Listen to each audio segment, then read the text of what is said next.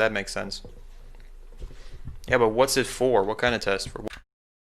Yeah. Doing the stream thing.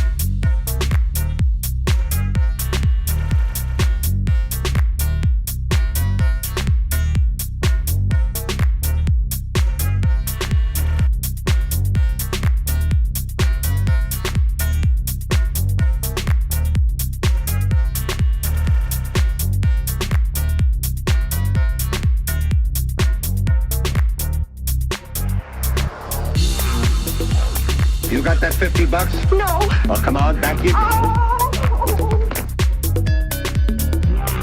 You pug, you knob, you buttonhead. Hey, thanks for the raid, Nun. And thanks for the follow. What's up, dudes? Appreciate the raid, man. This is one of my many unreleased tunes.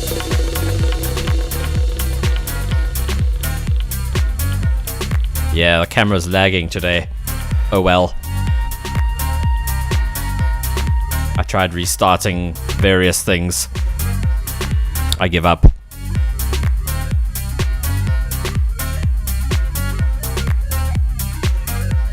It's like a full second behind. Oh. Yeah, I don't know what the fuck it's doing. It's all good.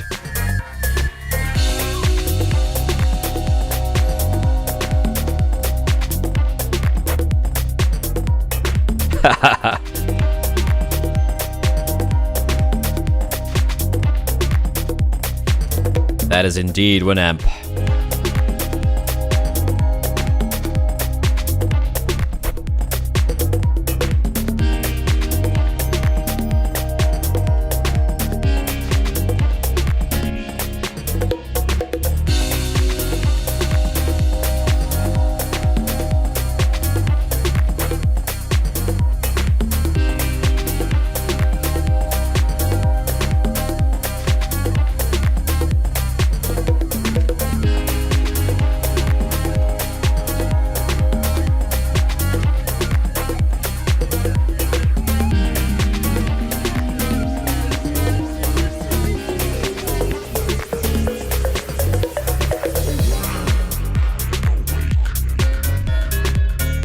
Ooh.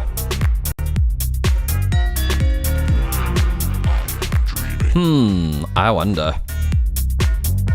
In terms of popularity or functionality?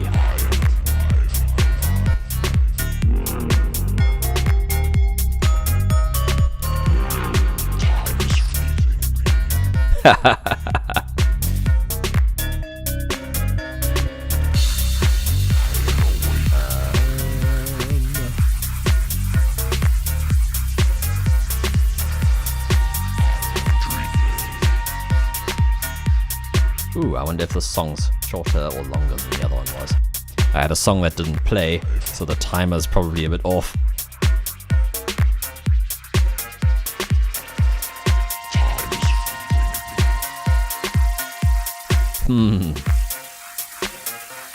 Nah, I don't know, man. There's a lot of things that neither FL nor Ableton do very well in audio.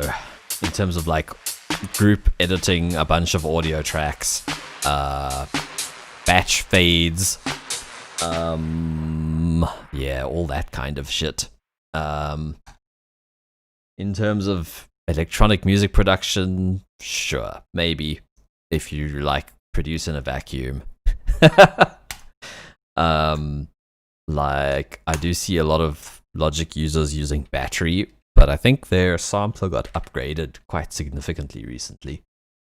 So I'd be keen to try it again, honestly. I haven't had a Mac in a few years, and in fact, I don't think I've used 10.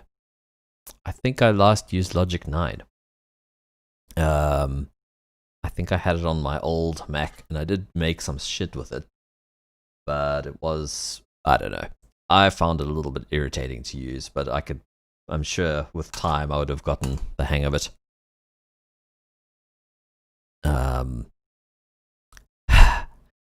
Logic has like nice sounding orchestral stuff and Rhodes keyboards and real sounding instruments that don't sound like these random physical modeled weird sounding things.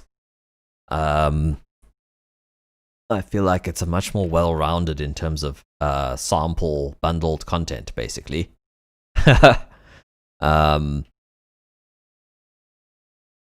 I missed something. Yeah, if I was to name a problem with Logic, it's that it's on a... Yeah, exactly.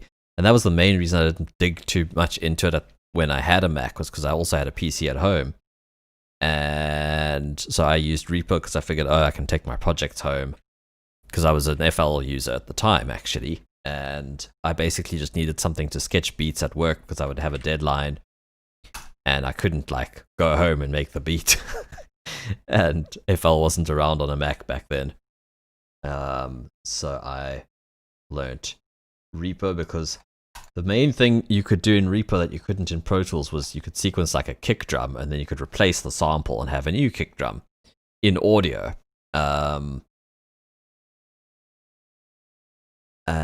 And then, so that was why I got into Reaper at the time, was just because it was on both, and I had a PC at home, and I needed something other than FL to sketch beats in, and other than Ableton. I didn't have Battery at the time either. Fuck, Drum Rack is just the best. Sorry, what are you asking? I mean, I didn't have Ableton at that stage either. Reason's pretty good. Reason's pretty well rounded. I don't know. They're all different things. Reason has its merits and its demerits. They all do. Was gonna get some food.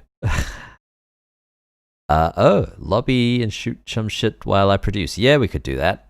For sure. How did my CPU... Yeah, that's the problem with Reason. The CPU usage is just not cool. That's kind of another reason I'm still using Reaper. It's like, yes, FL is cool, but like sometimes I used Pigments, the granular engine, and it was like my CPU was spiking to 80%, and I switched it to to Reaper, and it was like 30%. Well, it was just not spiking. So I don't know why FL was spiking so badly. And that's after 20.1, which was supposed to be way better with CPU usage, which it is. It's like, I noticed an improvement. But I just need to get a better CPU, man. And then the sky's the limit. Yeah. Well, shot for popping in, man. I don't know what I'm going to do today, music-wise. I'm just going to jump in and make something. I feel like I should try and make use of my sample library more than I do.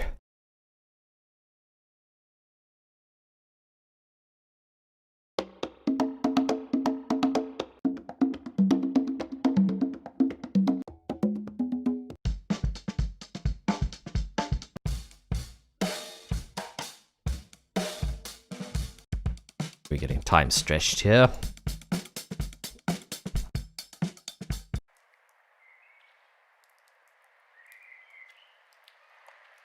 Impractical test. Oh, Joy, you have a test. Good luck, dude. I have, well, it feels like a test. I have a gig tomorrow. I've been cramming for the gig. So I feel your pain. Actually, kind of a nice kick. To layer with another one, maybe.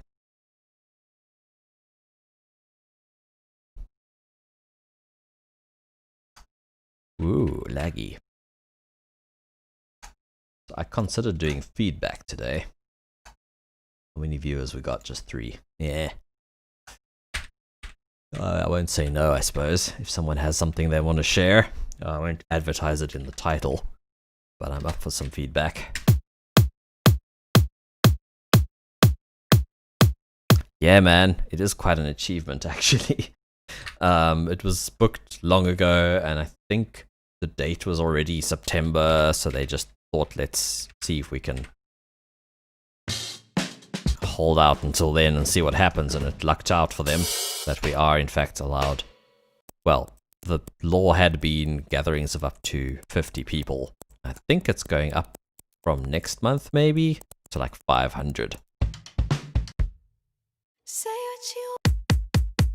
I suppose I could search for kicks. That would be a start, and also turn off the time stretch.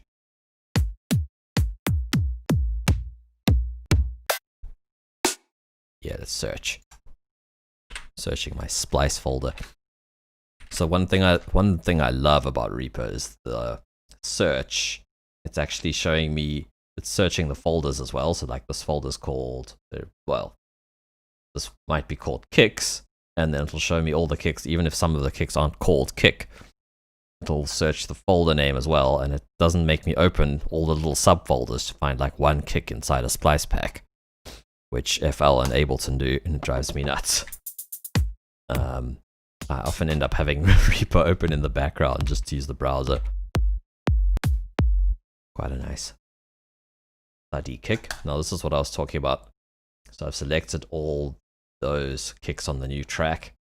Use as media item, use as media source for selected items. Bam. So now those selected ones are replaced. Hey, what up, dude? Yeah, I haven't been streaming much lately. Everything is all good, thank you. The main thing is I've been finishing an EP, which is kind of finished, at least the music. But I need to sort out album art and stuff next. The problem is that it's all rather CPU intensive, and my computer doesn't really appreciate me doing a stream at the same time. And it's all very well and good starting tracks from scratch, but I'd like to actually finish something as well. How are you doing, man? Yeah, it was actually Tuesday-ish. I feel like I finished the stuff on Tuesday. Made like one more mix tweak, maybe yesterday, on one of the tunes. So that's pretty cool. Hopefully we'll self-release it. Do like Bandcamp, and then I might do a distribution thing, but I'll give it 2 weeks. You've probably heard a lot of the tunes, actually, because I've probably played them on stream, worked on some of them on stream. But thanks, man. Appreciate that.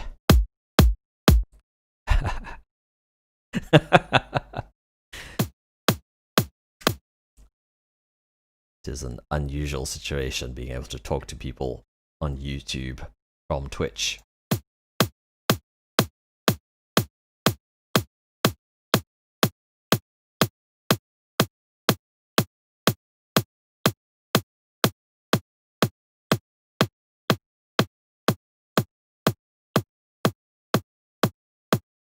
I missed a comment. Are you?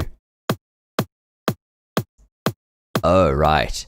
That would be awesome, but I think they will just be my own.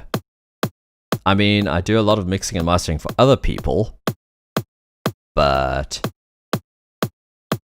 I've never seen this work live. Starting a track from scratch. Oh, restreaming. Oh, right. Sorry. Yeah, multiple threads of conversation. And my chat window is a bit small, and my font's a bit big, so I can read it. I don't see out of my right eye.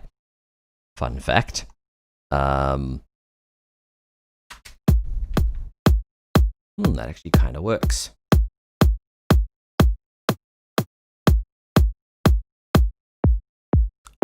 Yeah, I have vague light sensitivity, but not any actual sight from it.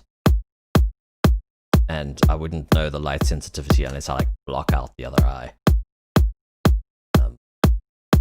In fact, it was years before I even noticed it.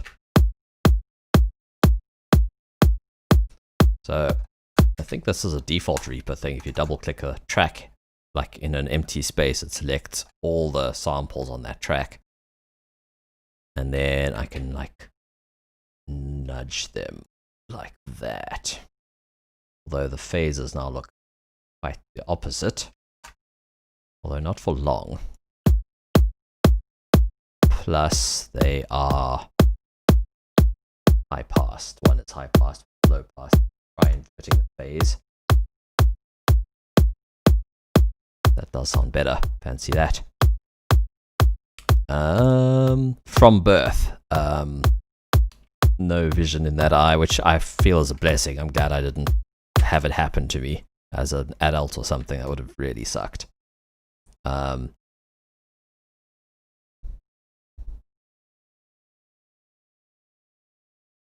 Well, I do send my stuff still to, like, I have another friend who does a lot of mixing and mastering for others, and he'll give me some feedback. And I trust Seebeck's ear as well. And a couple of other people that I've sent stuff to. But also at some point, like, there'll always be a little thing to tweak here and a little thing to tweak there, and at some point you sort of start chasing your tail. So at some point, you gotta just say, this is done. And I think I'm at the point with some of those songs, like, I'm almost scared to get feedback at this point, because I'm like, I don't want to touch them anymore.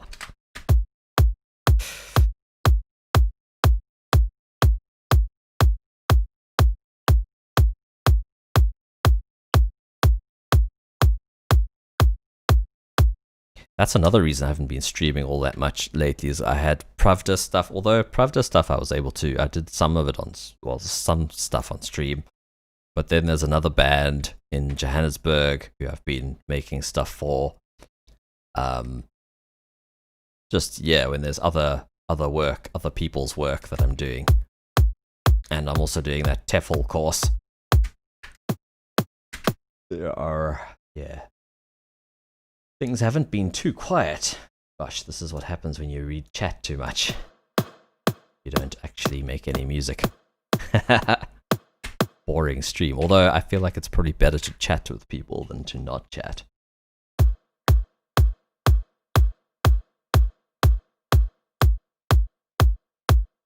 It really does help to have other ears.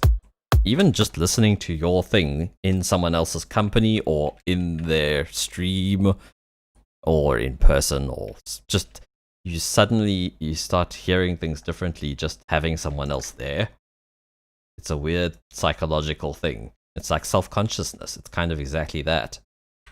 You might hear things about the length of the track. And you're like, damn, this drags on, or whatever.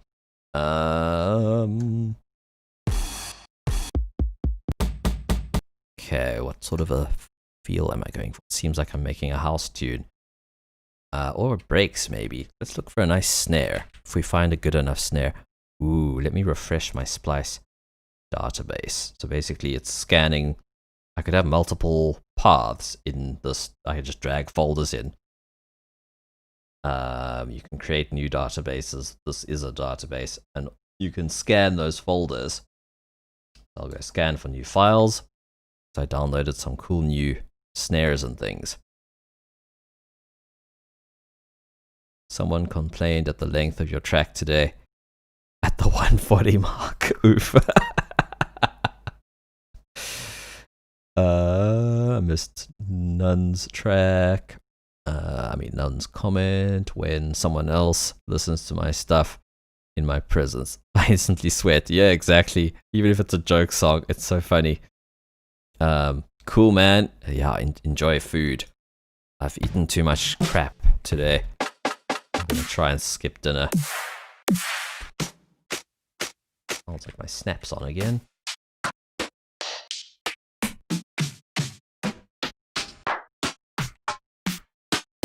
So I'm kind of thinking, I saw a genre name today. I don't know if it's a real thing, but it described what I was hearing pretty accurately. It said deep bass house. So it was like deep house with a little bit of an edge. And I thought it sounded sick.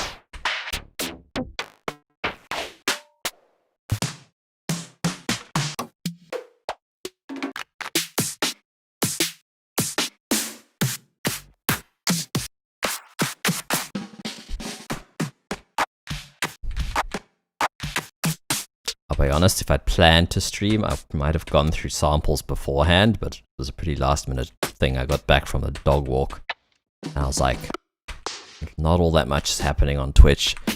I need a break from fretting about my gig tomorrow. Quite a nice snare. I don't know if it'll work if it doesn't have a kick under it, but let's try it. Still don't know if this will be like a housey thing or a breaksy thing, basically. It's pretty cool.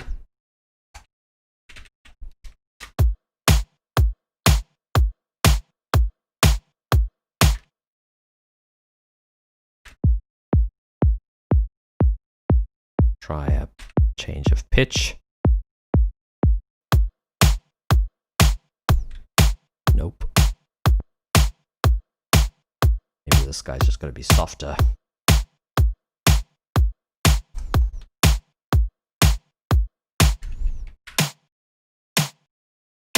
Turn on a high cut. Low cut. Jeez.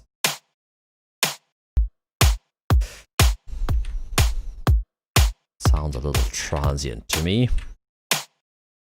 We could probably deal with that manually by like adding a little fade in. So this is also a default Reaper thing, Control Alt, and then you drag the fade and then it does all of the things you've got selected. If you hold Control Alt.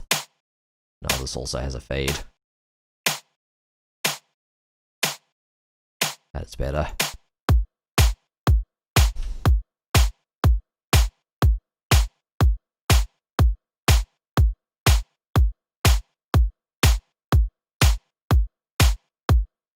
Pretty nice. Get rid of the tail.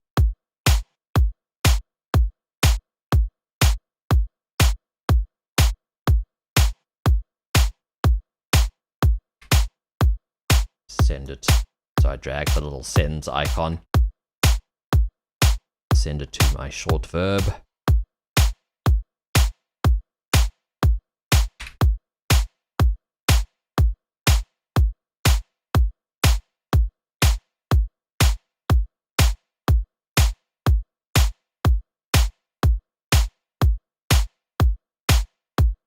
It feels a little bright to me.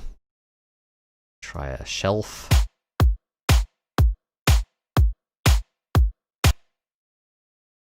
I guess a little hat would be nice. I could try my battery.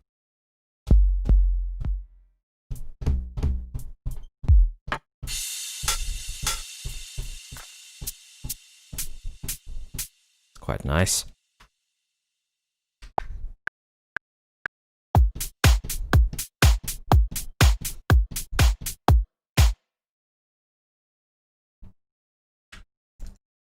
Now I'll set my grid to 1/8 notes. Quantize 100%.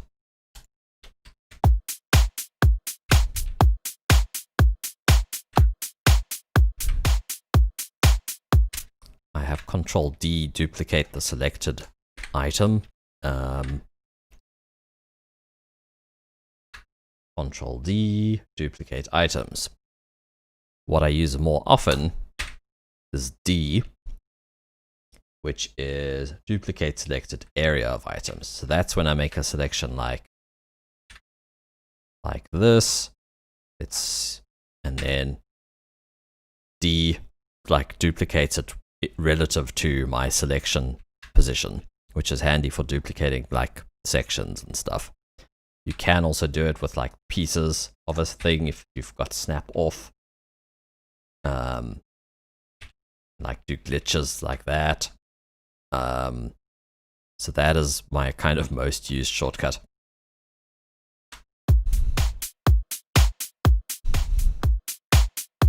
You hear this on the monitors. You'll hear a bit of bleed.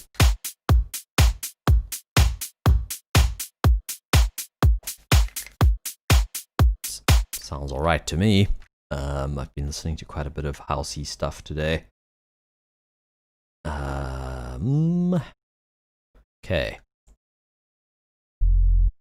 It's unusual for me to start with bass. But I'm just, yeah, gonna roll with it.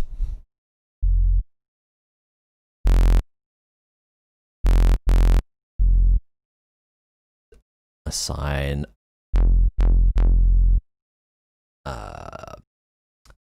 this patch basically starts out as a default sub of mine. So I've got the sub oscillator.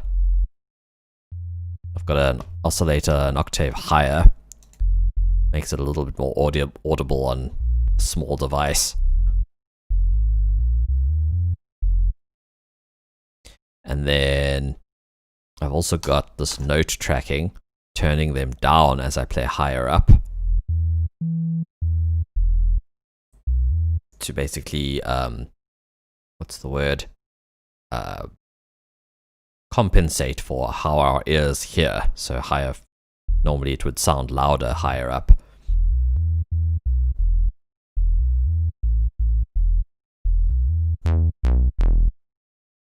And then this oscillator is spare. So I'll often end up just using a saw and And rather than using the unison here,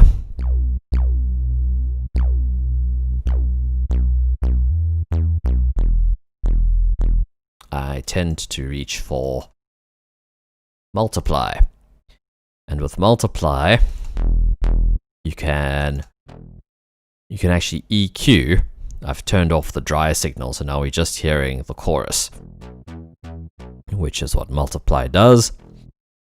And I can actually only chorus like high frequencies if I desire.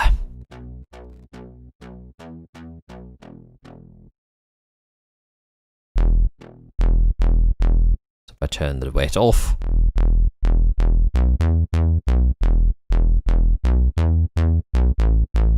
I use this thing all the time. And then I've already routed it to a verb inside this bass bus. What that allows me to do is I can sidechain the whole bass bus and the verb will be sidechained with it. And the bass send also has a high pass on it, so it's not affecting my sub.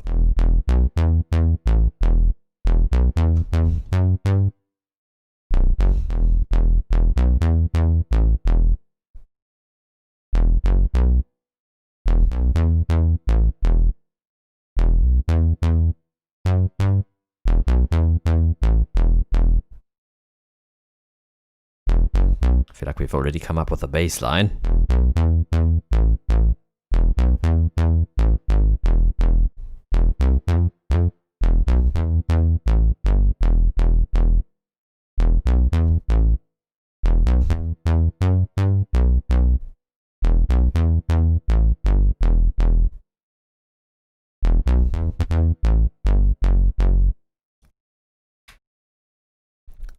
So I have a shortcut to switch the metronome on and off.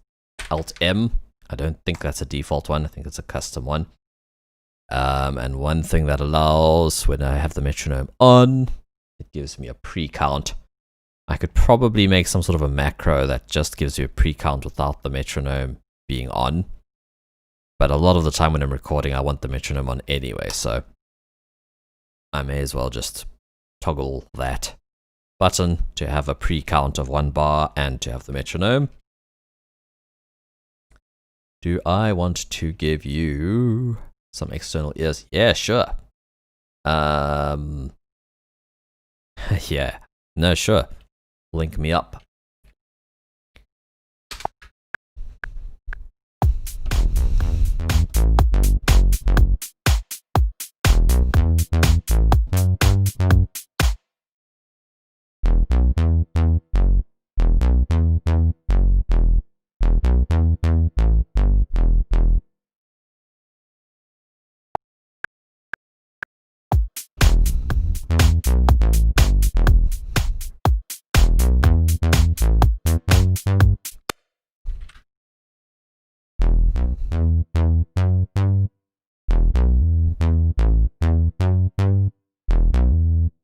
So, slight change to the patch.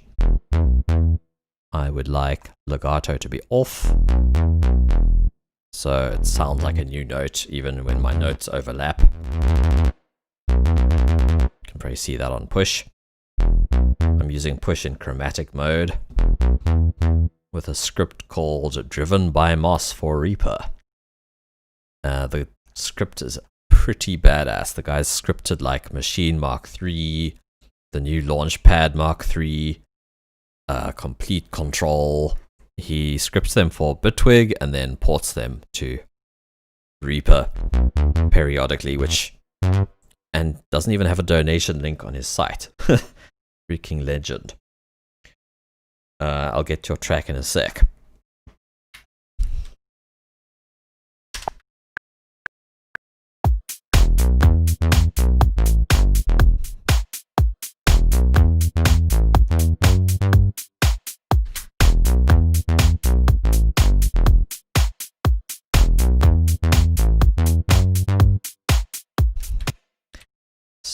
So, I have shortcuts for different grid sizes. Control 1 is 1 bar, Control 2, quarter notes, Control 3 is 8th notes.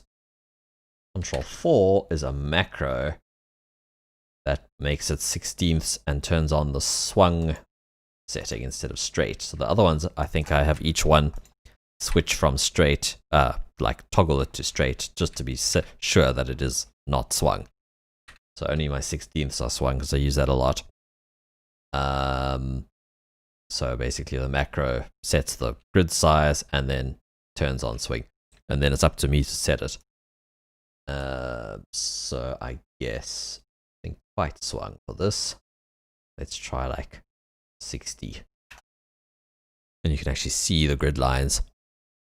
I wish it worked like this in most DAWs. You can do it on the arrangement as well. So now I'm going to hit Q. Let's make it like quite quantized. 88. Commit to that.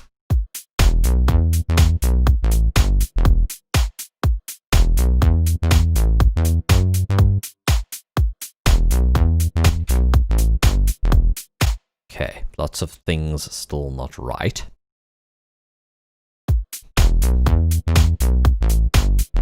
Solo this. I would actually have the sub turned softer.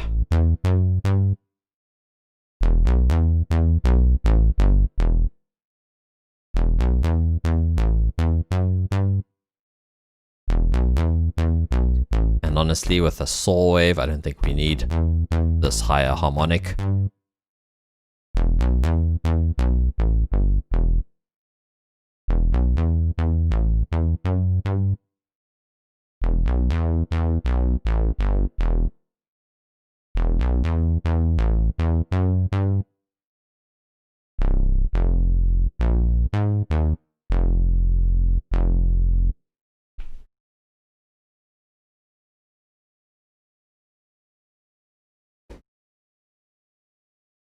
I have a foot pedal, the switch to go between wah-wah and volume.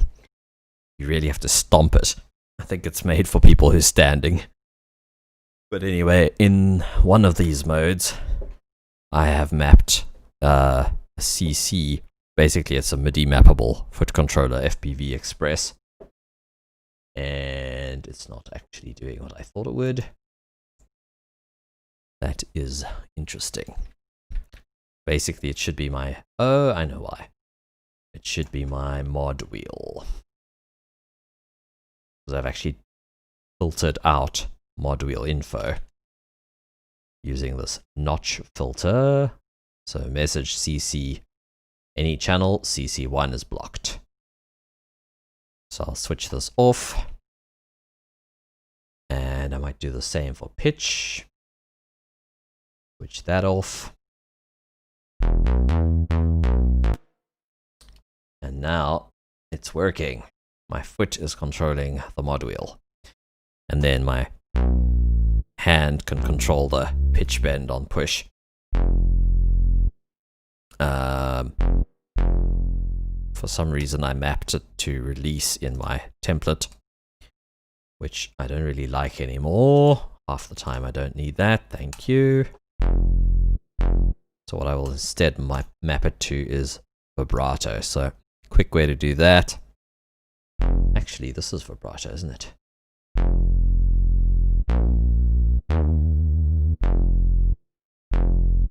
So wherever it says macro 1, I'll just swap that to mod wheel.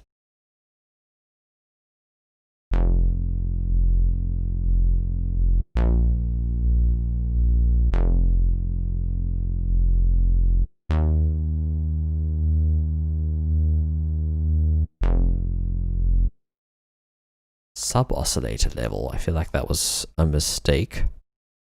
I feel like that would have been note.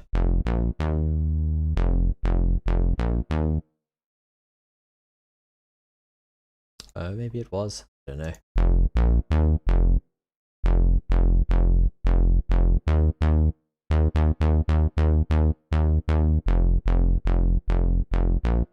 Not sure what that was about, actually.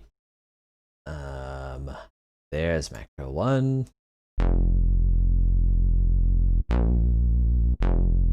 We can also maybe open the filter slightly with it.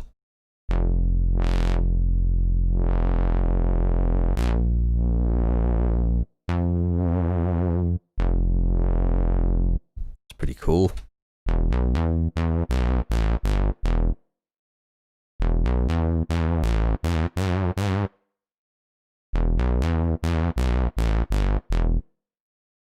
Wiggly indeed.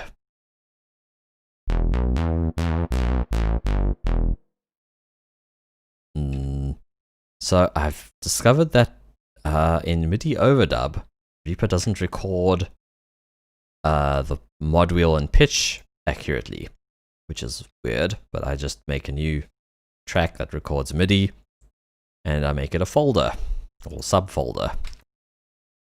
So let me just hit record.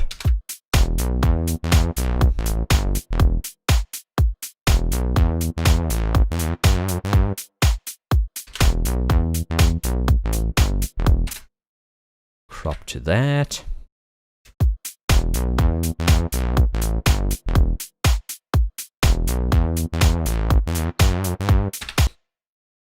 Various genres. I would say probably down tempo actually, because there's that. I can play you snippets. You'll recognize these songs, I'm sure. Bounces 2019. This track was called something else before.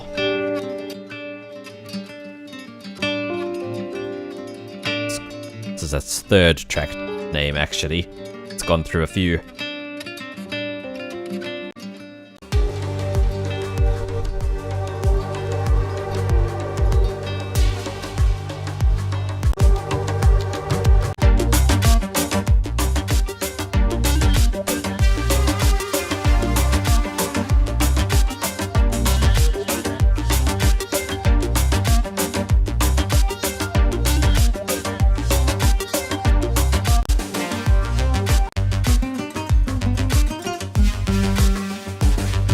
There's that one. Then this one. This one's a bit longer now. Has a few more lead sounds. A few more breaks in it as well.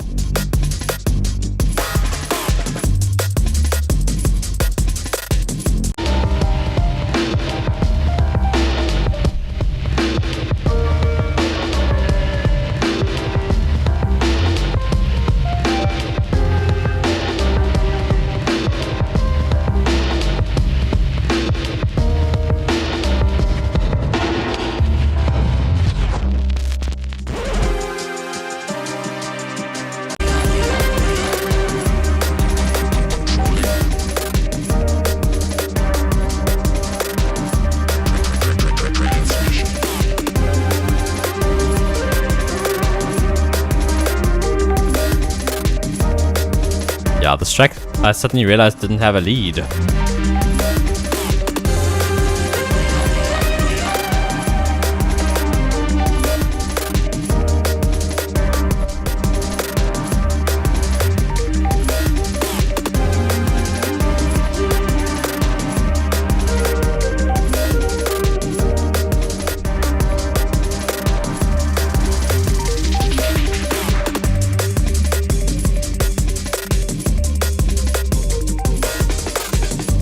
So yeah, there was that one. Then this one.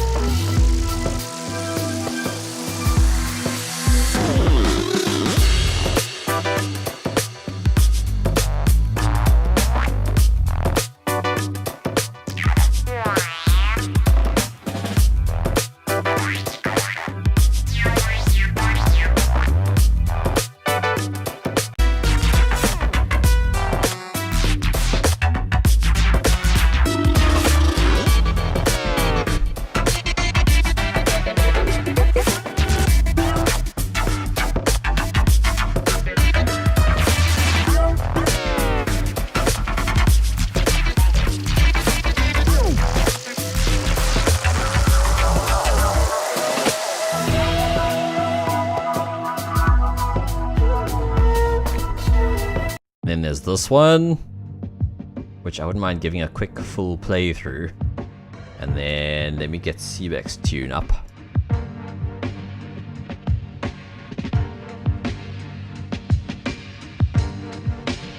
Because I keep making little tweaks to this one still.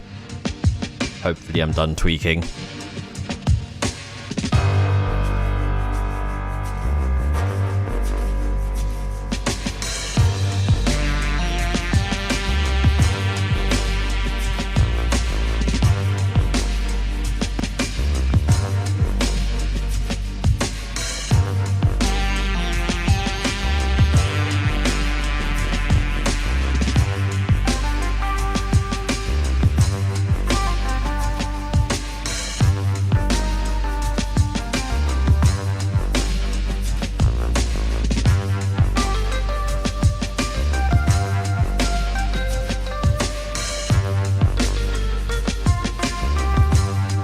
Little behind the scenes, so I just converted that track to MP3, the one we're listening to. Stream down. Oh wow.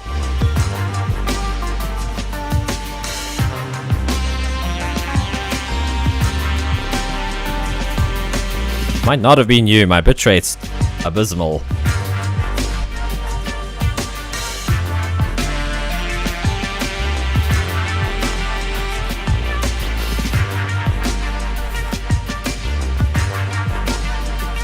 I feel like it might even be better on freaking Wi-Fi. I don't know what is up with this internet lately. It hasn't been great.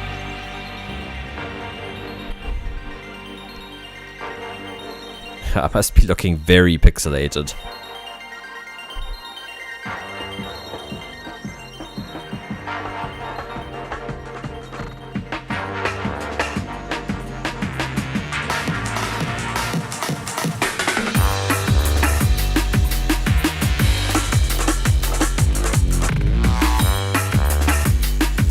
Yeah, this is probably the heavier track on the EP. So what I was gonna do is copy the MP3 tags from the old MP3 to the new one.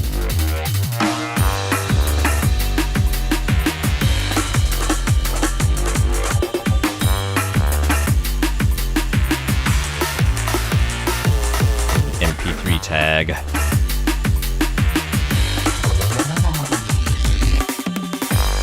Tag copy, tag paste, and that's got like, at the moment it just says forthcoming EP. I still need a name and album art.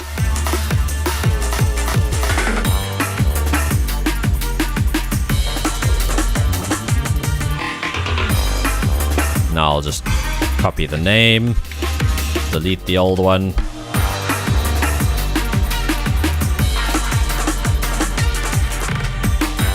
Paste.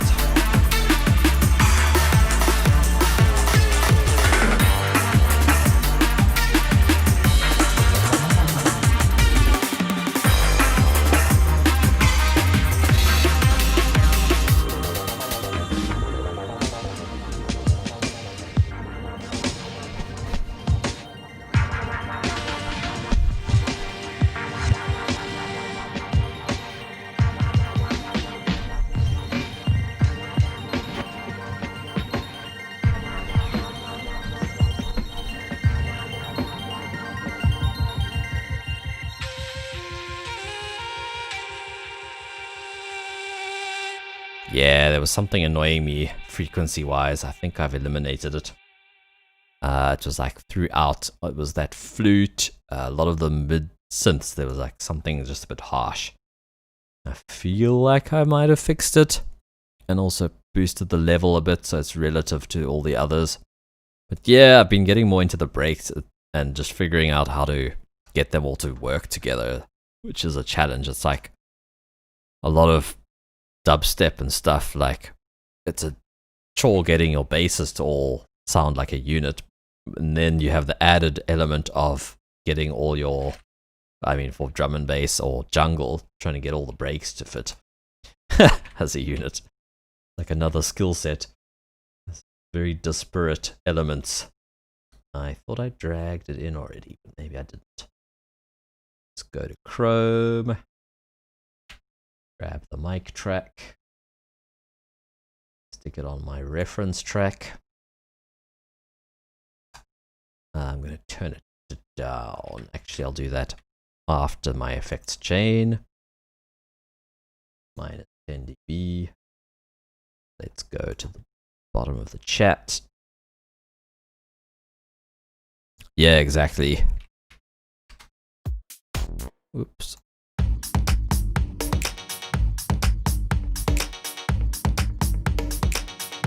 I missed a comment.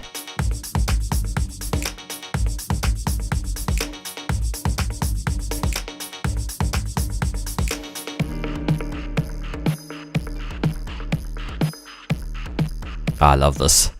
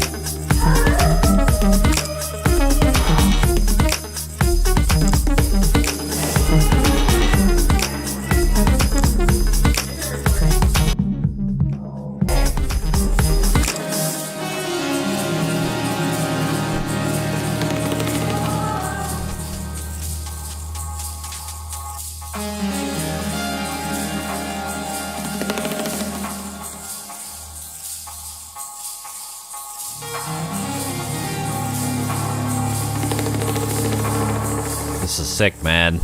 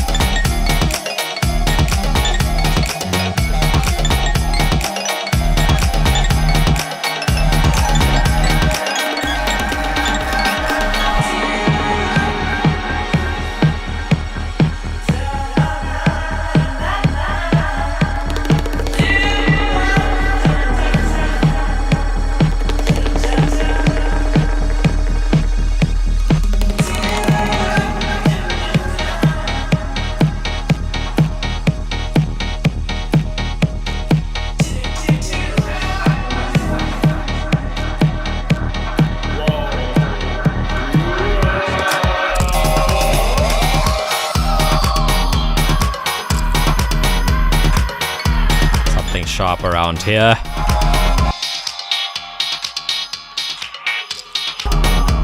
But not here, like just a little earlier.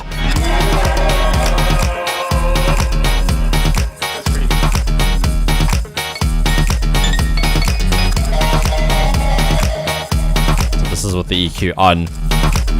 I feel like just the lows a little up. I find most dance mixes have a bit like this, like a bit of a smile.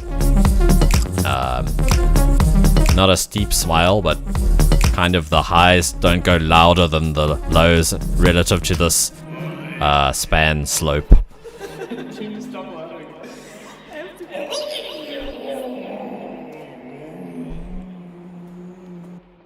Lows here. Yeah, it's like below 100 hertz basically. 2.14 dB, that's quite a bit actually. And then on the highs,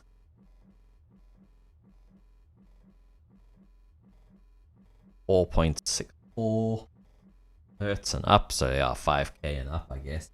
Took down a tad. Like 2 dB, yeah.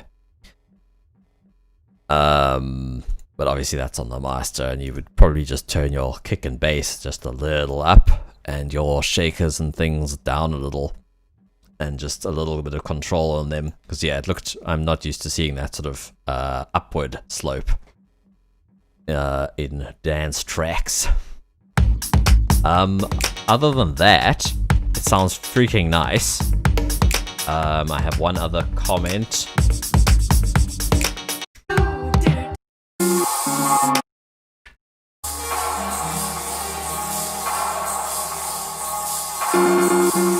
Maybe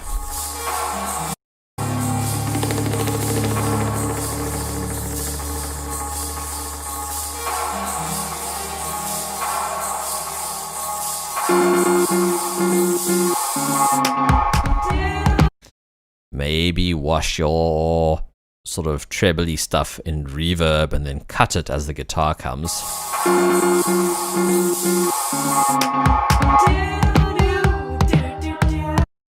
And then I feel like the vocals are a little out of time around here. Yeah, they are.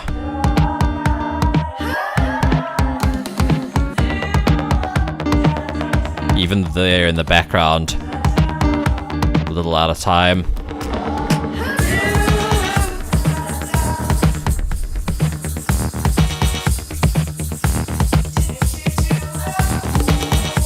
I don't know, I just thought it might be cool to sort of hard cut that stuff as the guitar comes back.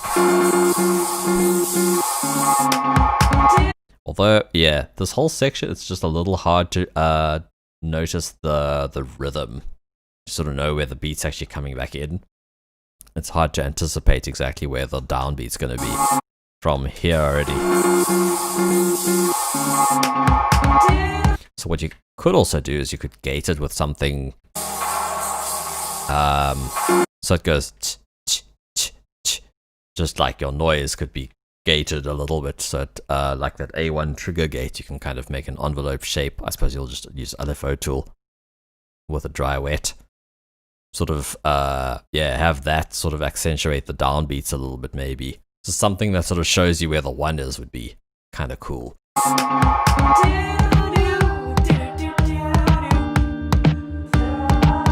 Might still be confusing though. And then, yeah, when it all came back.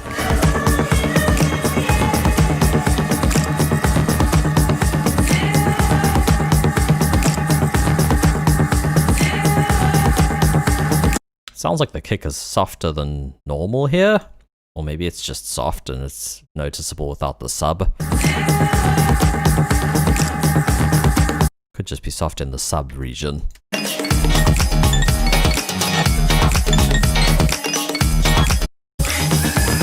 Yeah, I think that might actually be it. Could just be the kick doesn't actually have all that much sub in it. But there was it here? Yeah. This gets a little harsh as It's actually just in that scream, I think it gets a little sharp. Other than that, fuck yeah, this is nearly done. I really dig your breakdown as well. It sounds, I feel like it's sounding a lot more defined now.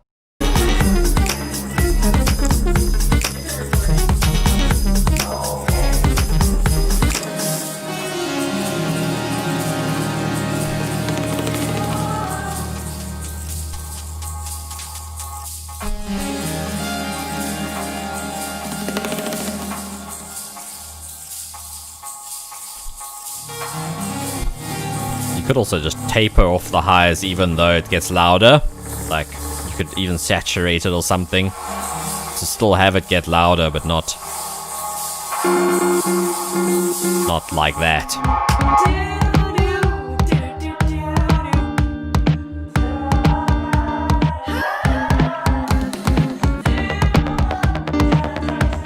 The basses are sounding sick, man. I couldn't hear it so well over your stream the other day. Like, it was sounding a bit odd over the Discord, but it sounds really cool. And yeah, I don't know who else is chilling. It looks like just two of you. One on Twitch, one on YouTube. Take a guess who that is. But yeah, if either of you have other tunes you want feedback on, I'm happy to do that actually. Sweet.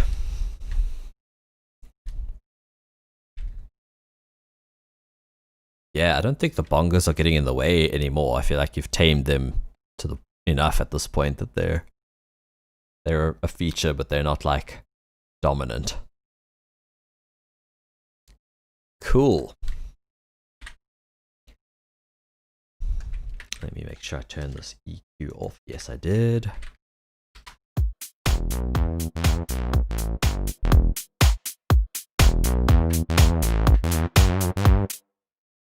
Must side chain.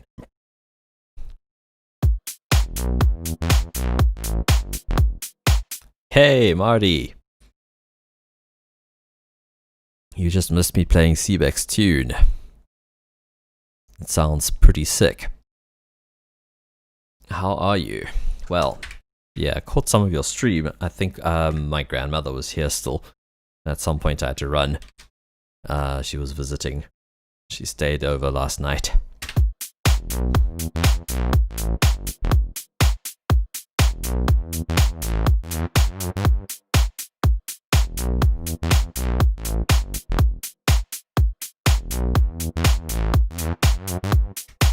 Sounds alright. I think the sub is now a bit soft.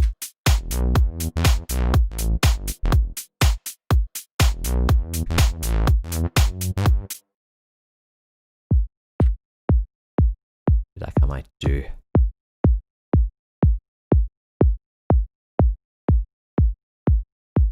Some dirties on this guy.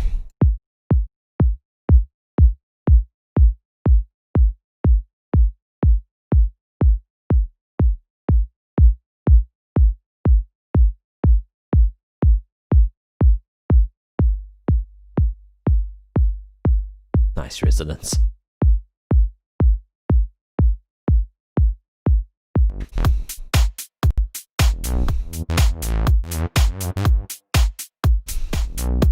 Definitely sounds better phase inverted.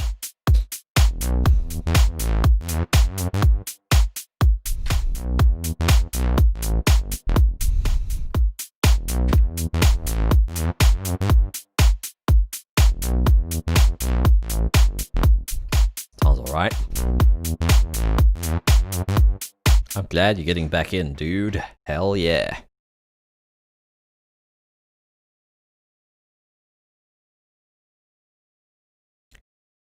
Cool, man. That sounds cool too. Did you decide to take a break, or did you have to take a break, or oh, cool, man. Appreciate that. Yeah, I guess I'm asking if you felt like it, or wanted to, or needed to.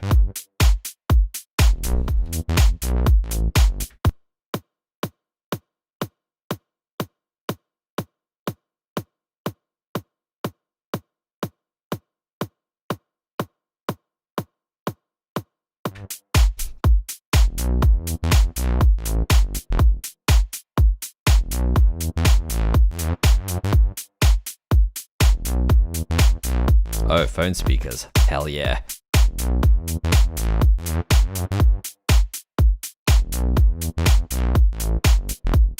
think what this will need is something that follows it higher up. So I'm just going to duplicate this MIDI.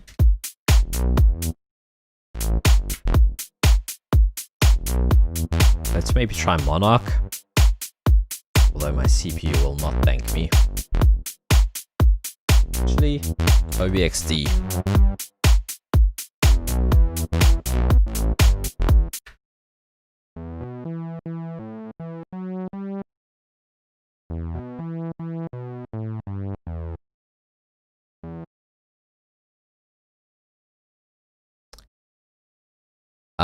I don't really. I sort of had the idea. I was listening to some tracks today, and one of them was tagged. I wasn't sure what I would call it. It sounded like deep house, but with a little bit of a dirty edge.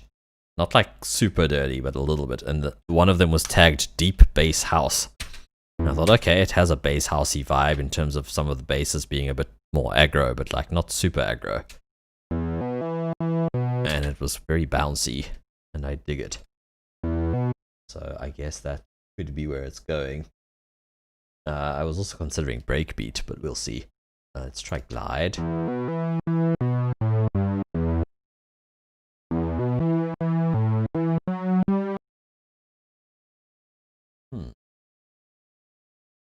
I think we have to pan them ourselves, maybe.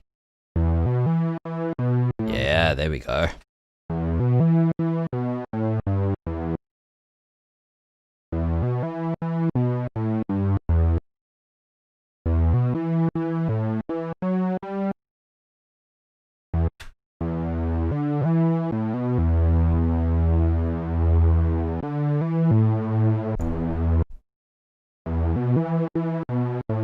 This is a great synth. It's become paid, but you can still get the free version. There's like a long KVR thread, and there's a link to GitHub. I totally understand the developers.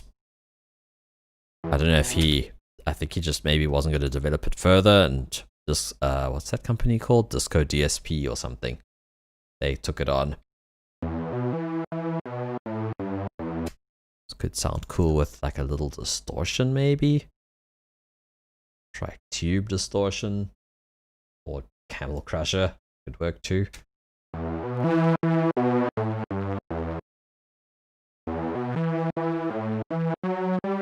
Yeah.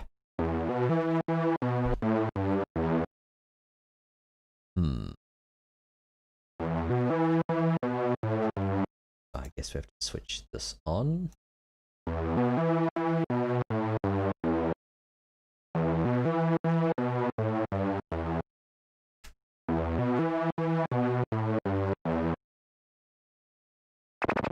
Aha!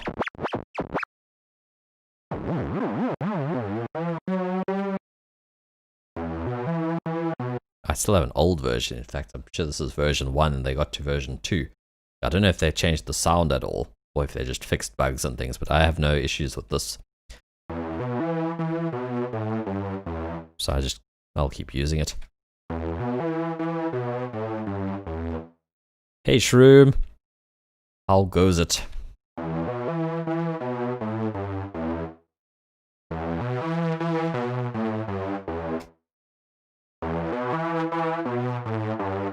This is becoming one of my favorite plugins. It's simple but sounds good. That is good. The lullaby goes indefinitely. Yeah, dude. Same. Holy shit. Oh, right. Yeah, I have so much music that needs releasing. It's like, maybe it needs some work, but more importantly to me, it needs to get out. It's like I'm constipated. Musical constipation. It's bad, man. But I'm fairly happy with the sound of the EP. Oh, I didn't mention earlier because we were listening to some of it, previewing some of it. There was someone who remixed one of the tracks, and he has only sent me voice notes so far. He said he'll send it to me. I'm Like I'm not. If he's up for releasing it, then cool. I'm not going to put pressure on him. Basically, he doesn't release very often, and I haven't heard what it actually sounds like. Yeah, I Oh, did he? Nice. I asked him, and he took a while to get back to me. I'm sure he's busy, but I started to think he wasn't going to.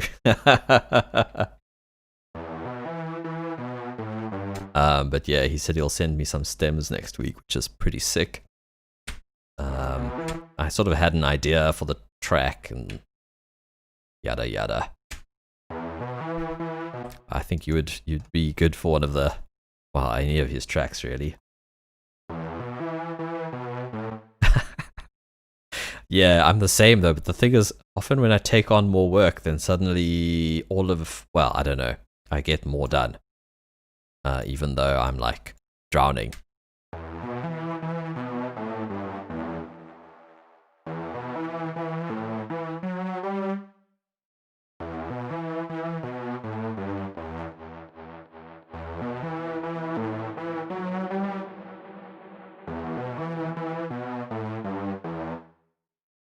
Maybe I'm gonna get the small reverb and then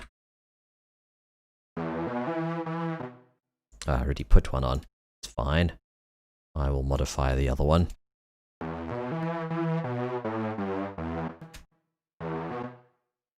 Think like a pre-delay. You can't really hear it.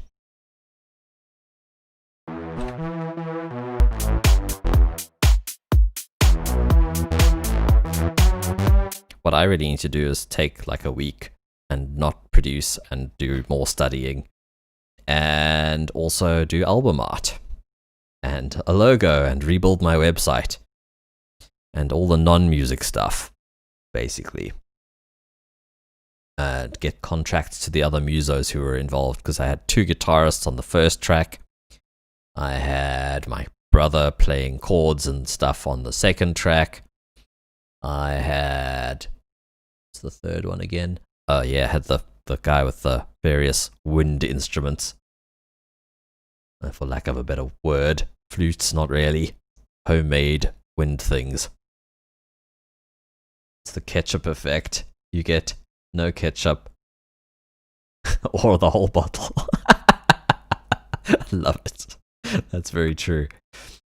That's very funny.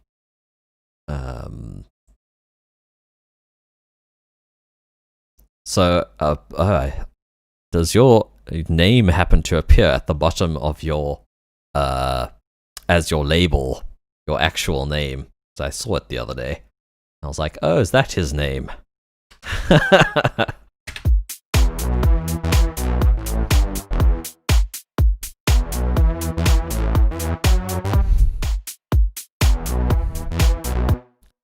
Bandcamp and Spotify. I think I might do kind of like Sketty's doing, actually, like a 2-week or a month. I think I would do longer. I'd do like, because I don't care if it's been sitting on my hard drive for years, I can have it for longer just on Bandcamp and then eventually put it on Spotify. Because I feel like it's mostly, well, in my head at least, it's mostly for the friends and family who have supported my passions over the years, to have something that's mine and not like a single song on a compilation or a remix. And once that's I don't know, it's just a weird psychological thing. I feel like there's some things I've been avoiding doing, like offering lessons. Although the lessons thing, basically the problem with Reaper is it's so customizable. I actually want to go back to stock and learn its stock again and remember what settings I tweak and basically try and use it as it comes so that it's easier for me to show people as stock how to use it properly.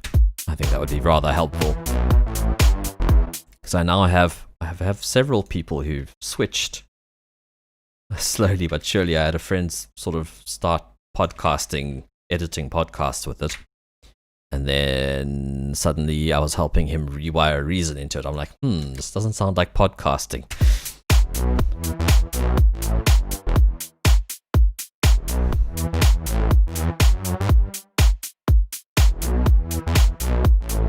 Ooh, a track on vinyl. Fuck yes.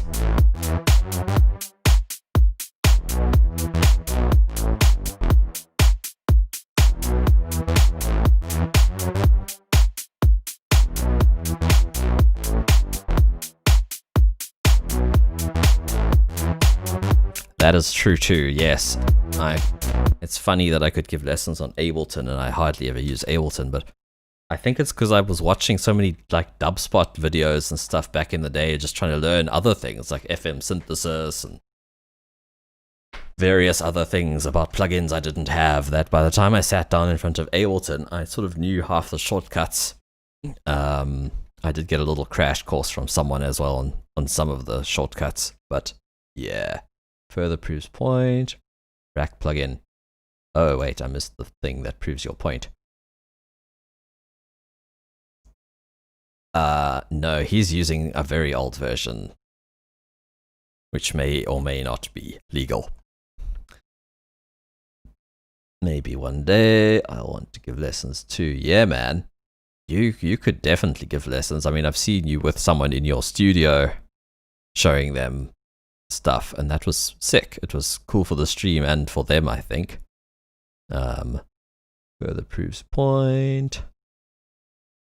And doesn't do. What is the problem that you have with the rack? Because I still don't have I don't still have it. Guys, maybe we can organize a day stream, like a seminar. That's cool, yeah. I know I've also I feel like when I'm producing, it's usually a bit advanced in terms of I've sort of explained things quite quickly, if at all. And it's partly for the lack of response by, like on Discord, if you're talking to someone, you can kind of, even if you don't see them, you can get an idea of whether they're following or not. Or they'll say, I don't quite get this, and then you can backtrack. Whereas when you're talking to a wall, which is kind of how Twitch can be sometimes, it's not really a teaching medium. I mean, I feel like I saw the same thing with Musar. Like, his content was great, and I suppose people did engage. At that level, there were enough people engaging that it was still good. Oh, right. Doesn't work with you. Yeah. Decides to ignore keyboard input and all sample drag and drop. Oh, gosh. That's annoying. Maybe the drag and drop is... Oh, I wonder. Are you sure it's not somehow running as admin or something as another process? I don't quite know whether it still phones home to like the desktop app in the background or something. And like I don't blame people either, because I often like to just lurk, but then I don't actually want someone speaking at all. I like if someone's just producing and I hear how the song evolves. That's also quite pleasant.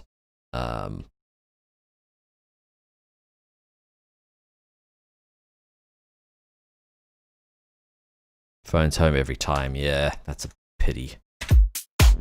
I have the dongle though, so I don't know if that will still apply to me. I have the old school. I actually want to show you, because it's funny.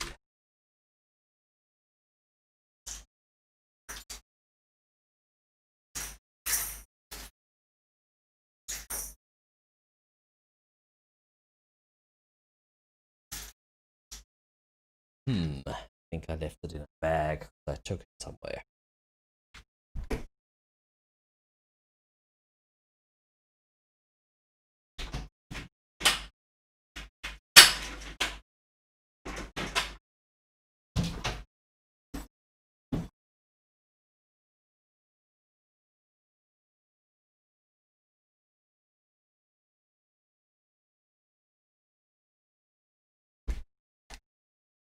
First of all, it came in a little propeller head pouch. Let me see if you can see. Oh my god, the camera's lagging so badly for some reason today. And it's filthy. And then that's the other thing. I don't have the Cubase dongle. I only have this and the iLock. And on my desktop, it's always connected to the internet. So I keep this handy for or my laptop when I'm like out of the house wanting to jam with somebody. That way, that way, that way. Oh yeah. And this is the worst dongle though. It comes apart. There we go.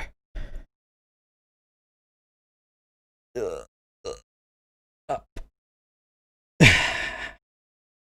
From like the slightest little drop, the thing comes apart. So, and there was like a little lanyardy thing. So what I do when I'm plugging it in so that it doesn't fall apart or get bumped apart, I just stick it in backwards into the case. So I've somehow still got like both parts of it. It's quite amazing actually. I've had this since Reason 5 and Record, which I got in a box. That would have been 2009, I think.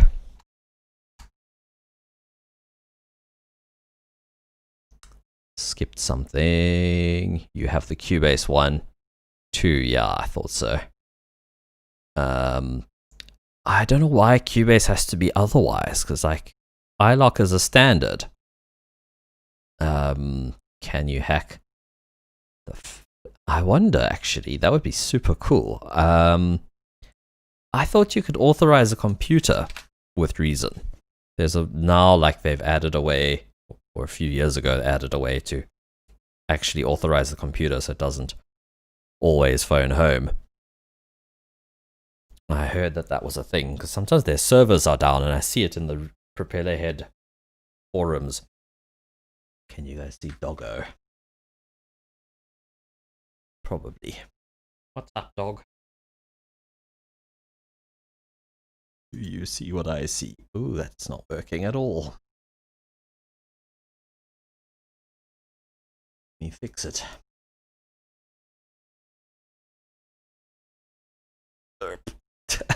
Doggo. So the dogs here are named Chai and Latte. And this is Chai. And he came to us at the start of lockdown from a shelter. And he was quite traumatized and like he would very jumpy, gotten very, very chilled with me, but then he still might nip somebody. And that is always a concern. Although it seems like only if they touch him in certain places, or whoops, that's my start. Ouch. No, Chai. No. Go lie down. Go bed.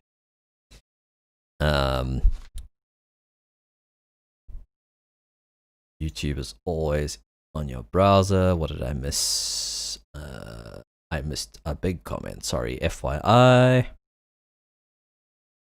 Thank you. Encouraged.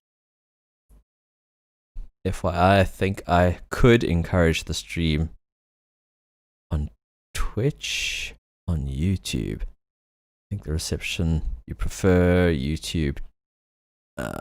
Oh, you think it would be bigger on YouTube? Chat is delayed on YouTube. Sorry, I wasn't following whether you're suggesting... Oh, you're saying YouTube would be better than Twitch. I don't know. No. Got to learn. He likes attention a bit too much sometimes.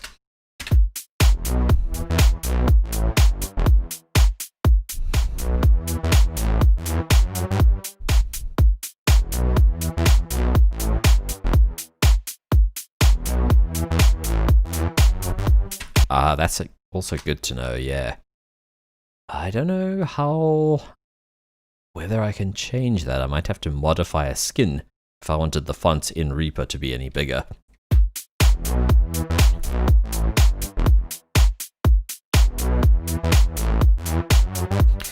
I don't know. I mean, I still do stream on YouTube. I feel like YouTube favors like shorter videos, like my tutorial videos do very well, but my streams don't. I think not everyone, especially on YouTube, has time to be chilling on YouTube on a stream. I am 1080p. I guess I could change that. I could change it to 720, and then things would be bigger.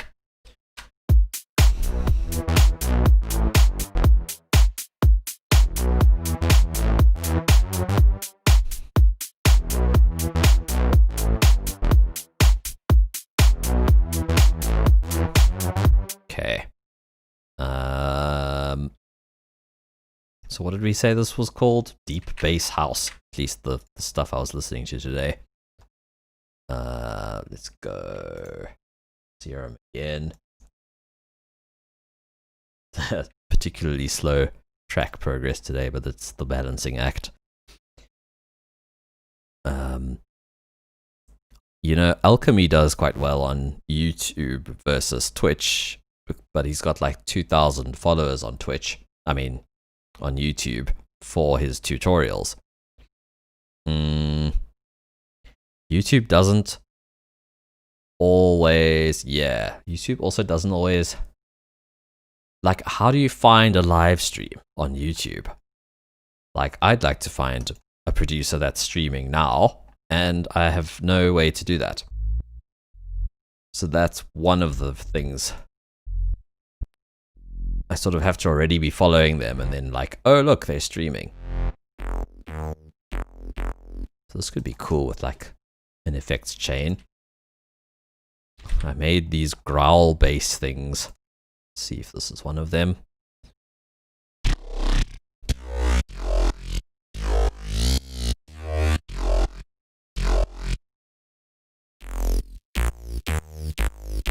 And sometimes the chain sounds cool on things.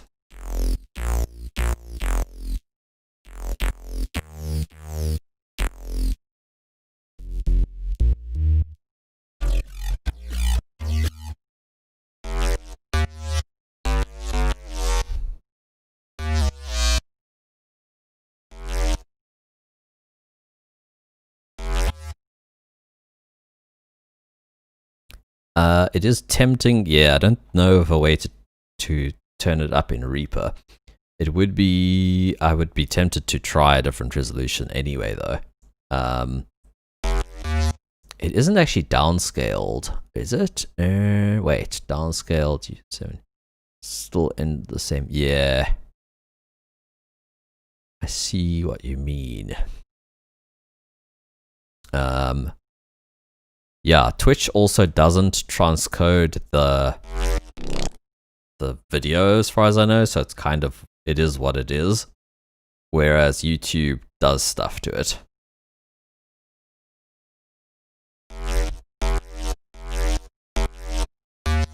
I mean, I don't see very well, so giving up screen real estate is a sacrifice that I'm kind of prepared to make.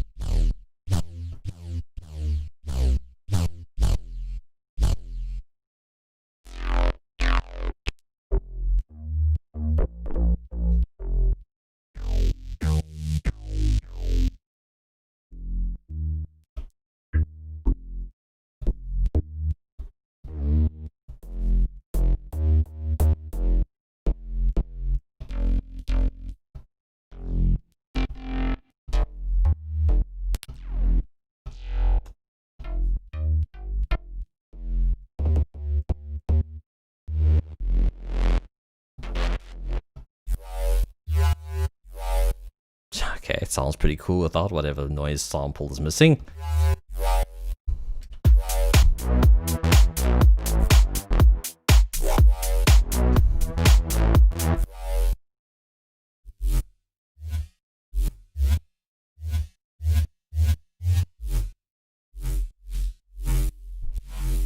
This was clearly made for drum and bass tempo.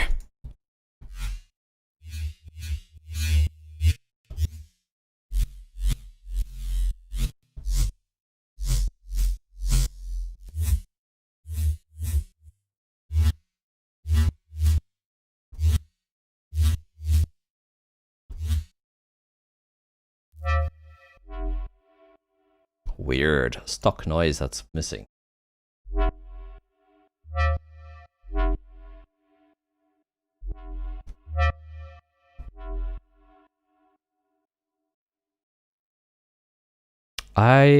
No, I shouldn't have. Weird. I just like new machine installed stuff and then added whatever stuff I had previously. What I want to do maybe is sidechain just the lows. I'll just move this chain between a splitter and a merger. So now 1 and 2 is just lows. 3 and 4 is mids, and 5 and 6 is treble. So now the side chain. I think I prefer to ducking everything. Maybe I'll just move it to that specific sound.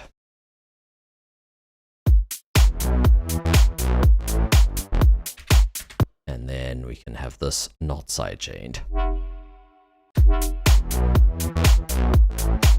Yes, I saw. That looks so sick.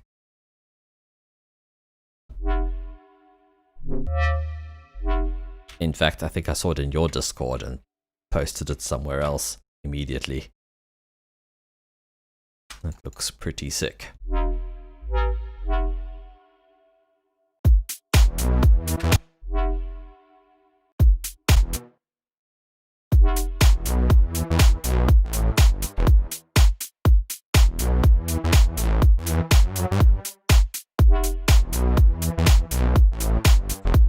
I should just sidechain the lows.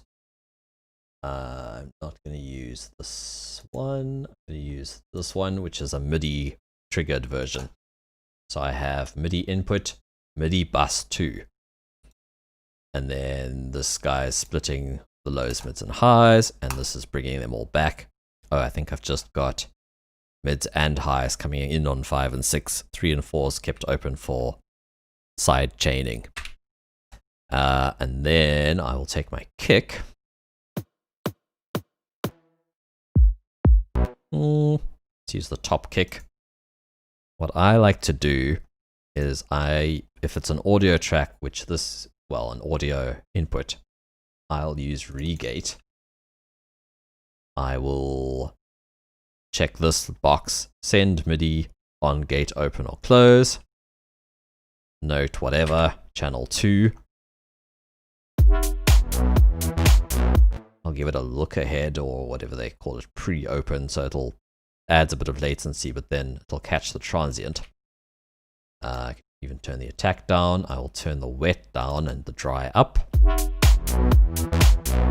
So there's no change on audio signal, but it's sending a MIDI note every time the threshold is crossed. And then I will drag my sendy thing to the bass bus. Instead of audio, we go MIDI channel 2, going to bus 2.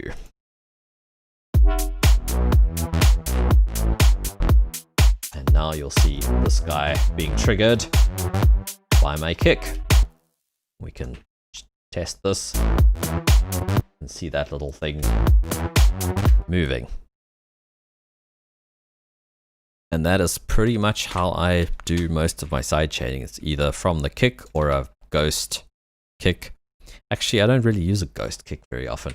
I'll usually just use a quarter note pulsing one or whatever. Or if I want a specific rhythm, I might use a ducking plugin like Dodge Pro.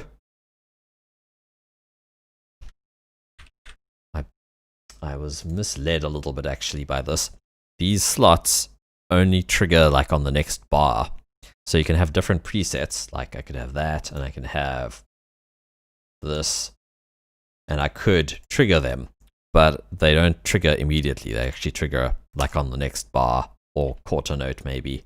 So it's not like I could trigger them by the kick as it happens, so to speak.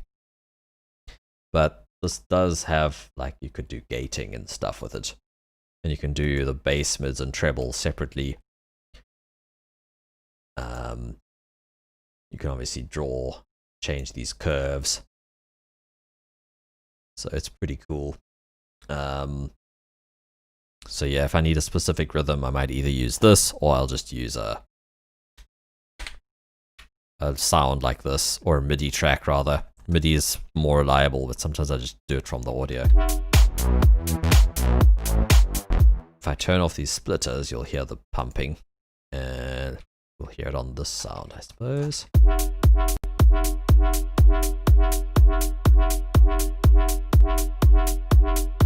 Not really. But yeah, with the splitting, it's now just happening on the low end.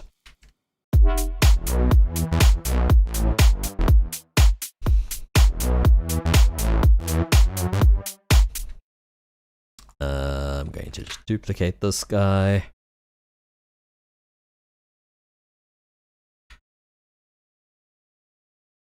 Some little flying critter.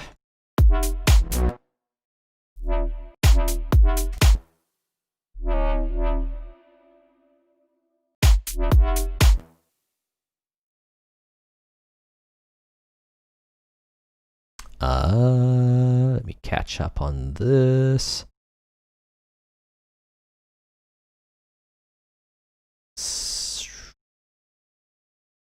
Oh, right, the band splitter, so it splits into minimum or linear phase. Sick.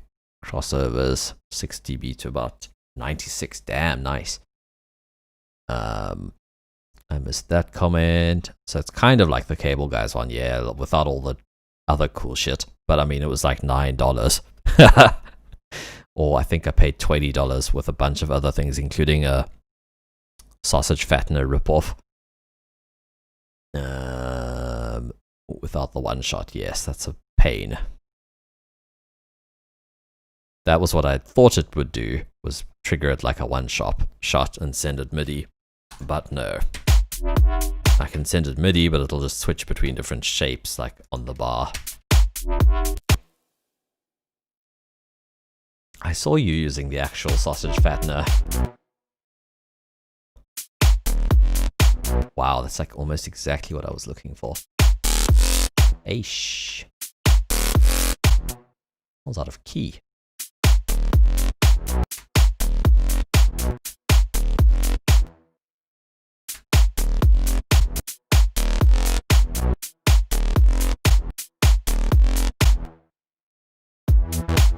So this is a different key.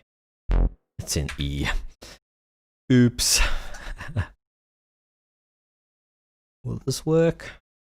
Looks like it might. No, it didn't affect this guy. It's on a different track.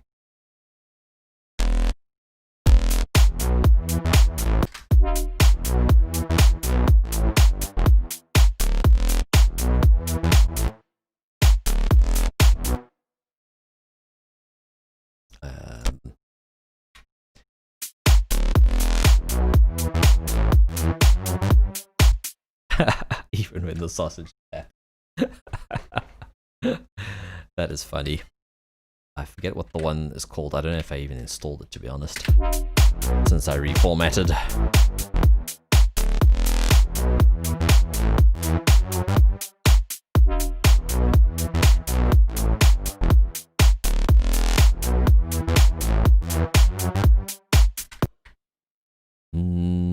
I don't want it to be too bassy. It is bass deep house. What did they call it? Deep bass house.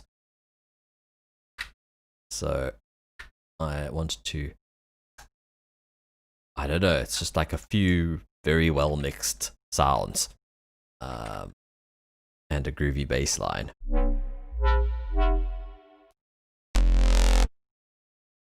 Let's see.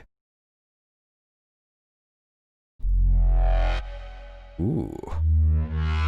Aha, I know where I've made that from.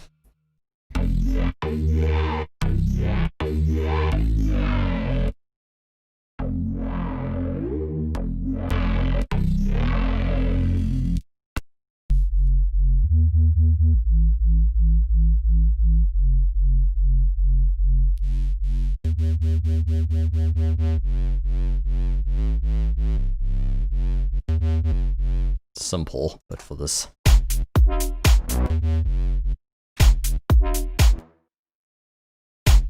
For this, it might work.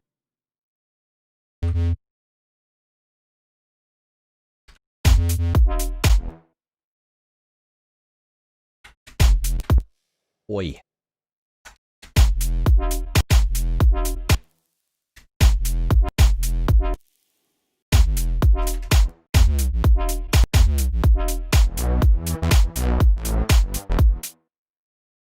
I feel like I have an easier way to do this, and also, yeah, let me just initialize, make a quick res. And I'll just use one oscillator.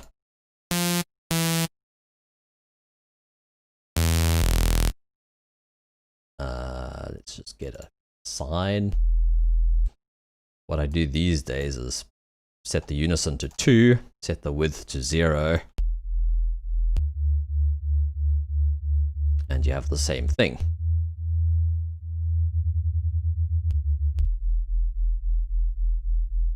And then you still have another oscillator.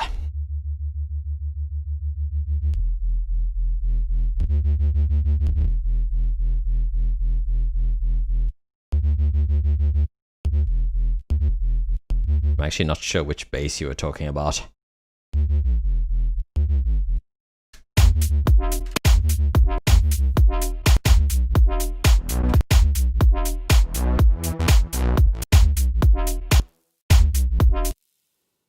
Needs more. Let me solo it. Let me loop it maybe.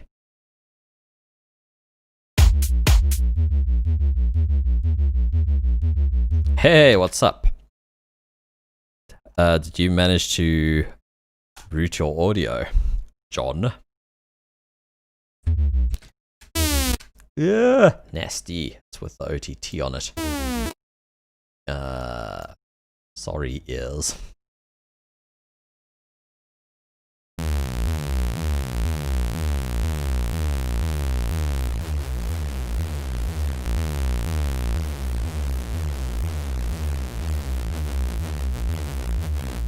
Ooh, now we got some.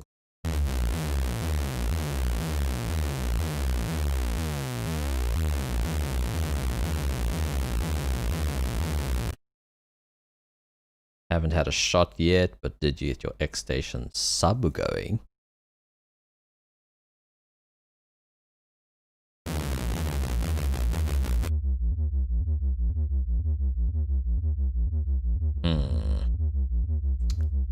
I guess what I would do is maybe after the distortion have something going.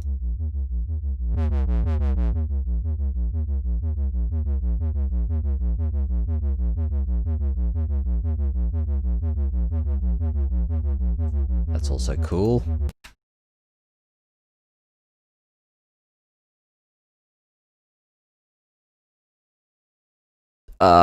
Well, I didn't make them all right now, Mighty Lake. I mean, I've been making them over the years, and sometimes I'll watch a few tutorials and then save a few. I'm just not often in the mood, which is a pity, because I probably would have even more cool stuff. But just sitting there and making sounds does not appeal to me. But on the flip side, like buying a sample pack with crazy bass sounds in it and using them really doesn't appeal to me either. So it's kind of one of those things. What did I miss that Shroom said can't? Oh, what?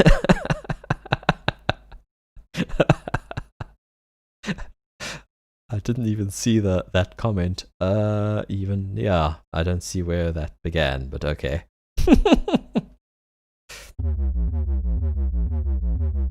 Oh, it was held for review. I didn't get a message. Maybe if I go to my dashboard, it'll allow me the inner workings. Oops, don't know what I just did. Hope I didn't ban anybody. It was just right-click menu. Don't know what that was.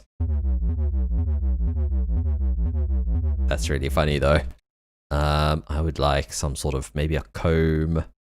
Geez, sorry, I'm very slow today, but I have been chatting.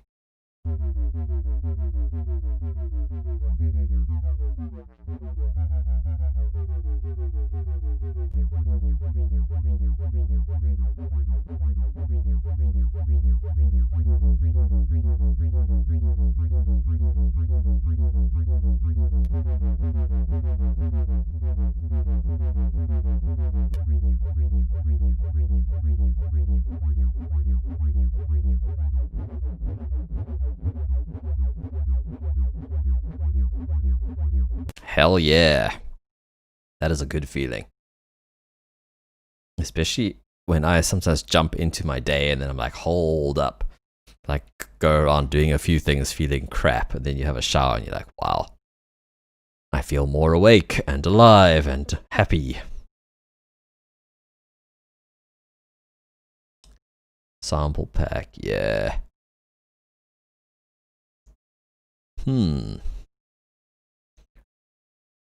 Derp,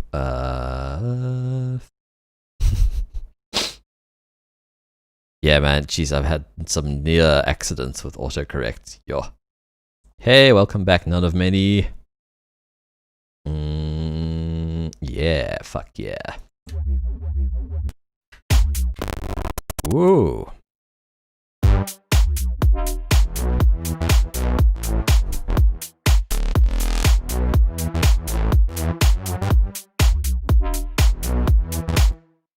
I reckon more distortion after the combing.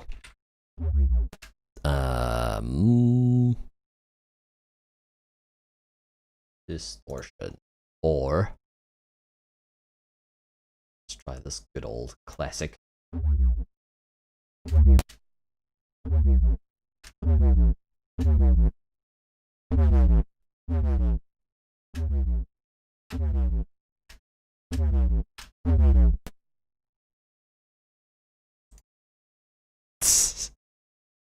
English. Oh, in one word, why Serum is better. Right. I reckon Cvex, right, though. I mean, for me, well, I said this the other day, but it's not one word. But yeah, I basically was saying, because a lot of people are using FacePlant, and it is cool, but I feel like Serum, for me and for my computer as well, is the perfect compromise between workflow and CPU usage. I can quickly get to most sounds that I want. Sometimes there's stuff that I wish I could do. It's niche cases, like I wish, just like with samples in Serum, I'd rather not have to copy them to the noise folder, and I'd often like to just layer. I'd actually like to have noise, like for example those distorted noise bases where they put noise and a sine wave together and then they distort the crap out of them. Then I might want another noise layer or sample layer that's like a kick transient or something, just to like give the sound some definition. And for that, I suppose I could just load a sampler after Serum. But it would be pretty cool to just do it all in FacePlant. The CPU usage is a bit higher on FacePlant for me, and the workflow, maybe I'll get used to it. I didn't really have... I struggled to do something, but then there was like a simpler way that I found later. I guess I should have done the same thing again, easier, and gotten used to the fact that there was an easier way to do whatever I was trying to do. And I might have liked it more. But mostly I just didn't feel like paying $10 a month on top of other subscriptions I currently have. But at some point I think I will upgrade. What did I miss about that? Follow-up question, sound quality of one's...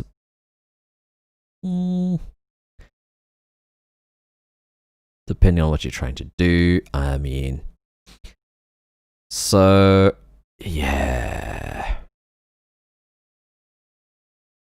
Serum, I actually A/B'd some things between Serum, Massive, and Massive X, funnily enough, because I was trying to see... and Massive X was using more CPU and often sounding the same for like for like settings.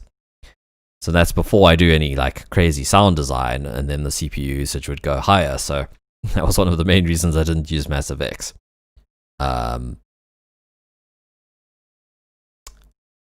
Serum can sound a bit too clean, but you can like dirty it up. In fact, I might do that next.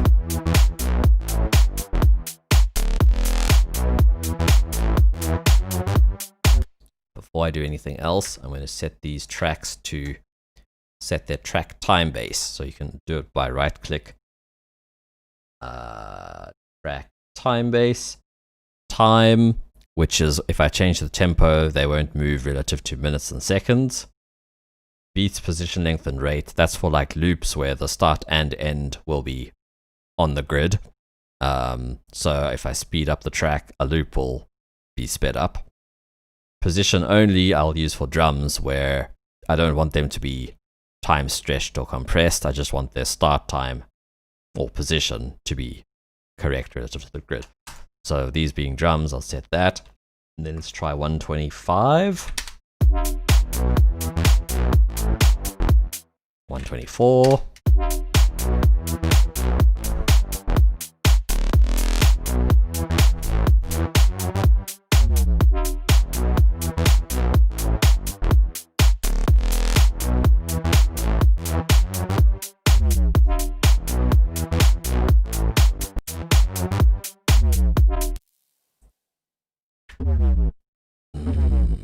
Maybe I need more. Yeah, I'm the same. In terms of tempo. Interesting, this chain had an EQ on it too. Does it need it? Actually does seem to help.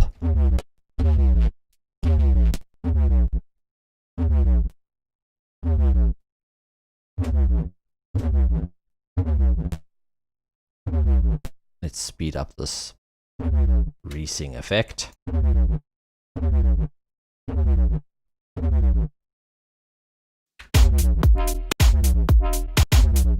Maybe some noise on that. Oh. Is that even OTT'd? No.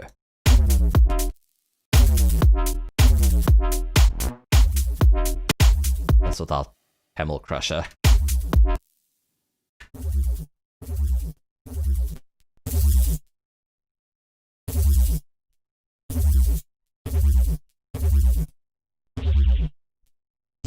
I don't like this default noise. I quite like the... Which one is it now? Could be that one. It's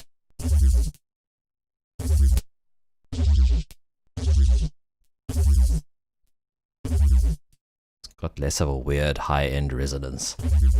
Oh, I turned OTT on instead of Camel Crusher, right. That's why.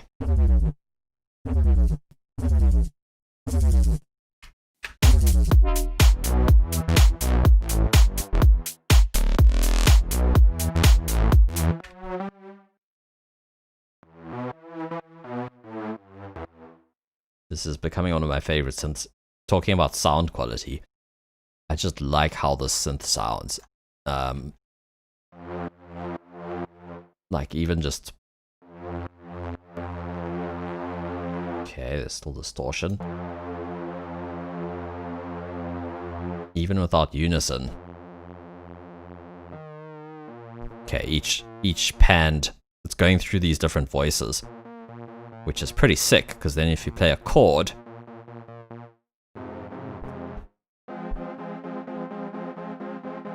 they've got like random panning on it, which sounds quite nice.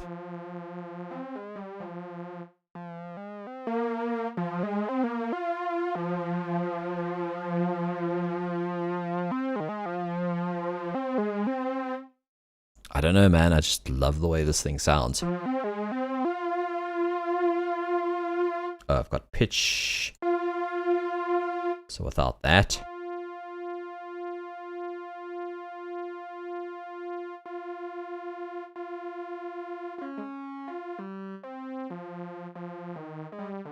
What is happening? It still sounds like unison.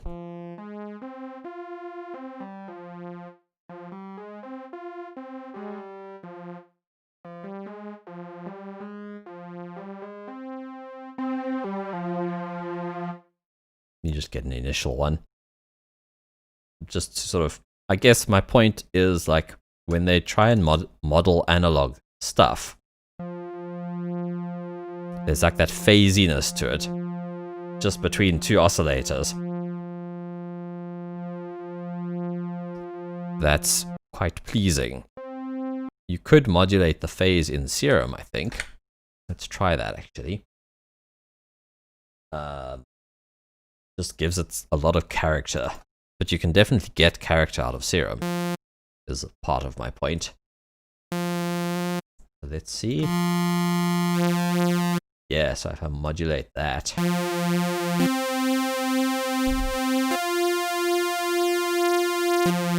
Even though they're at the same pitch. Turn this down.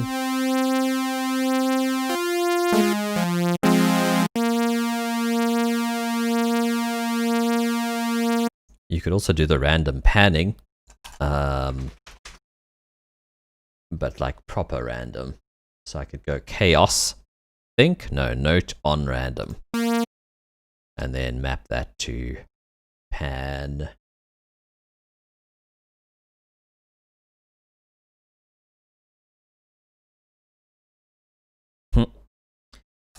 Latte's taken chai's bed, as usual.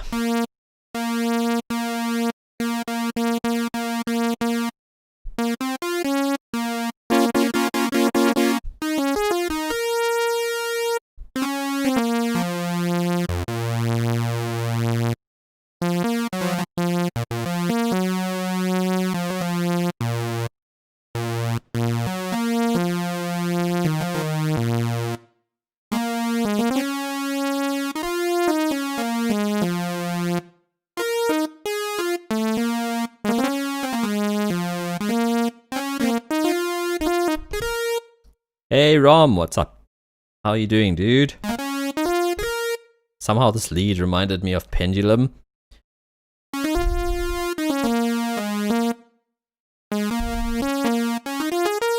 thinking of 9,000 Miles. I can't remember exactly how that melody goes. They have a new single out, by the way.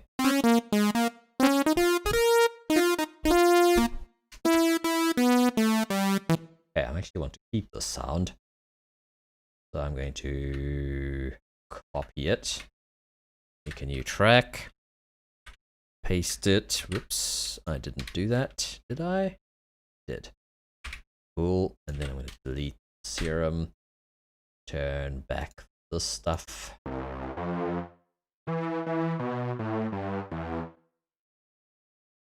And the pumper.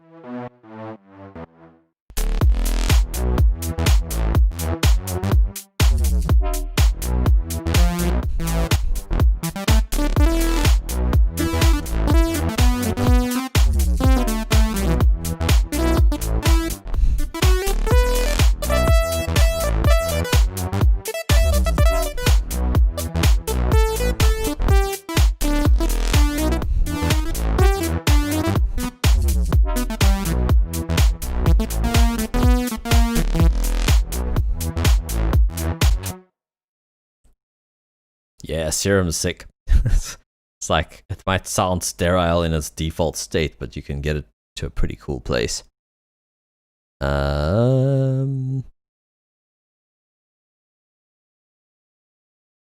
So I maybe missed what Marty Lake said.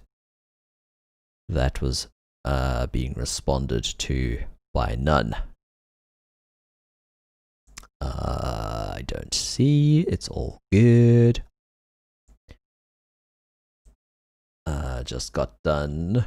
Errands, sweet man.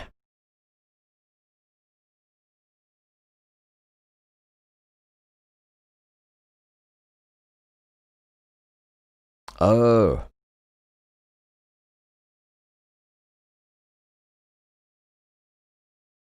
Yeah, maybe depends which chat client you're using. The severe lack of cowbell. Fuck yeah.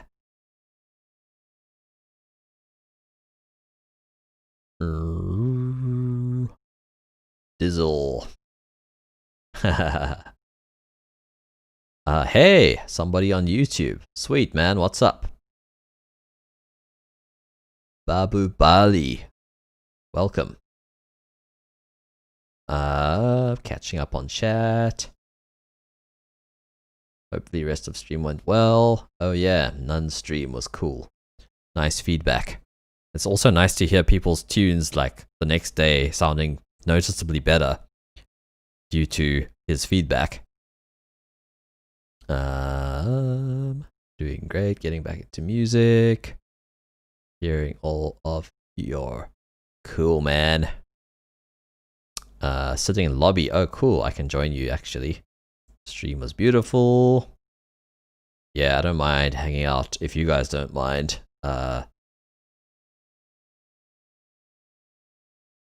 Contingency. Coffee. Hell yes.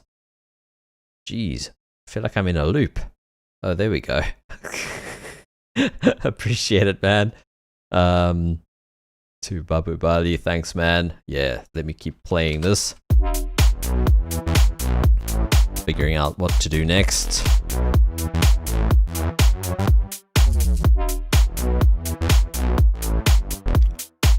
Whew.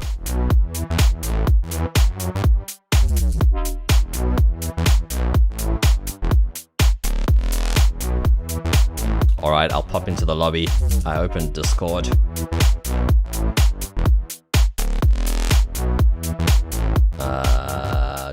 Doop. Oh, Jesus. Hola! Hello. Whoa, yo. Let me turn Discord down a little. If stream can hear us, any and all are more than welcome to pop in. Yeah. No, your levels are good. I'm just turning Discord down. On my end. Also, don't be worried, chat, if my voice sounds like a mixture of Jesus and Fergie, alright? That's from Dizzlin on the line. There we go. Mixer. Where is it? Is your Why single it? on SoundCloud? There it is. The EP thing that I'm working on, no. I need to sort out album art, and it'll probably go into Bandcamp. And were those pre-masters you sent, or those were masters? Those were masters, yeah. They sounded loud, so. Cool. Sounded really good. I kind of thought about just for fun throwing them in and seeing if I could find anything and fine tune them, but I figured you've already probably done that enough and don't want to do that anymore. I don't know if you have anything, but yeah, the one track that's I been. Didn't have any. Oh, okay. I didn't have any apparent ideas. I was just for fun, I might try that, but I didn't get around to doing it yet. Yeah, it's all good. I am at that stage of chasing my tail with little details and Yeah, I find when you're in that stage, it's better to let somebody else take the reins and oh, so there's this and there's that, and it just brings your attention towards things that you have ignored for so long that it's not a problem anymore to your ears, that whole concept. Yeah, I mean, I usually give myself a couple of days break, and then I'll go back to a project and be like, I hear something that I didn't before. And also just listening to it in context of the rest of the tracks, I'll also hear stuff. Oh, John, are you on Discord? John of Pravda. This is a whole new level of interesting. Yeah, shame. I was going to reply to Babu Bali saying, not sure what genre to produce. I mean, I spent years not knowing what genre to produce, and I'm still kind of in that space in a way. At this point, I'm just making what I feel like. And if it ends up that I need to have different projects, like aliases maybe, then I'll go down that road. I already feel like that might almost have been a wise move. Because I feel like the stuff that I've got up is actually, I don't know. It's hard to say. I know people that do that, where they'll have non-serious stuff, and then they'll have an actual serious alias where it's come check out my actual real music, and then here's my meme stuff and whatever.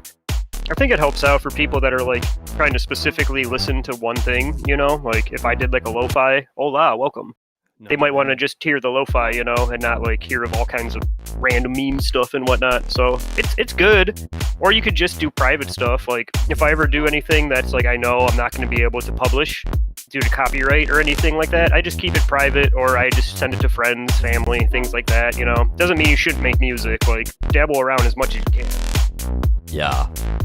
And if you do want to release it, you can always just use a different alias. I was watching a pretty cool interview with a guy. He goes by Joey Negro. It's one of his names. He had a bunch. And he basically said the first one, it was it was like a purposeful scam kind of a thing. Like he made up a character and an alias and sent it to an American label, and he was British. And at the time it was vinyl, so it like became an import record, even though it was made by him in the UK. And basically just made like this fictitious story for that alias. And then when it, like, some people, obviously his friends and stuff, knew that it was him, but it was like then this next record, it was going to be a different type of music or whatever, so it was a new alias, and then one of them obviously kind of caught on, and he ended up being known as that, even though it's not his name. It was just interesting to hear how that's been going on since like the late 80s already. And even authors have like nom de plume, like different aliases. Can we hear you, none of many? None of many. Are you there? Yes. Ah, Oh, Turn you you're up a bit. small. Hello there. I'll turn. Hola, greetings and salutations. Does my voice have an adequate level? A little quiet. I've turned you up a Okay. little on my end, but yeah, you could still turn up a little. Turn down. Turn down for what?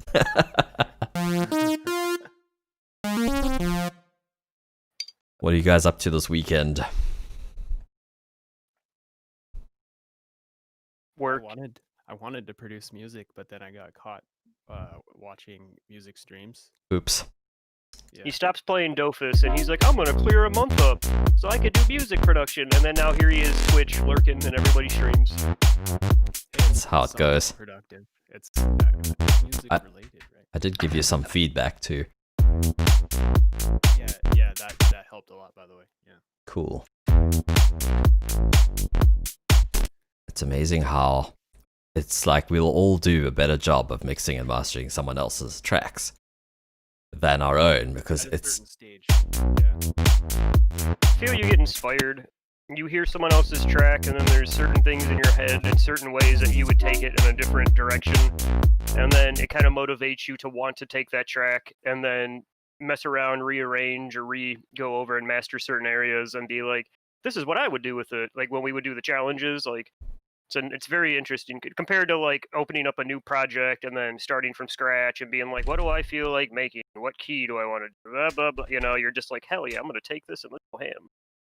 But I feel like it's also it has to do with expectations, because when you mix someone else's track, True. maybe it's easier for you to define what you would want that track to sound like. But when it's your track, you're a bit more picky about it, because you're loath to define your track, and then you have to kind of sort of give it an endpoint, and you don't want to do that on a subconscious level somehow.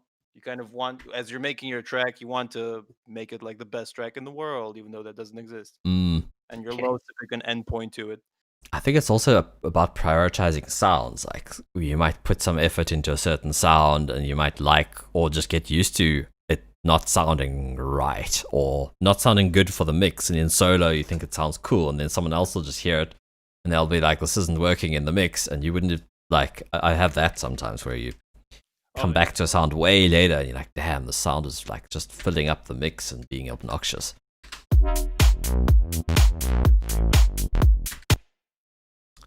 There's some tracks that I couldn't even touch though. Like when you guys do like, or like None, when you do feedback streams, and like a couple of the tracks, like when you say it too, where people are like, oh, what kind of advice or feedback do you get? And you're like, honestly, nothing. Like I probably wouldn't even go out of my way and try to change it or mix it myself. I feel like I would just be ruining it or screwing it up in a way, because it's so already mastered and crisp and like a final product, you know, that it's like kind of hard to. What up, Marty? Yeah, Kind of hard to come up with ideas. Hello. Hello. It's a party. the way I kind of get around that is I think I said it in chat. It's the first when time I was use doing earlier. Discord. I don't understand how it works. Oh my god. I'm lost.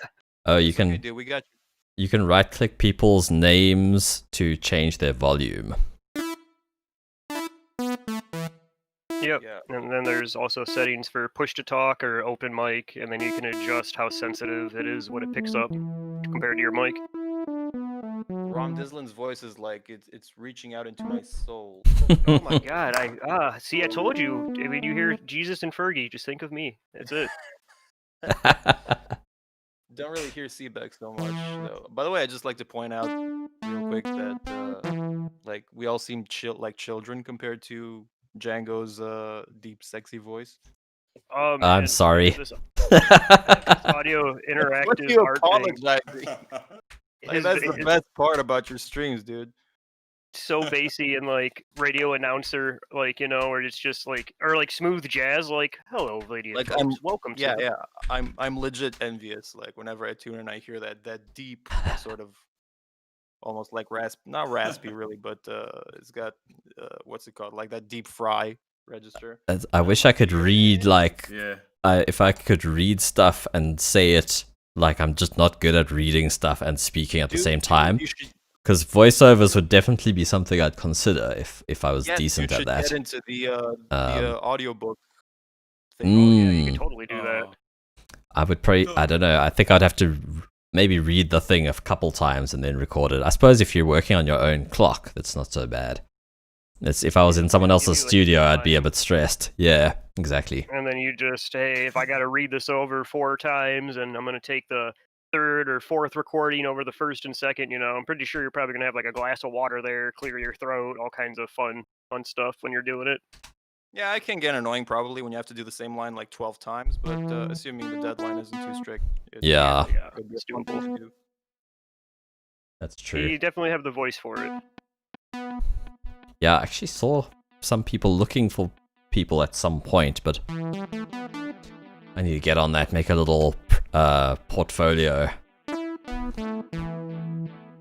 I mean, you'd be surprised. There's like Fiverr and all kinds of. I mean, I don't want to say Fiverr because there's so many people on it, and I don't really ever use it, So it's kind of hard to be like, yeah, go on there, and you could easily get. But it's an option, Like if you have like an extension on there, and you're just like willing to do like audio readings and whatnot, or like intros or crazy stuff like that, and people are like, all right, like I don't know, you can charge them too, like nothing crazy, You're just reading at that point, like. If you have a good enough quality voice with like the way your mic's coming through and everything right now, like people will probably just easily pay for that. Yeah, I don't know about background noise, but it's worth a shot. Your mic doesn't, at least for me, it doesn't even pick anything up. Like it's just clearly, strictly your voice. It's pretty clear. It could also be the settings of Discord, because I know there's some noise reduction stuff in there. Maybe you can record through Discord then. Haha. We learned some stuff with Discord here and there. Like if you, I don't remember exactly what it was, but if you stream, like if you share your screen in a call, I'm not sure if it goes like strictly mono, but then Yeah, share your stream in a group. Like right now, if I were to share my screen, like it would come through actually like stereo and normal. yeah, I instead of noticed just that straight too. mono. I think Seebeck mentioned it once and I forgot, and then someone was sharing their screen in a voice chat and it was like, why is this mono?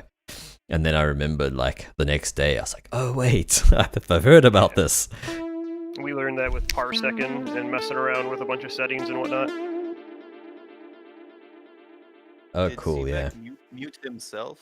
There's a mute icon next to him. Yeah. He muted himself. Oh, okay. He does open mic, but he never adjusted his sensitivity to his mic so it picks up everything, including his side conversations. Okay. I See- would like to go back to the idea that you mentioned about mixing and mastering others. Oh yeah. Oh, did I I think you're lose? breaking up a bit. That sounds Yeah. very cool. I don't know. Yeah, you. I was thinking about If you're using push to talk, Marty, hold down your key a little bit longer because it's cutting out like midway through you talking. And if you're using open mic, Oh, then you're gonna have to just talk a little bit louder, bud. I will try a different. Oh, it could be a connection issue as well. Now I'm talking. Is it? Ah, that's better. Yeah, you're good. Much better. Yeah, it's fine. Okay, so that's the sensitivity. Okay, nice. Okay, thanks for keeping up. All good. Yeah, no problem. But someone We're all someone audio guys. mentioned mixing and mastering other people's tracks, and I found that this idea very good because it's very hard to curate your own old content, but yeah, I don't know. Maybe Yeah. we could make a the same way you already organize like remix contests with each other. And Yeah, this could be remixing like challenge. kind of a another That would be good. theme. multiple step. I thought of sort that. like backup plan for your, or not backup plan, but like a multiple step, like a filter for your releasing your music. Like, hey, Yeah. everybody in here, can you like, give me 1, 2, 3? What would you do? Why? Why do you feel this way? Why do you not like the texture of this instrument or this thing? You know, would be a fun idea. Instead of compiling everything together, because like what we would do for a little while that I know you're mentioning is we would come up with like stems. Each producer would put up like a little folder of stems. We would all pull from it, and then we would get the pack at the end of the week, and then we would all come up with whatever genre, whatever we want to do. As far as remixing like almost completed tracks or whatever, like like how people do like Secret Santa and stupid shit, or like pull a name from a hat.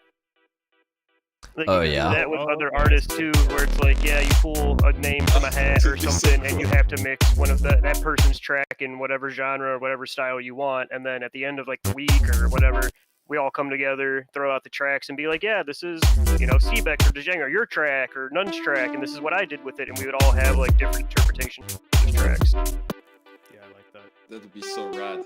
That's pretty cool. Santa.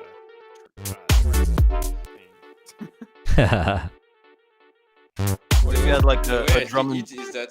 Oh, go ahead. no, I was gonna say the way. What if you had like a drum and bass track with like this big ass drum behind it, and then you pull a message out of the hat saying you have to mix it like old school jazz, which is like nowhere to be found. That's somebody. That would be hilarious. That's an idea down the way too, Yeah, like and change nothing genre. Like you pull two, or you have like two pulls. It'd be like you pull one track and then you pull like a genre afterwards of like what you have to turn the track into. Yeah, That's cool. classic. Yeah, I like that. Yeah, that sounds great. What are you gonna say, Marty? I wonder because I've been thinking a lot about how to like do what we do but make it more discoverable for other people, and the idea of having of creating an event, like, right, if we can, I don't know if it's manageable, but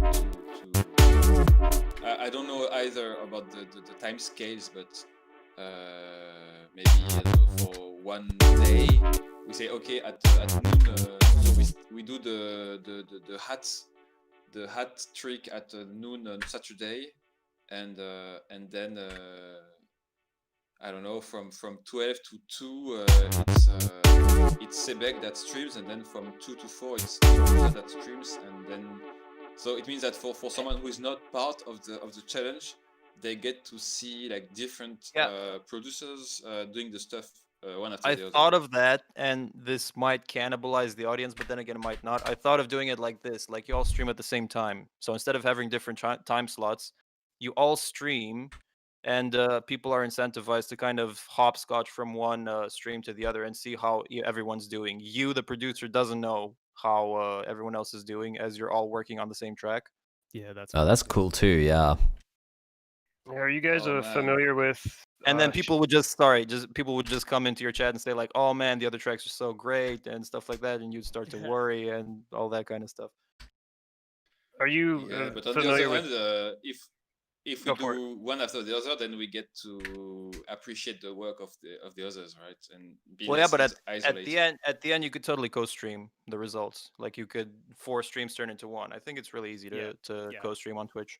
I was gonna mention that, like, yeah, if it should all combine To into do one, what? so everybody can pool in and. So you can co-stream with someone. So you can have 4 streamers do the Co-stream, same okay. stream. Yeah, That's team the thing. streaming. That could be cool. Hmm. Team I mean, that's the streaming, idea, to eventually pool your streaming's audiences different. together. Team stream is like it's a team. It's a stream. Yeah, It's you a use team the of team people. name, but then you pretty much it's almost like a label, because I've seen a lot of like Yeah. role playing We people can't do it. have one though. We don't have a. Like I've thought about that too. It'd be really. Well, you cool. need somebody that's an associate to create it, and then once they create it, they can start or partner. They can start inviting people to it, and then whenever they stream, you can invite each other to that group, and then say Nun streams, Django streams, you stream. All three of you will be on one screen, but if they join Nun's chat, or his stream, they'll see all three of you at once, but then they'll just see his chat, and then they can bounce around between your stream, his stream, mute whatever, Yeah, turn it that's on. true. Okay. That's true. On the stream team page.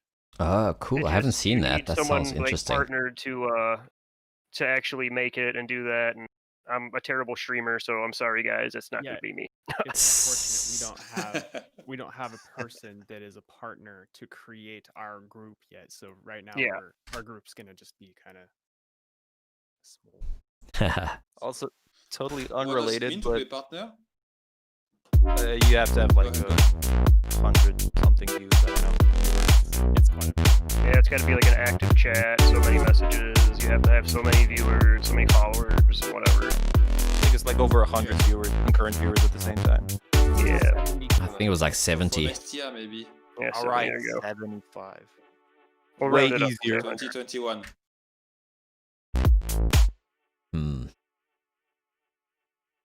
Goals.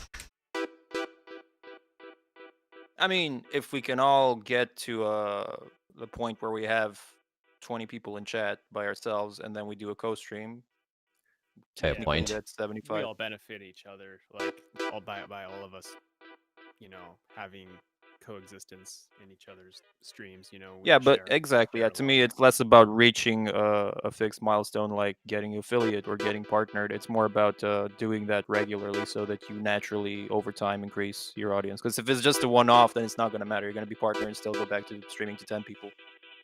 Sure. Yeah. Yeah, Yeah. I've seen that happen actually. Yeah, I guess it's not pretty. I guess the I mean, at least for me, the objective is to try different types of formula and trying to find one that can stick. So So not to if change the the subject, if the co-stream is have you guys seen that sorry, Julie Jane got freaking partner? Oh yeah, What the hell? who's Judy Jane?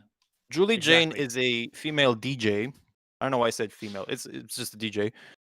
You sexist 2020. I'm just kidding. My point is that she does not not that she doesn't deserve it, but she should not have it yet.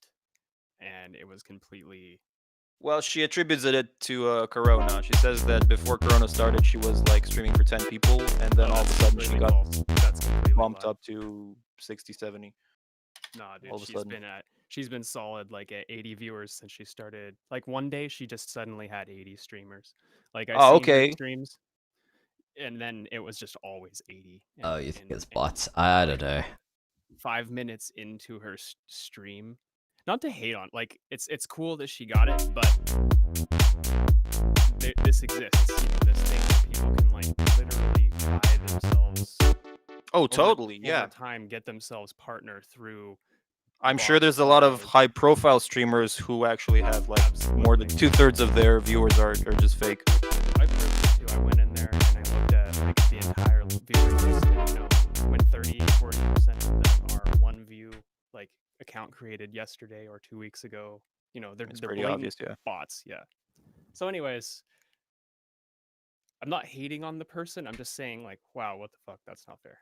I mean, obviously, I can't say that I know her, even though she does hang out in my chat. We do have a couple discussions from now And and then it from like brings forth like the idea of like this person's willing to like fake their way to get something. Like, what kind of personality do they have deep down? Like, I don't know. I don't want to go there. I think too deeply on Don't want to things. go in there. I mean, she either. seems cool, but at the same time, like, that fucks with me a little bit. No, I think we all think that deep down. It's just that I guess it's healthier not to focus on that. And for me, it doesn't really matter either way. Shroom has some input. I'm Yeah, just trying more to catch power up to on the people chat. who are succeeding, but yeah. I think, I mean, one could be bots, I don't know, or fake viewers, but I think there's also a different demographic for and a bigger demographic for DJs to begin with. Like producers, the producer community is literally the smallest one on Twitch. Yeah, If you go true. to Yeah. We struggle. DJs, people who do covers, that's a way bigger pool of people Absolutely. dealing with. So it kind of makes sense. It does. Yeah, I'm just catching up on the Django, chat there. You you do DJing from time to time. Do you find that on your DJ streams you have more concurrent viewers? No, actually, I feel like I have less on Twitch, but I have more on Facebook. But it's only because Facebook has, I mean, sorry, not Facebook. Well, obviously Facebook as well, but mostly YouTube because I have a channel that's just the DJ streams for for YouTube. Because I have a bunch of people who I know aren't going to be interested in production streams, and if they're going to get a notification from me, it should be for something that they actually want. I see. This is kind of the niche or niche, So- I want to pronounce it, the niche thing. If I Fighting you in the yeah. butt, because if you brand your channel as a production channel and then you start streaming DJ sets, then your production audience is gonna be like, I'm not gonna tune in now. Yeah, but I mean, at least at least for the production crowd, it's a weekly thing. It's always at the same time, so it's easily avoidable. Whereas the production streams happen more, well, until this last 2 weeks, they generally happened more often. And so for someone who just wanted to hear some music once a week, not ideal, basically. And I mean, because I've been DJing for quite a while, and there's more people that sort of catch on from Facebook and stuff, but it's not a production crowd at all. It's just music people who feel like hearing some music on a Sunday. And like I've noticed, it's often like I know a few people where it's families, so I'm sort of aware of that as well. And I'm just that it is like family friendly Sunday stream, basically. Don't know what to call this actually. It's called branding. Branding or what? Yeah, it's like if you brand efficiently your channel, then you get to target your audience more. Yeah, that's kind of what I was getting at. Essentially, If you pick a niche or a niche, yeah, it's really, really targeted. You only do DJ streams, then that's really easy for people to identify your brand. That's all. Yeah. But if you do DJing, then you do some production, then maybe do some gardening videos on the side, then you're gonna get what your brand is. yeah. I mean, I think it works for certain people because they have could be partly a personality thing. Yeah, you know, because they like brand Tarpit themselves on does personality more various than- Tarpit does music production. He's done like IRL stuff. He's done like lock picking, and like sometimes it's clearly just that people are willing to hang out and chat to him when it's actually Exactly. Yeah, he's got his regular like people that he's known. not riveting content, like to be lock picking. Like I'm sure he won't take offense. I mean, make no mistake. That's what it always comes back to. It does come back to your personality. That is your brand. But until you get to the level of like these big ass streamers or YouTubers that have thousands of followers that tune in for them, then you have to pick a niche, probably. Yeah. Because Yeah, people probably. aren't going to tune in for you because they don't know you. They tune in for Exactly. what you do. I don't know. You get the random oddball that's like, hey, you seem cool. Let's hang out. Yeah, exactly. And I'm like, that how the happens fuck to did me you more find often. this stream? That's the majority of my viewers, actually, is like people like that. Because I mean, when I'm producing, typically it doesn't sound good. It sounds like everybody. So I don't. I don't care Dude, for no, people that this wanna this watch this it. topic, this topic fascinates me seriously. Like, I genuinely wonder, and I always forget to ask these people. Like, when a newcomer comes across my stream, I just want to ask them, How how did you find me? Some Like, people are literally. just browsing, man. Mm, They're just going through and they're like, "Oh, who's this?" But if you Samsung browse, bitch?" like, Twitch doesn't have a very elaborate algorithm for finding people. It's not as deep as It's been YouTube, for better instance. though.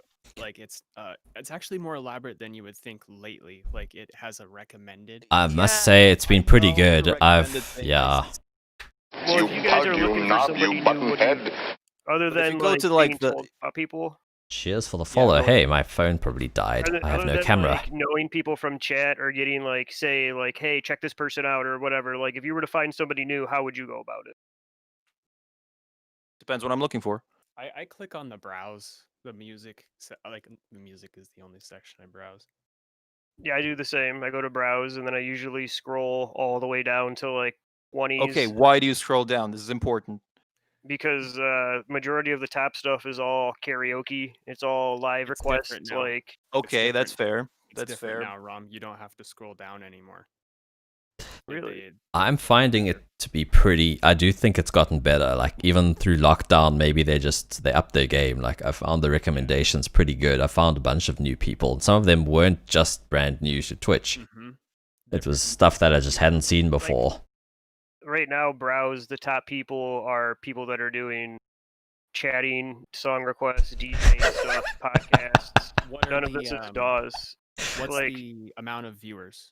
Like it's very quick. 2,500 for that. No, it's from, they're doing it like legit. 2.5, 1.9, 1.6, 843, You still 801, have 800. descending?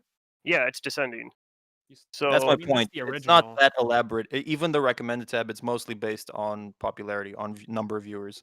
our And my first theory DAW, is that apart from what you said, that like scrolling past the karaoke, I think that your goal when looking for a new streamer matters a lot, because a lot of people actively scroll down and look for the smaller streams because they prefer that kind of more intimate, smaller stream, Yeah, that I used to connection. do that all the time. Actually, actually still do that. Because with a big streamer, you can't really talk. Like most people watch, and I do that too. Like whenever I visit like a 2,000 people stream, I don't even bother to comment or anything. Like, do you see how that shit goes? Like, is this like comment? You can't. That's not a conversation, right? And you just watch Oh as you yeah, would there's watch no way. a They show. might notice or glance at your comment, but it's.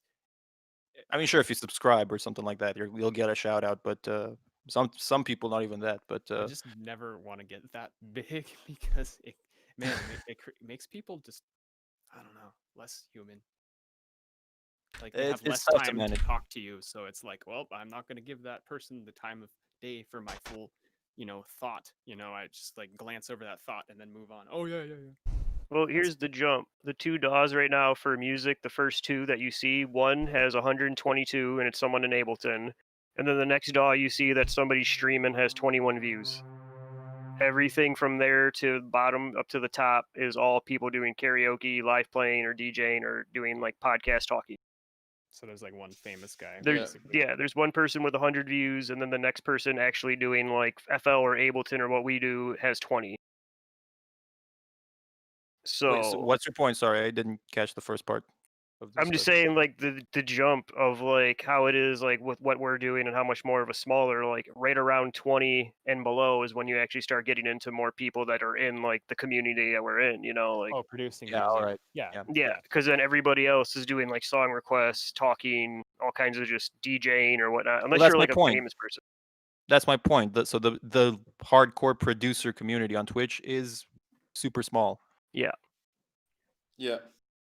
And And that's the partly community because is it's all inherently boring. Like, let's face it, production is a boring menial task. Like for the Yeah. viewer, I mean, when you see Yeah. someone It's produce it, making usually comes Yeah. down to replaying the same 4-bar loop over and over again, Yeah. and tweaking some things, and it's just Yeah. it's nauseating to watch, to listen to. And that's the best streams when you can hear those 4 bars. And sometimes it's just like play stop, play stop, play stop, play stop, play stop. Exactly. And get some- play stop, play stop. Oh my god, just let me hear 1 bar, please. Oh yeah, some people do that. They'll Not their loop like fault. I mean, they'll obviously play the in same. their head trying to fix it, but Yeah. you like you can't know exactly everything unless Dude. they talk constantly. But even then, it's Some people do that so bad. I mean, I realize everybody does that to some extent, but like, fuck, man. I know Wyatt. He does that.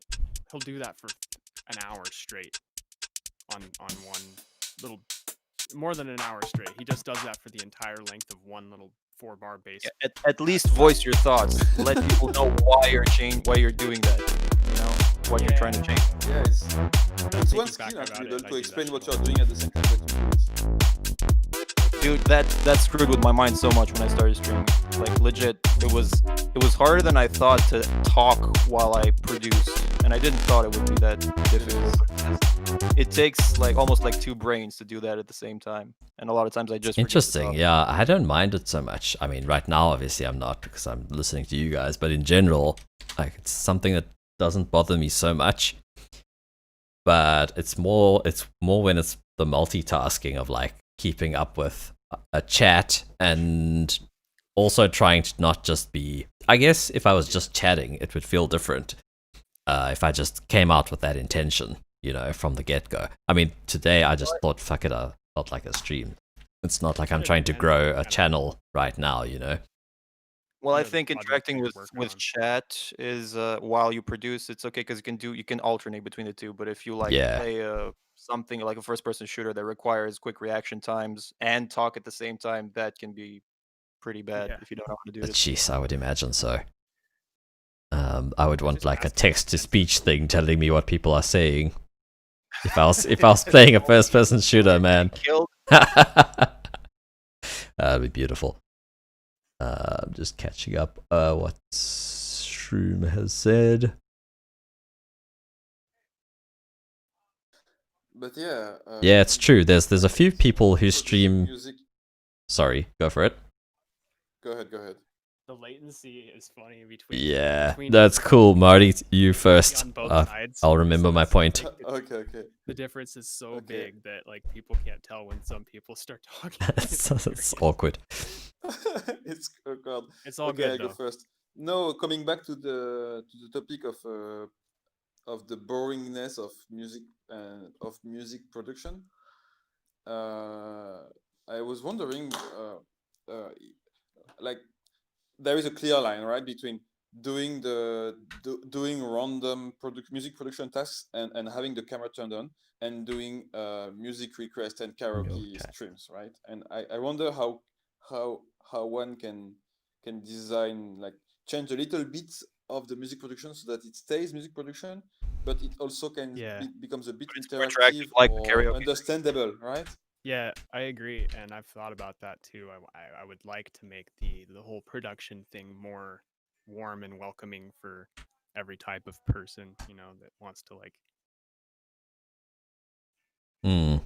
view what's I th- going on. And I think a cool thing to do, but this is first of all, it's very situational, but it's also really hard to do every time. Is to it goes back to doing a loop essentially, but so essentially, I guess you'd use session mode in Ableton, for instance, where you just construct a loop like the drums, and then you'd add to it and keep adding to it without ever stopping the music. But it would be kind of down low in volume, so you can talk over it and interact with the chat at the same time.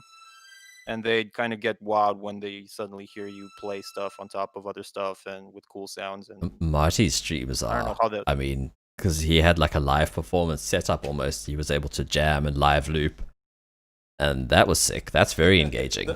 Oh yeah, That's that's a my good point. Marty So when stuff you is said awesome. jam and loop, you made me think of. Do you guys know Beardy Man? Oh fuck yeah! Oh, that's my god. Exactly that.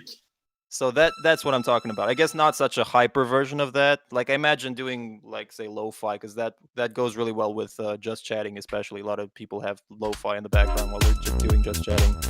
And if you just make a lo-fi track while you talk and interact with your audience, that might be a more interactive experience. Right. Kind of So like Yes. Beardy Man, but not as much, not as hyper. Or that could work too if you're good enough to do that. What he does live. Needs to be fucking good, huh? And take some drugs before and after. Yeah, before and after.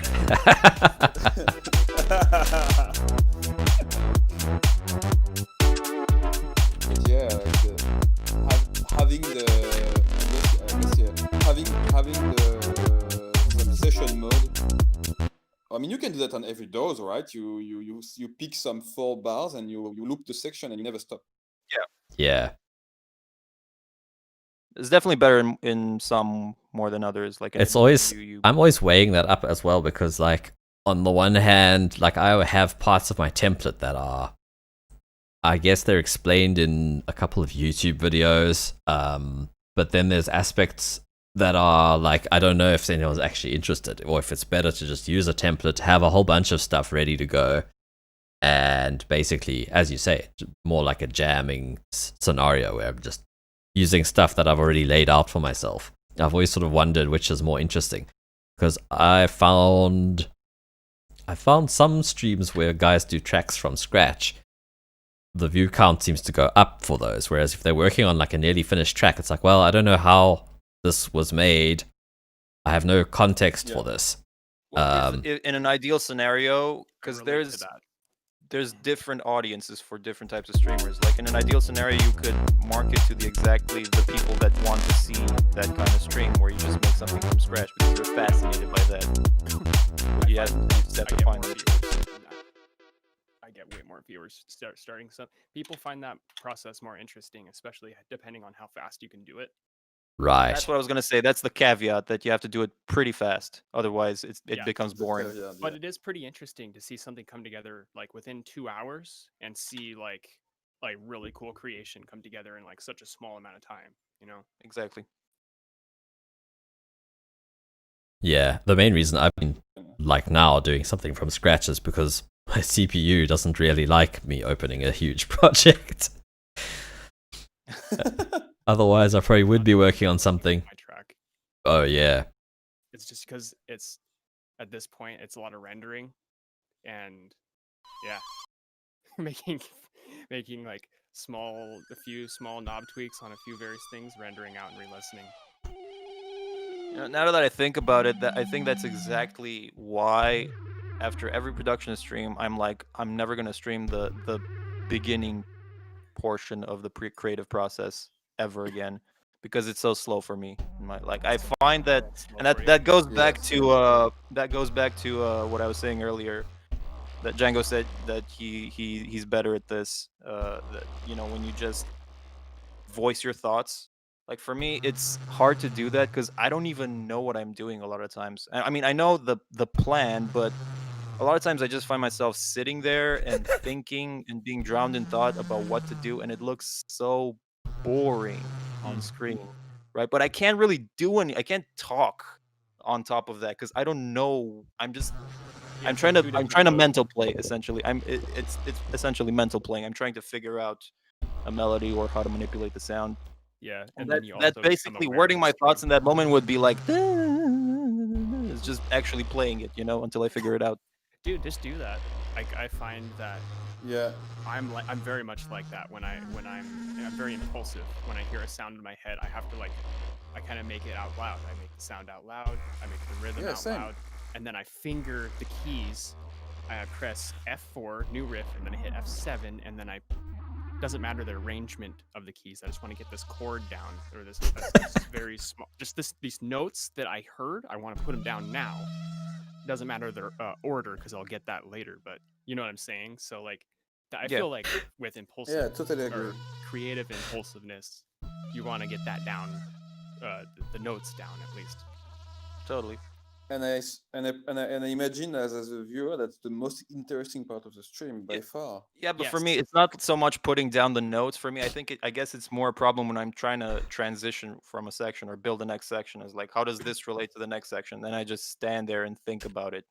I guess I what don't I'm know. saying is when you get that moment of impulse, on that, like that moment where you get a sound in your head, just put it down and work with it. Just sing it. Just, just go like, la. And then you do audio to MIDI recognition. I mean, wait and for it to you're come, done. but yeah, when it does come, don't wait to stick it down in MIDI, you know. Because the more you flounder around with it and play with it in thought, the more it dilutes. Yeah, I I get that. find. Totally. But when you can stick at least the notes down, That can particular transition. problem that you're describing, I have that usually in between production sessions. Like, not even talking about streams, but a lot of times I'll get an idea and I physically can't produce. I can't be at the computer at that point, and I'll remember it. I'm good at remembering ideas, but yeah, even though you remember the notes or whatnot, or the general, you know, style or sounds that you want, if it's like 6, 7, 8 hours before you get in front of the computer, you write down the notes, but something's lost along the way. Either you for don't sure. Yeah. feel the same way about it, like you lose the essence of what the vision for the track was initially, and you're like, I remember it, but I don't remember it. Have you ever like written Yeah, I yourself agree. notes or like little like All the time, dude. voice- Like my voice phone notes, is like, full. and then you listen back later and you're like, what What the fuck does that mean exactly? Like, no That does idea. not. I can't get anything out of that. Like, what was I thinking? Oh no, I often Why am have. I not a That's the synthesizer? story of my life. I actually have. I should use them more though, because I often have great ones. I'm like, I listen back and I'm like, I immediately remember what I was going for, and it's like, but I then don't end up using it, even though I really You're should. lucky. You should Never because you gonna had find that like you had the effort to actually record yourself. Yeah, Good I idea. find the ideas that I record when I'm out and about are much funkier than what I end up making most of the time. It'll be like melodic stuff and Yeah, that's forced. Chains on my mind. Actually. yeah. But yeah. Oh man, that was a funny sound. The last 15 minutes boils down to you need to work on your workflow in order to be able to boil down ideas faster, because that's more interesting to the viewers and also to yourself. You can That's stay so more in the eloquent. zone and, Mm. Totally. That's so well put. You need to work on your workflow. I'll quote you on that. deal. I have like different modes of workflow depending on what I'm trying to achieve and like how much I'm trying to achieve in a day. Which can you do? There are like 2, 3, 10 workflows, maybe? Maybe like I don't know, 4. I mean like Four. there's like the sit there and like try and knock out an entire song sort of speed workflow. Like you've started from scratch and you're just boring through it like a bulldozer. You know, it's writing itself, so you just keep going. You know, you stay at 15 hours writing kind of thing. Yeah, That's yeah, yeah. workflow number 1. Then there's the get ultra stoned and make very small mix edits, only mixing edits, right? Just completely just all in the mixer. Does all getting stoned technical. work for that in particular? Yes, just super technical. Super technical, like That's just sitting fascinating. there and not doing anything but spacing off, staring in one direction. And I listening. think that's because you're too stoned to do anything else. Like you exactly. can't physically move more than one fader at a time. Just No, like- you're completely right. I can't think about anything like creative when I'm in that mindset. Like I get stoned and be creative, but like when I'm once I get into this mixed mindset, I'm doing nothing but just mixing and trying to improve the track mix wise for like the You're long like run. it's a precaution. That's what it is. Because if you don't do it, you're gonna overshoot. You're gonna be like, you'll be tempted to be like plus 10 dB on the bass and whatnot. Well, And but if you if I stone don't yourself, do you'll it- be like, no, more than one. The way point." that I find it is if I don't do it, I can't add the next element, which takes up more room, you know. So you have to like contain everything that you have to move on and add more elements. Otherwise, it's just gonna get too messy, and you're gonna lose sight of what the track's trying to be because it became messy, and then you kind of like you didn't clean your room soon enough, and Yeah, and that's now true. it's fucked, you know. Yep. And then Yeah. it takes a lot of work to regain what you were trying to do. So that's why I take extra precaution and make sure early on that all my elements are mixing really hard with and well with themselves, you know, and not summing too much and you know. Also printing to audio, I can't speak to that. Like make one easy move, print to audio. Like even if there's What is like, print to audio? I mean, bouncing to audio. just rendering A out. bouncing. Yeah. Oh yeah, Okay, bouncing okay. is my life. Like I do Bouncing that. is technically a very old term. Oh, I'm sorry. Am I too archaic for you? No, I'm just Are clarifying. you calling me old, Seebeck? I'm just clarifying, you know, that's tape days, you know, we don't bounce things anymore. It's We set. I think we render. Yeah, we Ableton render it out. literally Okay, says- boomer. Okay, no, it says freeze and flatten. Never mind. I was just being facetious, you know. You can call it bounce. I call it bounce too. So That's you okay, said I you won't have your forget speed this workflow, betrayal. your mixing workflow. Yeah, my mix workflow is like print shit to audio as often as Same. I can stand. And if there's like effects that you're automating or whatever, record the sample up until the point right before those effects in your chain, and then redrag the sample and replace it, and then you know you still have your automation effects in there and stuff. But then For me, it serves 3 purposes. Number 1, I do it out of necessity because I don't have correct that yeah, much for sure. CPU. So when I load like 2, I can't load 3 Omnispheres, for instance. Or I load 1, then I bounce to audio. Load another instance, bounce to audio. Now that way I keep my thing usable. Second is obviously because you can manipulate the audio way better than you can MIDI. like reverb tails and whatnot. I mean, you Yeah. can do some stuff, but it's night and day difference. And the third thing is I find that it really helps with the workflow because if I don't do that, I meander too much and I leave the option open to go back and change it, and then I'll go back again and rechange it, and I'll change the MIDI notes, and I'll sabotage myself. I'll self-sabotage. So I just bounce it to audio, and then it's over and done with. I can't go And back. you don't know what's going on with the wave unless you can see it, right? It's with a little MIDI blip, it just doesn't like what's there. You know? Yeah. Also, the bonus reason, the visual representation. Totally, That- you can actually see the waveform.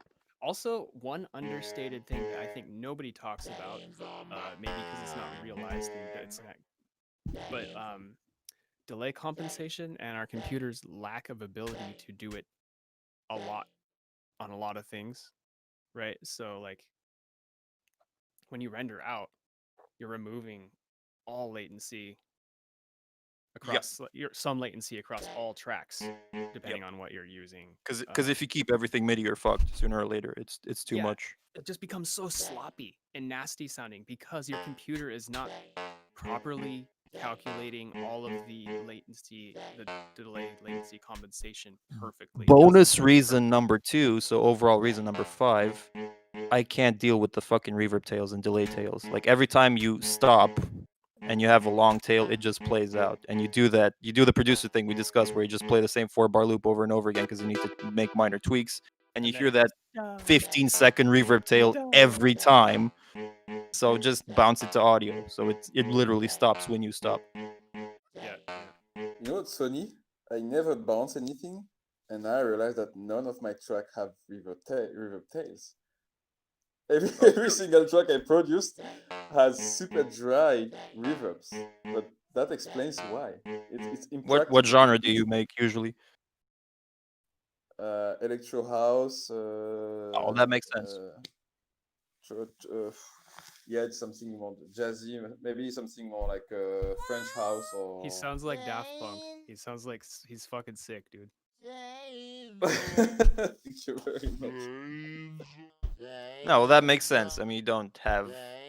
It's not like I don't know what example to give, but like this fusion of genres with some big ass orchestral strings with huge tail at the end. So Yeah, house that's true. is generally snappier.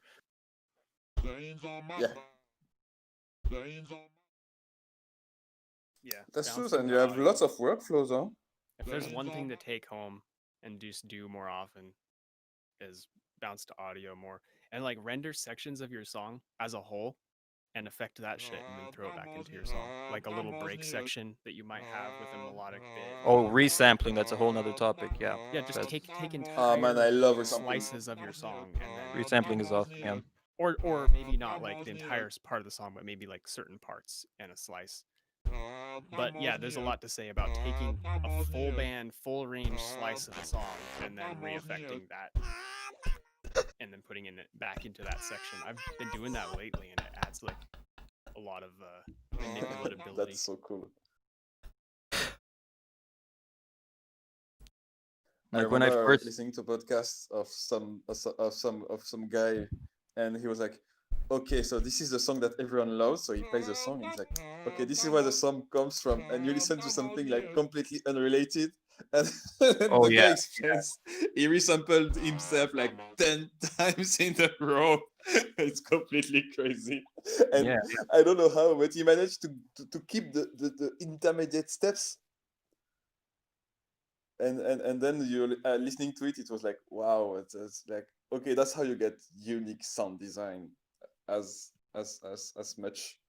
yeah, it's just layers upon layers of stuff to the point Being where you don't creative. recognize Being the weird original and sample. creative, the notes, and manipulating weird things that nobody Totally. tend to And I start with. and I, starting and I, and I points. imagine as a viewer, that's the most interesting part. And of getting the show stoned out by of your ass. far. Yeah, but Yeah, for dude, me, that it's not works so really much. well for technical things because you can just sit there and space off and hear the textures and like hear how much transients are Yeah, fighting it's- the noise floor, you know. Yeah, you literally sit beside yourself. It's cool because otherwise you're too in your head about it. So I get that. So if it's like you're a different person at that point. and you can just judge the song. You can hear the song from a different lens, although that doesn't make sense. Oh yeah, microdosing Also- definitely is nice. But you get Also to when you have it's a- a little distracting too. You can get a similar effect maybe by having a friend sit next to you and you kind of listen. Well, that's what that's Forces you what, to have an external view on what you're doing. well, yeah, the stoning is if you have no friends. That's true. I'm kidding. But you got internet, right? You have internet, but you have no one in your stream. Oh, you're making things complicated, huh? Yeah, I'm just manipulating the situation. Did Well, you yeah, I manage agree. did you manage to get that loop back to work? I think so. It did pop and click a bit at first. I'm not sure why, but after restarting the DAW, it seems to work now. Okay, cool. Nice. That's a cool thing to have for feedback. Yes, What Pretty is cool. back again? it's a feature of mine and Feedback's audio card where you can just loop everything, including what you're doing in your DAW, and stream it. Normally, you can't do that. You can't stream the audio from your DAW. Windows doesn't pick it up. Ah, Yeah, that's it true. turns your output into an input that you can use in things. Like It's kind of like resampling everything Okay. live. I have a second sound card dedicated to that task. nice. I mean, yeah. that's ideal, yeah. But going back to the whole getting feedback for your track, like from a friend or a Yeah. stream, that's it's harder than you'd think, or at least in my experience it is, because if you think about it, who are the first people that you reach to critique your song? Your friends, your family, your colleagues, and they're not one of those people is going to be honest with you. They can't. They're not. They're programmed to not be objective on a subconscious level. Try as they may, it's not the same thing as approaching a total stranger with your track and asking them That's to true. feedback it. Yeah, true. But you can't ask a total stranger to sit next to you for 2 hours. Exactly. So it's harder Get than to you get the think. middle points. So I guess yeah, both approaches are complementary. How's that? Both approaches are complementary. They address different problems. As in going to Having a friend next to you is more like forcing yourself to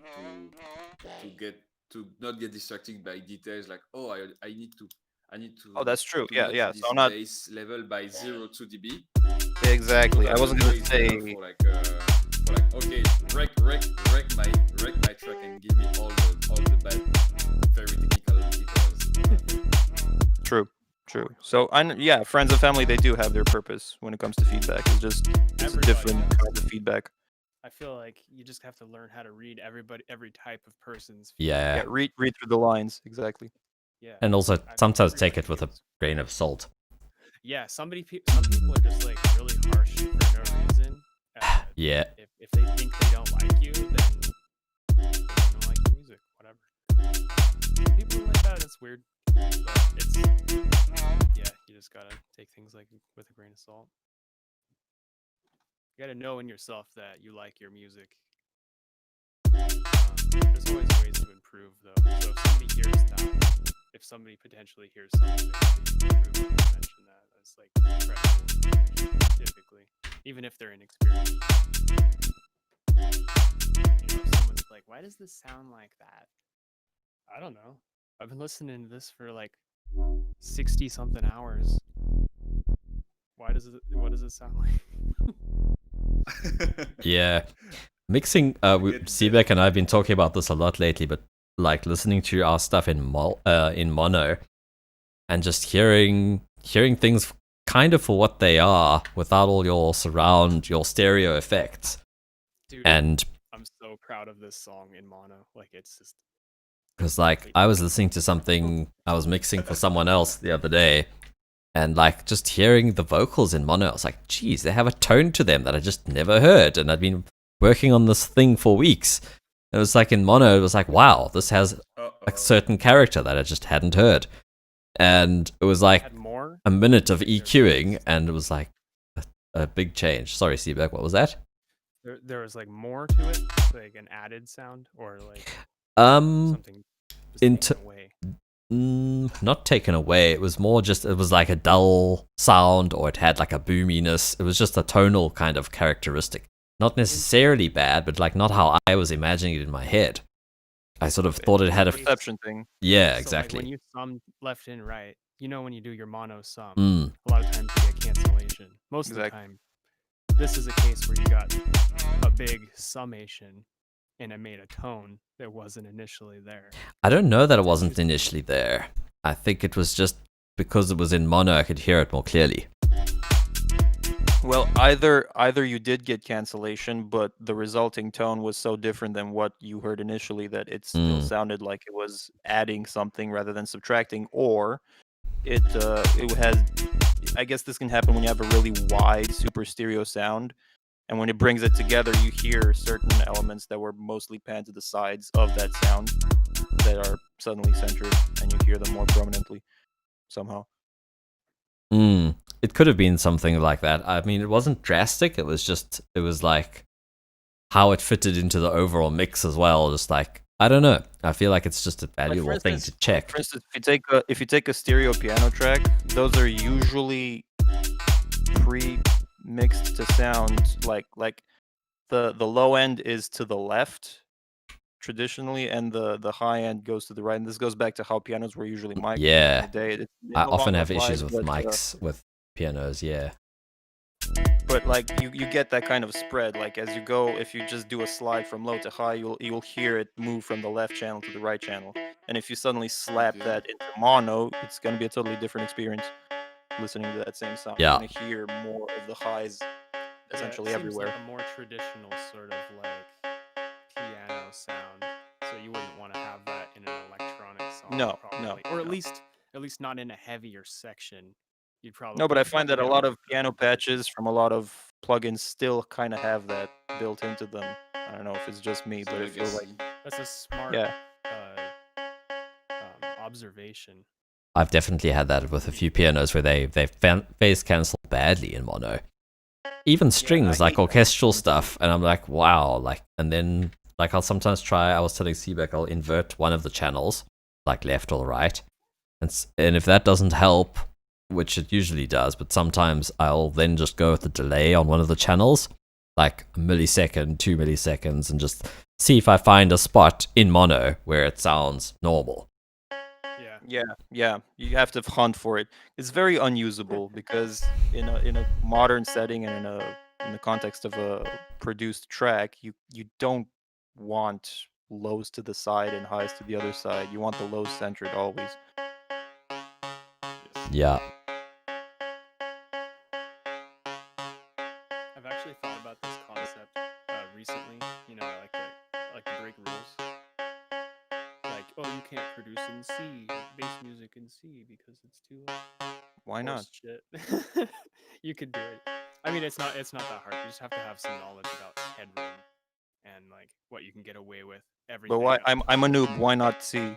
This is just humor too me. low. Normally, like anything Ah, above okay. C. So it's just the low root note just hits too low for most systems to be able to reproduce very well. So the note's kind of it's kind of a haunting low, kind of non-present note on most systems. But if you have a subwoofer that's half decent, it can hit the note. Yeah, So I I think it's a viable. I mean, I really like the key of C. It sounds it's really low. But anyways, I like to break rules, and I was kind of thinking like recently it would be cool to like, you know, break that rule of left, right, low end panning to try and create some whippy, swooshy left, right kind of like lasery low end whip, some pitch. I don't know.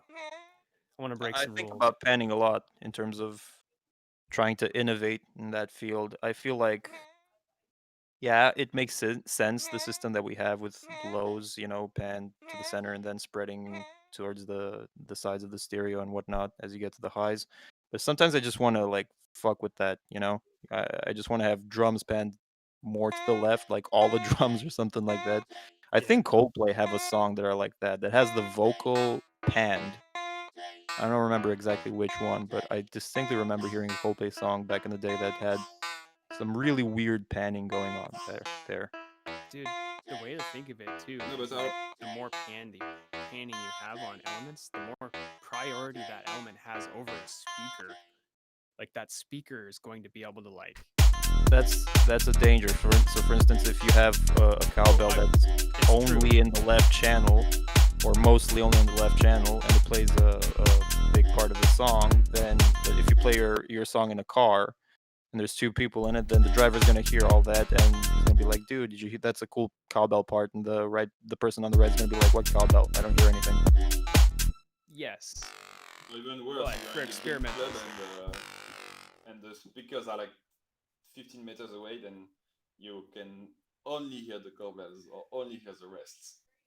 Yes. Well, like let's take away like close listening aside, and like LCR panning back in the day was like the thing. So it was done a lot, like full on left right panning and Yes. and Yes. it was interesting as fuck. It had a really awesome definition. Like things sounded like there were 3 different instruments coming out of 3 different sources. You know what I'm saying? Because of the fact that they were mixed to have like full priority over speakers. Basically, they were using each speaker as if it's a channel. And then if you know anything or have heard about like quadraphonic shit, that was pretty cool. That was more of like a live sound thing, but they would like dedicate an instrument to a flown stack, like a line array.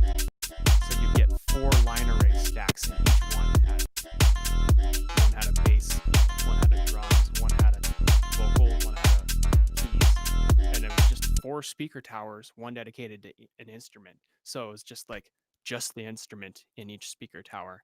So if you think about that, there's no master waveform. There's just 4 channels of things speaking independently and summing out in the air. There's no like master sum, master. It's a natural sum sort of. Exactly. So that concept, it's really powerful. You get a really isolated, really powerful like you hear the instruments. Yeah, because you're relying on the natural space as opposed to an analog to that. Yeah, you're not like digitally summing it. It's out in the air to interact naturally. Same thing with natural headroom versus your DAW's headroom. Like there's a natural threshold beyond which you shouldn't pump volume in the real world. Oh like yeah, for sure. Otherwise you can't hear the dynamics of things.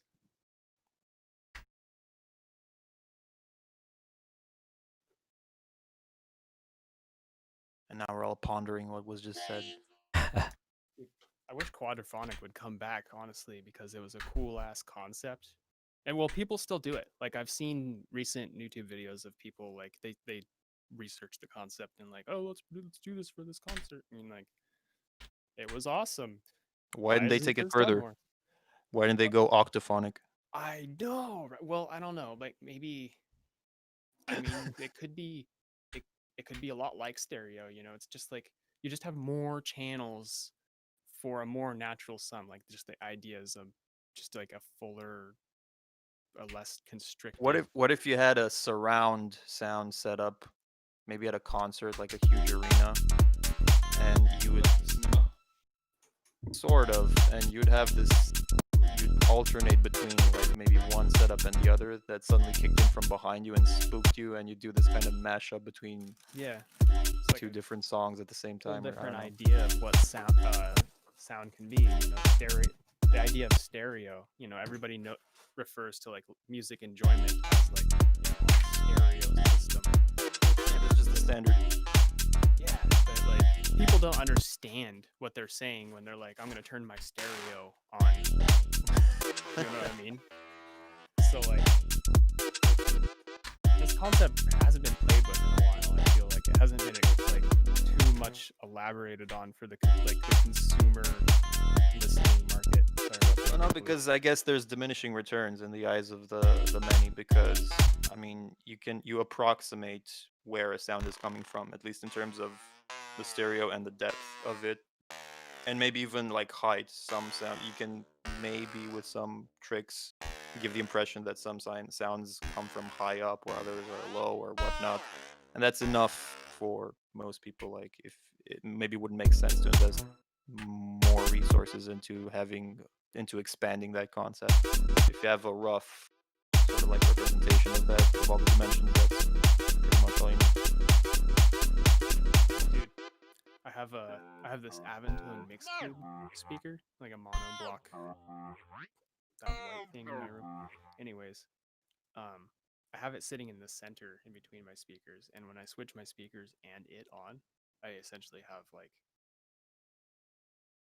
LCR. Like I have a center channel with left and right, and Yeah, that's the sub. interesting. And it sounds so much better. I can't speak for how much fuller it makes the mid channel, like way more present and less ghost like. Now, it probably wouldn't. This is because I listen at low volumes. These are near field speakers. They're not like, like a PA system. When you reach nominal level, like, you get that phantom center channel, and it's there, and it fucking knocks in your head. Like, you can feel it there. But at low listening level, it's just not as much there. So like a center channel is actually really pleasing to listen to. I was like jamming some ambient, and thought the mid channel really added a lot of girth. Totally, but this is audiophile stuff. Like for the masses, they listen on music on their fucking phone without even headphones nowadays. Yeah, don't you hate how like degraded music has become in this modern age? Don't get me started. I don't know, man. I had a cassette back in the day, and my phone sounds a hell of a lot better than that. Definitely. Yeah, but I'm talking about like Everything is always getting worse. Huh? I mean, let's look at the top 10 on the It's just Billboard that- charts. So No, you've it's got not that. It's just time hasn't sorted out yet, and you look at the past with nostalgia, and only the good stuff still tend to just get. remember, I tend do to get to agree. the proof of the past, right? I do agree, but like I do remember like stereo systems being more like custom stereo systems being more of a thing at home. Or maybe I was just a little kid and it was just in my household, maybe a few of my dad's friends' households or whatever. But stereo systems seemed like they were the in thing in like the 80s and 90s. well, they were because you didn't have smartphones back then. If you wanted to listen to music, you had to have kind of like a Yeah. dedicated system. Whereas now everyone has a smartphone. That's how people consume music mostly. It just sucks. Yeah, it does. Unfortunately, I don't think more people can get to listen to more music. Yeah, in terms of exposure, it's great. In terms of the listening experience, what Cameron's talking about, yeah, it's not ideal. But I don't think the audiophile market is that big currently. So yeah, that's what I'm saying. People aren't going to prioritize research and development in this field anytime soon. I think there's been some pretty cool leaps in like Bluetooth speakers. Like there's a couple companies making some pretty powerful sounding small devices that put out enough low end for you to be like bob your head like, yeah, it's enough. It's good. Yeah, those Bluetooth speakers are surprising. Like, I've heard some pretty big ones as well.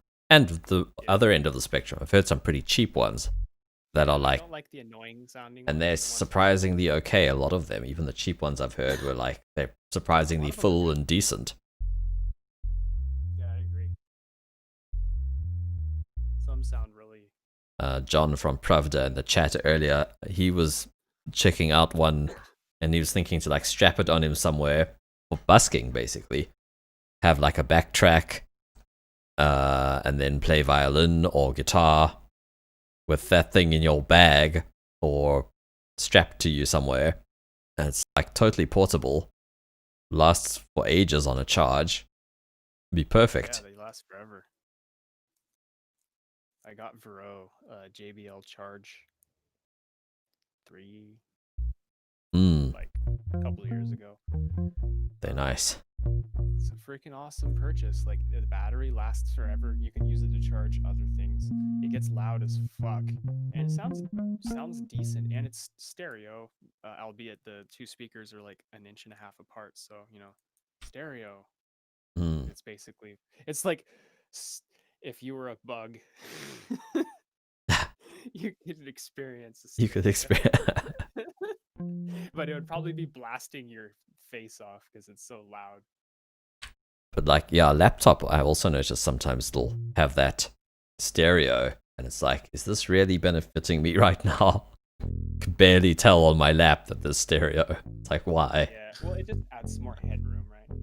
It adds more sort of because like mono stuff definitely doesn't sound very spacious at all. And with stereo, you at least get time for frequencies to be out of the way of others, even if it's a small space. Yeah. I think that's the whole idea. Even like with these, like say my stereo mics, like even if I'm only there, it's like half a foot apart or whatever. There's some difference, and it's enough to add like. It's enough, I guess, to add something nice to the signal besides it just being a single source or whatever. Right. Coming back to the CL to the center left right discussion, I have a different take on that. I have a feeling that it's not my idea. I had this idea from some guy from doing sociology, but I guess it applies to music as well. That whatever the time, whatever the moment, if you want to make money, you have to optimize for the masses. And things get worse because the number of people that you can reach increase. So about stereo panning, for example, when at the time when you only had stereo equipment in your room, there was only this kind of equipment, which means, and it was always in the room, so you can optimize and say, okay, if I do 100% panning on the right, it's gonna sound great because it's gonna have presence in the room, right? But now, because people has headphone or speakers, you have to optimize for the worst configuration. You cannot do 100% panning. Well, you can. That's the thing. Yeah, the problem is that now you have to optimize for so many things, and that's why mix engineers get obsessed with listening to in your car, on phone, on speakers, on headphones, on cheap headphones, expensive headphones, all sorts of different speakers. You can't optimize for all of them. And yeah, more to your point, that's why you have kind of a compromise, not necessarily crappy audio, but it's a compromise to kind of try and meet all those expectations in different mediums. What I find funny is like a couple people remarked on the high end on the hats of my song, but until I put headphones on, I thought it sounded really great. I didn't notice a thing. I just thought it sounded really awesome and crispy and good, but it sounded very harsh in the headphones. Well, headphones Everything else tend Next to album will contain a warning, do not listen with headphones. yeah. Well, I I think designed this for speakers only. all headphones kind of pump up the highs a bit. Even those that are marketed as flat, they kind of have this bit of a bump in the highs or curve, unfortunately. And it may also be an effect of you just having the speakers so close to your ear that kind of creates that effect of the highs being a bit more piercing. Whereas on multiple times with these headphones, just because of the hyped highs I have on these. yeah, I know the feeling. Trust me. Whereas on speakers, I guess the sound gets to disperse a bit before it reaches your ears. Yeah. And high frequencies, they have really short wavelengths, so they disperse really quickly.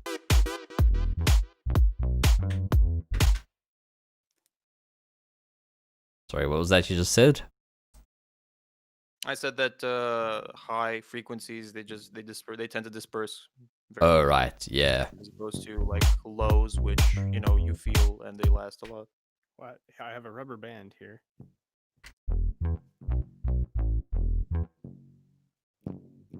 Damn, that sounds cool. Sounds like an oversaturated kick drum. Oh man, I feel like if I do feedback streams again, I'm gonna ban those kicks. Those just distorted kicks. It's like where the whole. Sometimes it's just the kick, but then I spend the whole time listening to the song thinking, is that clipping on the master or is it just on the kick? And then I'm like, shit, I need to actually hear the song now. I hate it. Even if it's part of the thing, it's part of the sound, but I so hate it. Just There was goes a against song every fiber in my None of being. Many stream that was just like that. Just fits that description. Yeah, that's today. what I'm bringing it up. Yeah. I think that was on the whole thing. I felt like it was affecting the vocal, but I could have been It was mistaken. affecting everything, honestly. Yeah, but And that's at the this thing. point, I Sometimes you don't mentioned it. know. Yeah. You can't focus on the song itself because the clipping is so in your face. You Mm. can't tell what's what anymore. I And was listening on my smaller speaker, so I didn't know what you guys were talking about. Because on small speakers it all sounds. It just sounds kind Clippy. of like something It all happening sounds over great, there. right? sorry, what? Yeah. It just all sounds better in small speakers, right? Yeah, kind of. I I guess. think Well, it sounds more like you don't everything sounds notice the its same, and flaws, everything. like, yeah, Yeah, go ahead. everything's kind of peanut buttered over. Yeah, I'm so conflicted when I get these people in chat because most of them are like 14-year-olds, and I don't want to like Yeah. crush their dreams of being the next Drake or whatever, but at the same time I just can't take them seriously. And I usually try to get past, like if they just have a slightly clipped kick, I'll get around that. I'll not mention that. I'll refer to the rest of the track. But if it's so I in your commend you for face, dealing with these kind of people. I honestly, you do a really good job. I am dude, I'm so tempted to tell them to go fuck themselves, but at the same time that wouldn't help anyone, I guess. So if there's No, it something to wouldn't. critique or any constructive criticism to give to the rest of the song, I'll give it.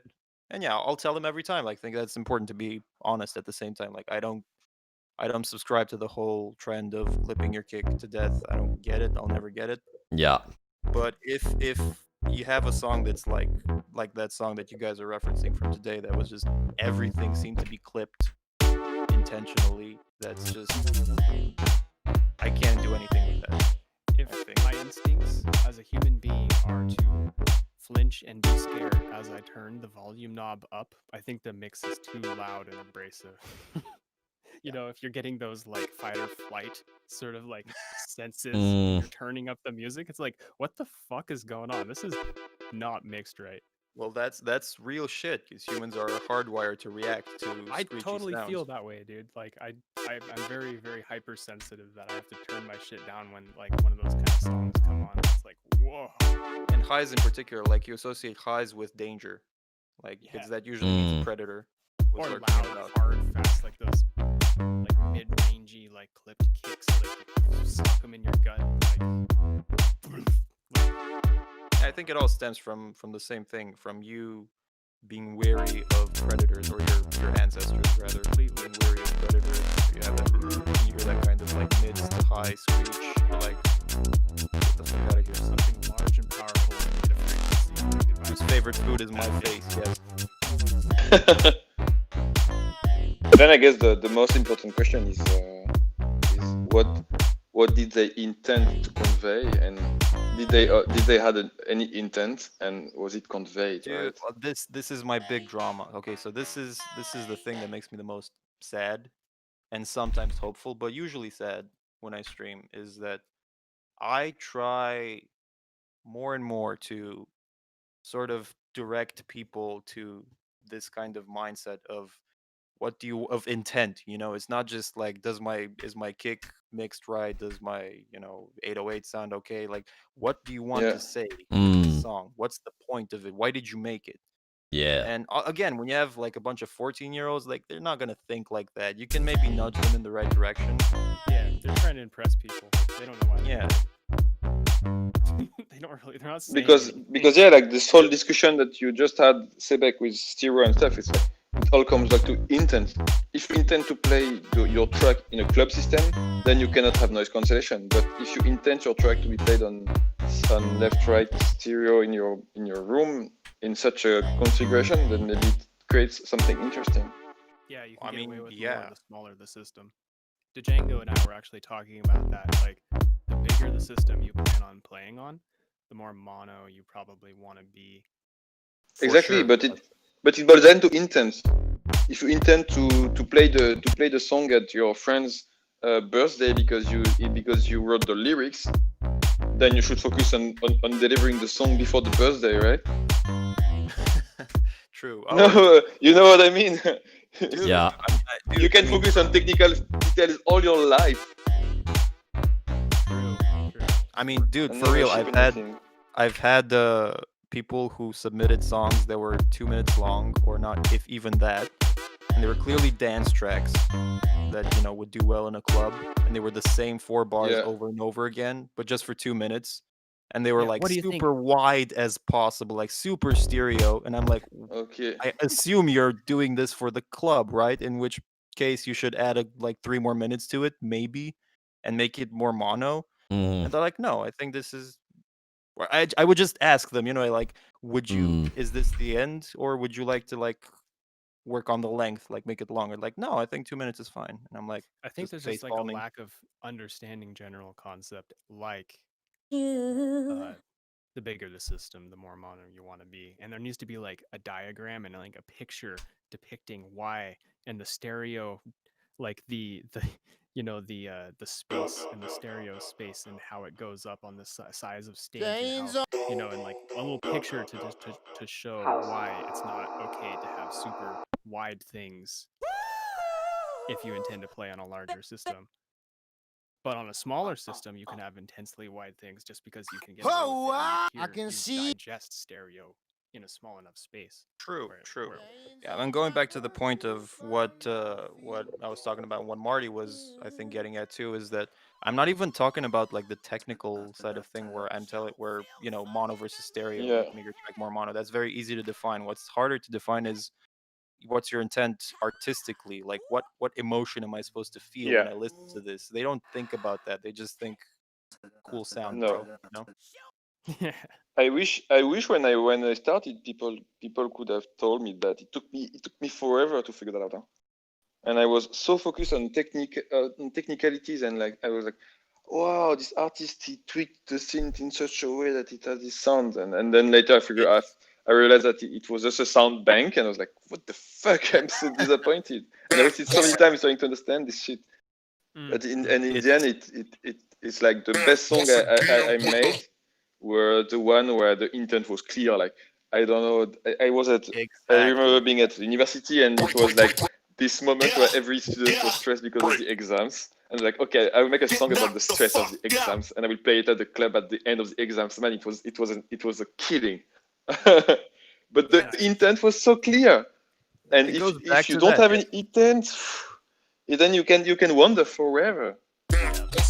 I mean, I'd like to reference Abzo's track from the stream earlier. Like, I don't know if it came across to you guys, but that really was like, I meant what I said. It really sounded to me like a very intimate song that had a clear intent behind it. And he alluded to it, that it was going through some tough stuff, and it comes across. It's so amazing how that works. Like, it really comes across. I think I was there a little later. It's a really I dope wasn't track. there. Like, I really like it. I can imagine.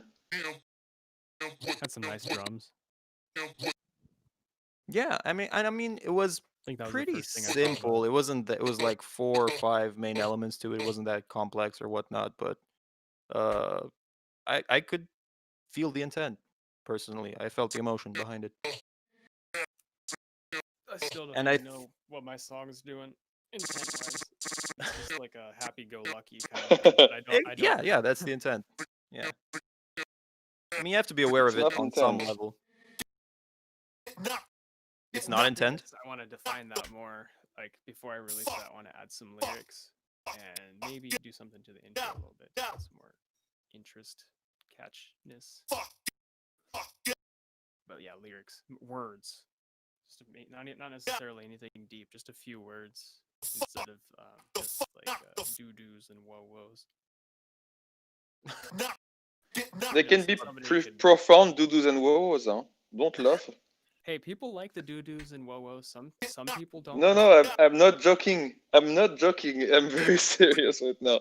I can think of a song where it's only doo-doos and it conveys all the intent perfectly. The Don't- intent is Never underestimate. like on a Seaback song to be playful. Then doo-doos work really well. Yeah. Yeah, but I just want maybe it's just like me wanting to watch the track, but I want somebody to be able to remember the track by a few words, so they can be like, but the words instead of do. You know, so somebody can be like, you know, the track that goes like this, and so it's searchable and more memorable at least.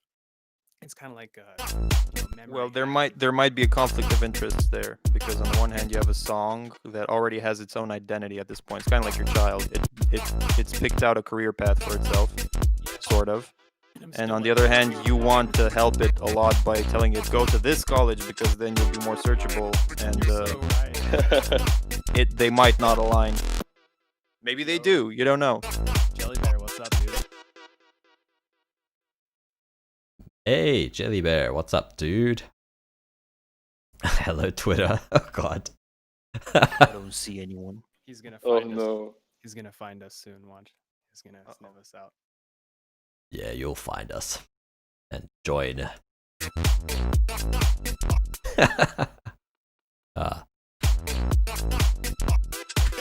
We need another accent. We've got French, South African. Where are you from, actually? None? You'll never guess. I mean, whereabouts in the States? I was guessing this. Oh, wait! I remember. It was a surprise, but I don't remember exactly where. Like Serbia? I'll give you a hint. It's not- Romania. Yeah. There we go. Congratulations. I remember. I would You not have said. no accent. Yeah. I love that you have no accent because they say that you always have an accent. It's not like So I have a American accent. I was told in one of my streams that I have a Carolina accent or something like that. I was like, oh, okay, cool. Yeah, you sound American, and you sound. I mean, obviously that's what I'm going for. But I mean, you have no accent from the French perspective. well, French accents are pretty thick. And that's so thick, man. And I've been working on it, huh? I mean, dude, you sound fine. You're I find that no. American. He's making some noodles. Okay. You He go got ahead, man. hungry instantly. He heard a few bars of Django's music and he got hungry. So when are we gonna start some sort of thing like Widler's got on Wednesday? You know, he's got Widler Wednesday, or what are we gonna establish this thing where we all come and share our shit weekly or so? Because I think that would be pretty cool. It'd be productive as fuck. I'm fucking in, but not on Wednesday. It would really put in the whole there's something coming soon. I can share this somewhere. Everyone's gonna consume it. It's gonna be fun. Great. It's gonna be nice. You know, but we don't really have a regular place to do that. So wait, are we talking like a feedback session or a listening party or? Yeah, let's define the thing properly Yeah, first. no, What are we it's doing? not. It's not just like a anyone comes in kind of thing. It's like hey, we're all everybody states the project they're working on, and it's like a status update kind of thing. It's like a, hey, let's help each other finish. You know, tracks the weekly. one of the first ideas I had when I thought of this whole co-streaming thing, and I think this is the easiest to realize and potentially the funniest, is to have, I don't know what you would call it. We need to think of something catchy, but you have basically 4 producers, let's say. One of them streams and actually tries to work on their track, and the other 3 help him, quote, by more they kind of heckle him or troll him. Commentary, yeah. Yeah, commentary, and like, oh no, do that, like turn the It's kick like a up. sports announcer, just like. Yeah, that's good. Yeah. That's another good one. Yeah, that's. And fun. it And that might- could be nice, huh? I mean, you could do everything because you'd run the whole gamut of you'd run the whole spectrum of helping actually to finish a song Yeah. Trolling. and trolling at the same time if you feel like if the That would situation be so cool. arises. And then obviously the Yeah. other get their comeuppance because you'll do the same thing to them. Right? Yeah. And at that You all point, get it's to Yeah, yeah. the person's probably going to be so far into it creatively. There's not going to be a whole lot that people can heckle him about. It's going to be mostly just like him. He's going to want ears on it, you know. At that point. And I Yeah. and I think it helps with the social aspect because it gets the chat Yeah. in on it. It encourages them to do the same and Yeah. because sometimes chat can be pretty quiet, like pretty timid. Yeah, and the cool thing Yeah, is definitely. the focus is around the production, and it's kind of like, you know, one of those like professional like gaming things where they sit and they commentate the person that's playing, you know, or whatever. But it's the intent is there about the music and like the progression of this track and trying to finish it. And I think that's interesting because it puts. Yeah, I kind guess of, it's the like- combination between music production, commentary, and stand up, and you can have all of them. Yeah. That would Yeah, be yeah. so cool. It makes it more entertaining and fun. And also as a bonus on a technical level, it's very easy. All we have to do is what we're doing now, essentially. Hmm. You just get a whole bunch of people in the Discord. Everyone can hear you, and one of you streams music production. Yeah, that would be so cool. Oliver got timed out there. Freaking bot. That bot has only caused me shit, I must be honest. Like, it's not moderated anything like really bad. Although Seebeck's typing error that cost him cunt, that might have been kind of a Mike good bot. save. But for the most That part, was mine. it has been really annoying. It Yeah, I it think actually that stopped someone's bits the other day. It stopped him from spamming bits. I was like, what the hell? would- Look at Oh, Jelly la, Bear. la. Look at Jelly Bear. my That fault. bot is a scumbag. I feel his pain. I didn't even know I'd been night. given bits until after the stream. It was pretty embarrassing, actually. It was like, wait, what? I've turned my mic stand into a stand-up bass. I hear something. That's cool. Dude, I want to get a bigger rubber band so I can have some more low-end response. Make a rubber double bass. I was thinking recently, I want to do like a rubber-based song, just a. Damn, that'll be cool. That would be epic. That will be really You can epic. technically make an entire song just out of rubber bands. 'cause That Absolutely. can double as a kick as well. Oh yeah. You know this song has been working on forever. It was actually me doing this. That's how the song I started. I was suspecting. It actually turned into a decent game, but you know, it's processed as shit. But I found this Yeah. really cool upward limiter called Boost. And wow. It's not free. It's really nice. Fucking good.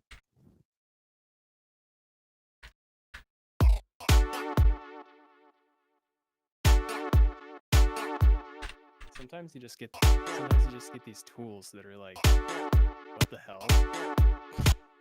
This makes this so easy. Right. I must try that, That's man. the main function of plugins. It's to save you time. Because a lot of what they do that you can do yourself, it just takes a shit ton of time.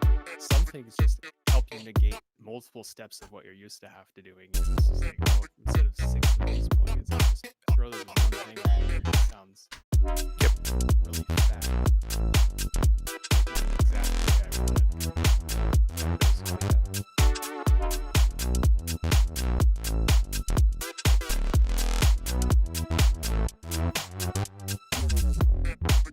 Well, if you guys want to do this kind of commentary / stand-up / music production, I'm all in. Just have to pick a date and time. Yeah, count me in. We have to set like a clear goal. Like, what's the song? Everyone has to pick a song that they want to work on and have a clear goal for it, so So that the does others it can just, play like, off that. cycles from person to person, like each week. Like, okay, this person's gonna be working on this, and so and so's gonna be commentating. Yeah. Okay. I think that it also gets more interesting if there's some preparation involved, like templates or presets, because just cycling through an infinite amount of kicks is not something. I mean, Well, no, I that's don't what know. I'm saying. You have to like ideally have, and that's partly why I don't stream the beginning of the process Yeah, nowadays, because it's just so boring. Like you said, just cycling through a million kicks is not something that your audience wants to go through. So ideally, you'd have a skeleton down at least to work off of. yeah, but like when at the beginning of John Guza's stream, for example, he had its serum presets already loaded. It's like okay, let's just cycle through the preset, but it's like every preset sounds awesome. Like, how do you do that? It's like, oh, that's just my pre-selection of presets. Like, Yeah. that is very clever. Yeah, I took a little bit of time to prepare. Yeah. Yeah, think but yeah, contrary- not specifically for the stream, but generally, yeah. I think I would just build from the. I do that well, so I would just build from the groundwork up. But for others, that's completely fine to prepare some. But things. mortals can prepare a bit. Well, It's always good to prepare a few things. maybe it should be up to the host, like the person who's doing the actual music production. He should decide the No, workflow. no. and Yeah, where you there's start. Actually- no rules or anything. But just No, for no, the no. I was just talking about how I would approach it. No, Yeah, no, nothing totally. prescriptive here. Yeah, I agree. Having some like what I would do in my case, for example, I would probably prepare like a few like interesting character samples, something that would make the song Yeah. have a character or something, and I would start with that, and that would be my preparation. Then I'd probably build everything Okay. around that. So, but somebody else might get like their drum kit and their bass and their general song layout and their idea started first before they start the stream and all that. But I think people like my process, so that's what's enjoyable about what I do. So I would just do that. Yeah, I don't have the CPU power to finish a track on stream, unfortunately. Exactly. That too, yeah, my later projects, it's just not entertaining. Earlier in the process stuff is more entertaining. Interesting. Just for me, though, just because I'm a workflow person, like it's like I'm playing with paints or clay or something. Yeah, true. Especially if you can, again, Yeah. if you can do it fast enough. It's kind of like speed painting, when you see those. It's a lot of fun for yourself. Yeah. Then I guess we shouldn't aim for a track. Then we should aim for something smaller and more achievable. It's more of like a constructive, like, hey, let's. I mean, what I tried to do earlier on, Girl, maybe. but it might have been a bit too early on, but like Sebek was there for one of them where I took words from the chat and I would search them. That way it was involving the chat to some extent, because I would pick a random word if they didn't Okay. specify a word. If they did specify a word, then I'd look for it. But I would basically search it in my, like, I'd search it on Splice and like in my actual music library. And I would find like some random song in my music library, and then I would have to use whatever like came up in the search result. Yeah, I like that. That's kind of. And that was quite fun. That's very cool. I've seen someone do it who had a few more viewers, and that was pretty sick. But yeah, that's something that I've considered doing again, because that was quite fun. And people feel somewhat involved in the process, and sometimes there's happy accidents. Yeah, accidents are part of the process. feel like anytime anybody's ever been in chat and even most of the time even jokingly said, like, hey, add a cowbell, almost every time someone said that, I've done that in my music and it always turns out good. So, Yeah, just make it work. sure changes the vibe when you add a cowbell. It makes it really like country and jazzy sounding. Cool, dude, I love it. It sounds so cool. It was my signature sound at some point. Then I stopped. Yeah, I love the sound of cowbell. Like too much cowbell. It makes a really jolly sound, you know. It's like when you use it, it makes, well, depending on how you use it, I suppose. In my music, it Yeah. makes stuff sound jolly. You can process it to shit. Like you can make something really epic out of it if you put like this huge reverb tail on it, make it really tonal, and you make it basically. Yeah, that's true. instrument. Turn it into a tunnel. Tunnel, yeah. And call it light at the end of the tunnel. And we even have the name of a track now. Wow, things went fast. Yeah. Well, that's the point.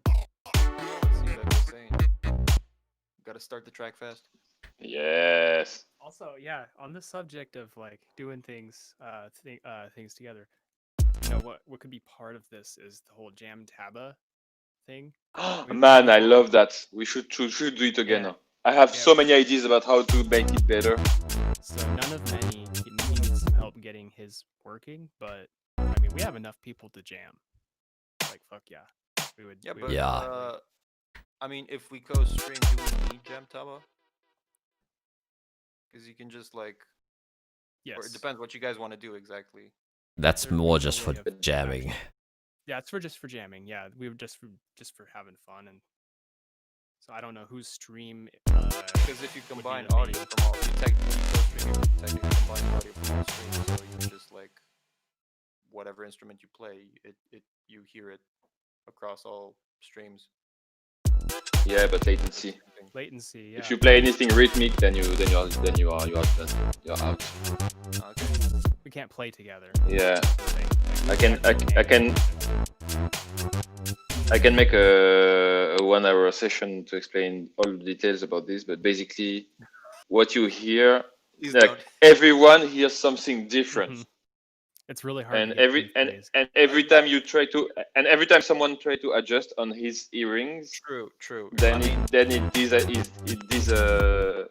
it desyncs from the others. yeah, I didn't think about that. So Twitch latency varies from 2 seconds to 30 seconds. So yeah. Yeah, that's the speed of light. You cannot get past that. It's impossible. This is Well, But well, Jamtaba streaming. it does it opposite way, right? It adds latency to compensate. Sure. Well, I'll give it another try. I'll try to make it work. Because for some reason it's But not working properly in my DAW. But Yeah, get it around wasn't accessing the internet or something. it But it does it did. Oh, shit. standalone. It does it standalone, like when you do the standalone version. But in the DAW, it just won't. On my Windows system, it like there was a pop-up in the background asking if I will allow Ableton to connect to the internet. It's also possible you have a firewall that maybe stopped it. Like maybe you blocked Ableton from connecting and then Jamtaba doesn't connect. Okay. Yeah. Well, I'll look into that. That's possible, yeah. Yeah. But I was thinking about like maybe we could, I don't know. It would totally be possible to create a performance in Jamtaba where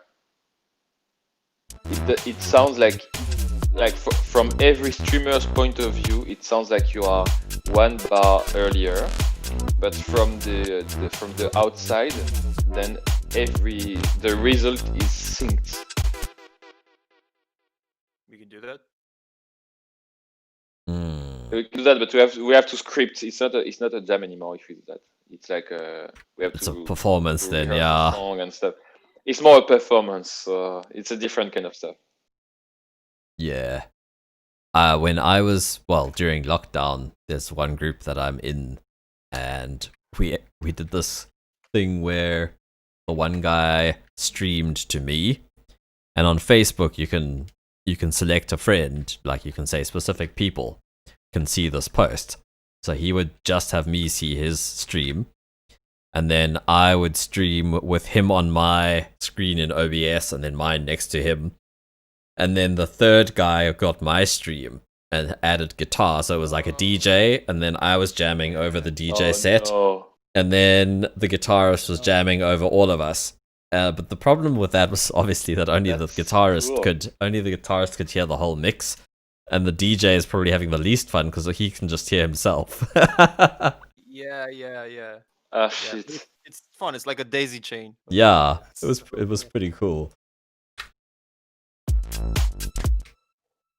And what was the reception like? How did people enjoy it?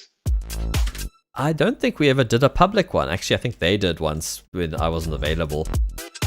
So that's always the catch, is like just getting everything together. But yeah, we did a proof of concept a few times, and it looked pretty cool. I just felt sorry for the DJ. He wasn't hearing what we were doing, and he can't like tell us. Oh, unless we were like on WhatsApp together or something, he couldn't actually tell us, oh, I'm going to change the tempo now, or, I guess we'd have to have him on WhatsApp and hopefully not have all the bleed from the audio there. I don't know, it's a tricky thing to get right. It's a fucking tricky thing. Yeah, we'll see. We'll see. Anyway. Okay, beautiful people. I have to go. Yeah, same. It's getting kind of late here. So I'm gonna tap out. Cool, man. I'd like to point, totally unrelated to anything, going back to my voice fetish. I'd like to point out that this is technically the first time I've ever heard Seebeck's voice, even though I've been in his stream like 3 times. Oh, wow. I don't think he ever talked on stream. He does often, but obviously not that often. You need to ask him very direct questions. It was a surreal experience when I got. Also, this is like so cool because I don't know if you guys feel the same. Like, but when you're streaming, it's so strange because you interact with the person, but it's such a sort of like neutered interaction. Yeah, that's what I love about Discord. Back and forth, like Is this like indirect. Is this person credible? Yeah. And there's a lot of people, but even like with streamers, because there's a lot of people that, I've heard them talk and I've chatted with them, and they've heard me talk and they've chatted with me, but we've never actually talked. You know what I mean? It's not. It's different. Yeah, that's why one of the things I've enjoyed is on certain servers, people will share their screen in a voice chat. And I'll end up like learning stuff much more that way, because you're actually able to ask them a question and they can explain stuff as they go, or like, I don't know, they can choose their, like, how much they want to tell you, but like generally it's a lot quicker for them to explain something if you write there saying you do understand or you don't understand. And I don't know, it's a much more immediate than doing it through a text thing on a stream on Twitch. I think latency doesn't have either. Yeah, but it's not. It's so hard to explain. It's not like, because it's a subtle thing. It's not just the speed of the communication. It's also, I think, the reactions change. The way you react to people change based. That's true too. When your reaction all the is things. instant, it's totally different than reading a text and then picking a reaction from your brain. And also you have way less information with text compared to voice. Yeah, you have to kind of give them the bullet points. It's kind of a clumsy, convoluted process to have to like read it, figure out your reply, Exactly. type it, wait for them to reply. It's a longer chain, essentially, and a lot of information gets lost. And it ends up fucking with how you interact, because you like, because it's such a, like, you're only saying a few sentences at a time, so you don't end up saying as much as you want to say, so you summarize things, and like depending on how fast you are typing and blah blah blah, like you don't. So it's more a Q&A in the end. Yeah, kind of. Yeah. Well, anyway, guys, I'm gonna tap out. Anyway, Pleasure, It's man. been a lot of fun. Cool, man. it Thanks was for that. yeah, cool. Yeah. Thanks again for the raid. Have a good night. Take it easy, man. You too. Bye bye. See ya. Cheers. Yeah, I'm probably not going to be up too much longer either. It is like 11:30 here. My bitrate's pretty solid for a change. That's nice. It doesn't seem to be related to my internet connection speed, though. It seems to be just something about the connection to that specific server, you know? Because my Twitch bitrate's not nearly what my internet can handle. And I once streamed off my phone, and it was better. It was faster.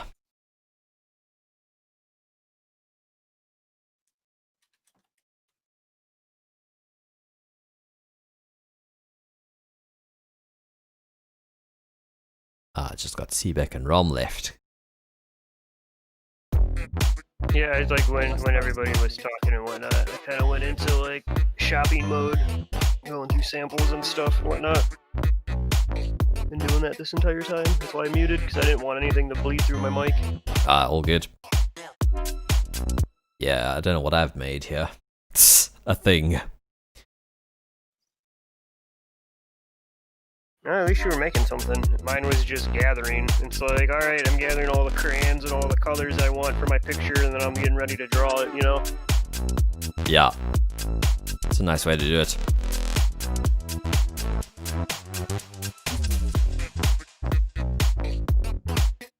I got lost in melodies and different stuff for like lo-fi, and then I was on the, I don't even know what to say. I was trying to get this freaking, pretty much it's like indie electronic or dance music, and it's like certain vocals I was looking for. Right. Kind of like in the song like Motorcycle as the Rush Comes, or Moonlight by like Jelano. And I was like, man. Or a good artist is Wana Oak.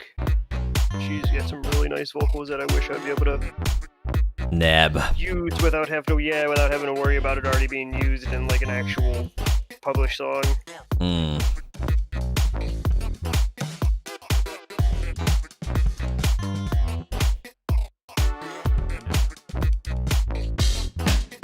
Banana.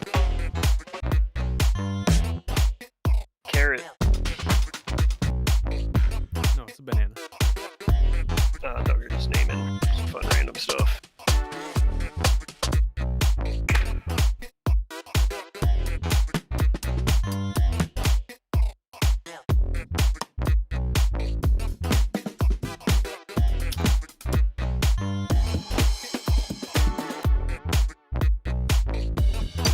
I wonder what the best time for everybody. It seemed like, well, everybody was awake now, but this is like when Friday. It's Friday and late for everybody apparently. So I'm fine with any early time in the morning too. What about like 4 hours previous? To It's funny to think about it. It's like 11:30 for Django. It's like 2:30 for you. It's 5:30 for me. Yeah, we have to establish like a good time where someone's not going to be like super tired. I wonder if my mornings would work. So you're like before you guys go to bed kind of a vibe. It'd be late afternoon, yeah. It'd probably be like 9, 10ish for me. It'd probably be like 5 or 6 for Seaback. Shit. That's doable. Yeah, it's doable. I'm down with any time. I'm completely open to any time, so it's just up to what everybody else needs.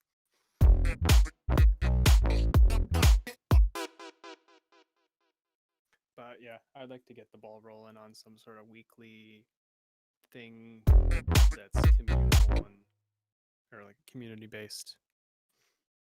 That's productive. Is there any way you can be a little louder? Am I too loud? No, you could be louder. I could be louder. Yeah. Buys this fancy microphone. Super quiet. Am I loud enough? That's Am I pretty loud good. enough now? It's better. I Pretty still have it at 200%, but yeah, it's good now. You have it at 200%. Your double volume. So was I loud to anybody else? I'm pretty loud to myself. I'm monitoring myself. Oh, I now. see. No, I don't think you're allowed to anyone else. I Test. think none said you I were a have you bit soft cranked as to well. 153. Test. That's nice. Test. Oh, there we go. That's a lot louder. That's good. As you eat your microphone. I can. Banana. Yeah, as he eats his microphone. You can hear the breathing now too and how close he is. That's funny. Shit. I was thinking, fuck, dude. I was thinking the whole time that that I was way too loud, so I was trying to be Nope. careful. Oh shit. Dude, anything sounds cool. The smallest thing. And then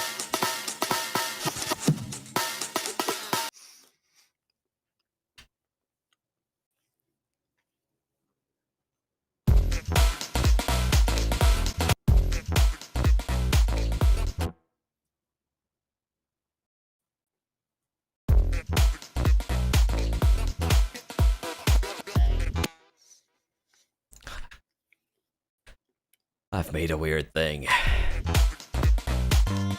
it'd be cool to do Secret Santa for Twitch. Like, you know, like you could do like small instruments or something like that. The category could be small instruments, and you could do Secret Santa among like, you know, a list of people, and Oh, got you. you know, just something cheap that you could like send somebody or order and send somebody. I think that'd be fucking cool. Interesting little thing, you know. You could stream it, and then you could stream getting the instrument and playing with it, and it's just a whole like chain of events. It's a cool idea, yeah. Stemmed from just the Secret Santa like producing song idea. Reminded me, oh yeah, Secret Santa. Yeah. Could do something cool like that. Sick.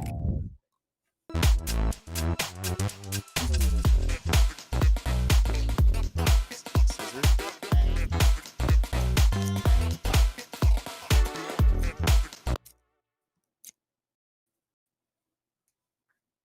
Solid sound. By Django, like 10 different bottle sizes, glass bottles of brew that he can drink, and then when he empties, give him like a little set that he can hit, which causes different pitches for bells for each bottle size.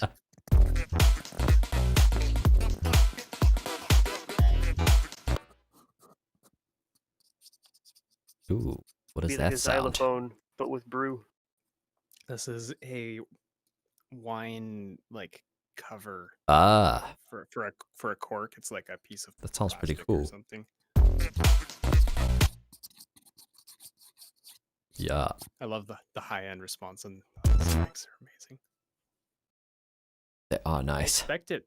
I expect like the noise floor to be cranked up when I crank it, but it's like the only noise floor is literally just my fan. Yeah, I'm not hearing any noise. That's the only thing I hear is my just the noise that's in the room, not from the actual converter. I'll That's crank it. amazing. So I'm cranked right now. It's probably so you can hear the fan. Not really, but it could be Discord. Discord does have some stuff in the settings that clears various things. I can hear myself vaguely, but I can't hear other noise. Oh, really? Oh, it's that loud. Okay, let's turn the mic or the headphones down. That's interesting. You're hearing it from. Oh, the headphones. Wow. And sure, the noise floor is really low, but it could also be Yeah. Twitch. I mean, Discord. Discord.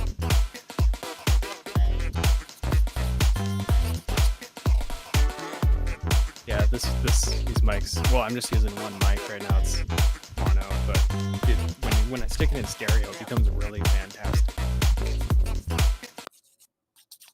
Ah, I love it.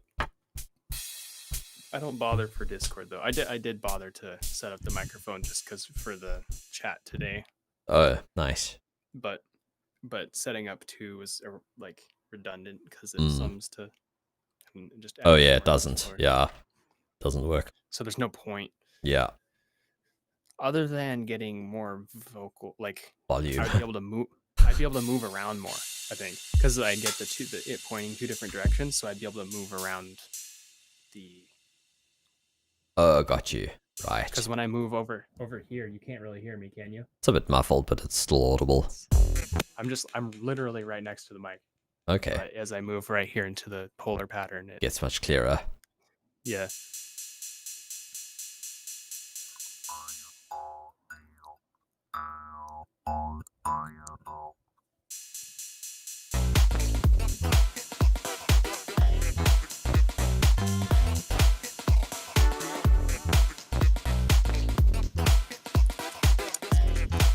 Oh, that is like toy snake thing that could probably be used as a shaker thing.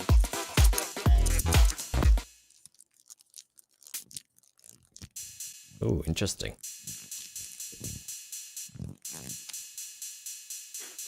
Yeah, everything becomes 10 times more interesting when you have nice mice to play with. So it's like, the thing is I'm not productive enough to like record everything and slice everything. I just like to play a lot. Right.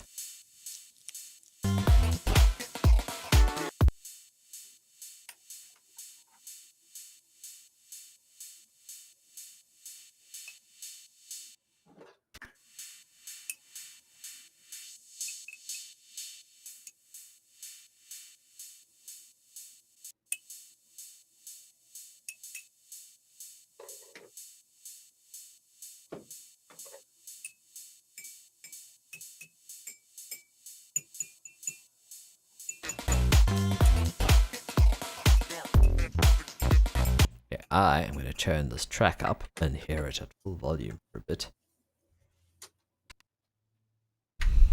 As opposed to underneath the voices.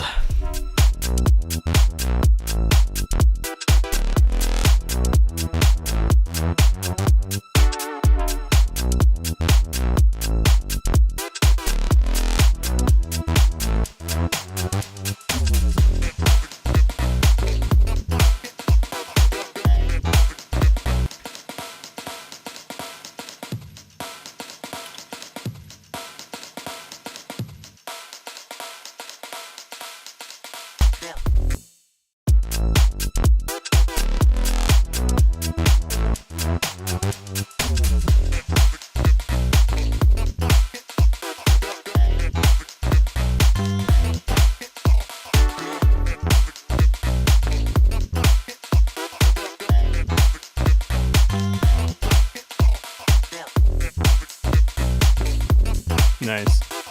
It started out pretty good.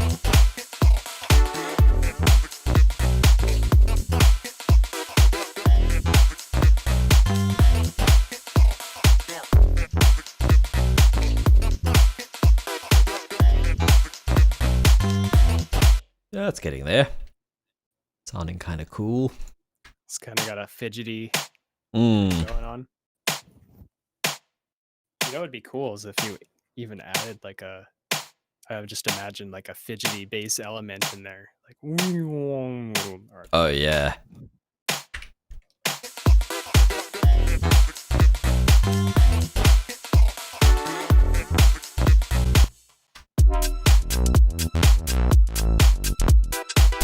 I've kind of been doing a project with like a lowering bass line, but a psychedelic sort Mm. of fidgety thing. Those are fun.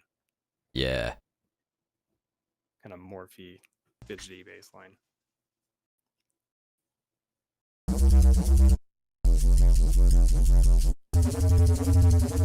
I dig the Nero bass thing that I made.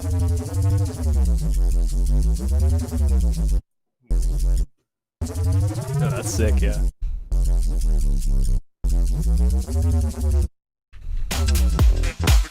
Damn, dude, if you had some like high frequency like if you added like a ascend for the high frequencies and the stereo bits, you could probably like get really grungy and dirty with it. Ah, that's a cool idea.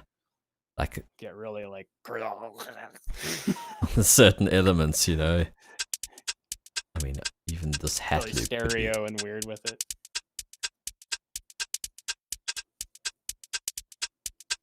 Because it sounds like it wants to be. Like it's already pretty fucking awesome sounding as is.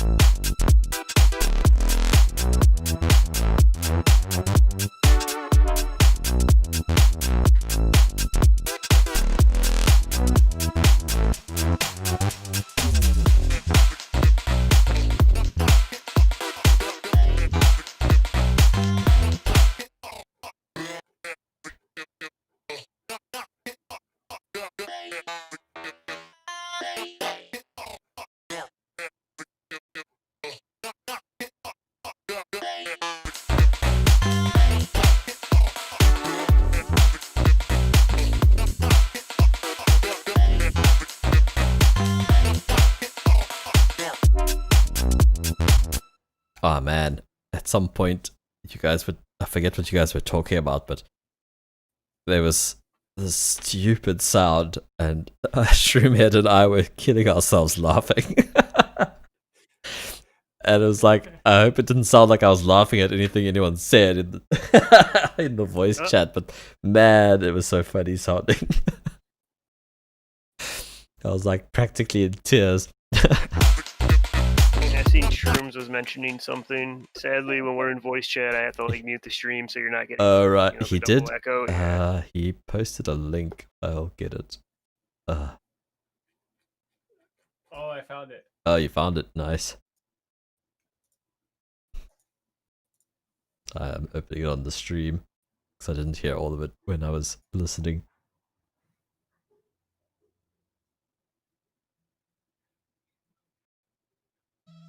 The notes down at least.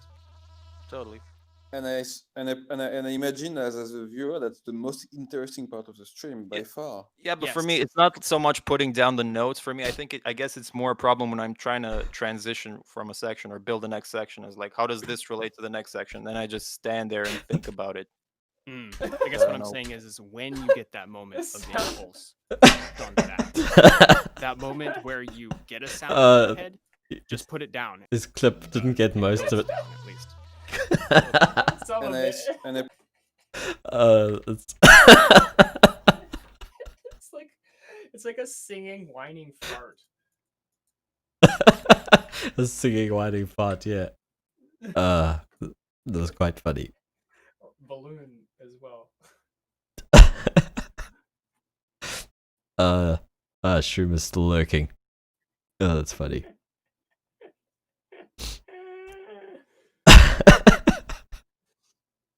You vaguely hear it at some points. Be like spluttering.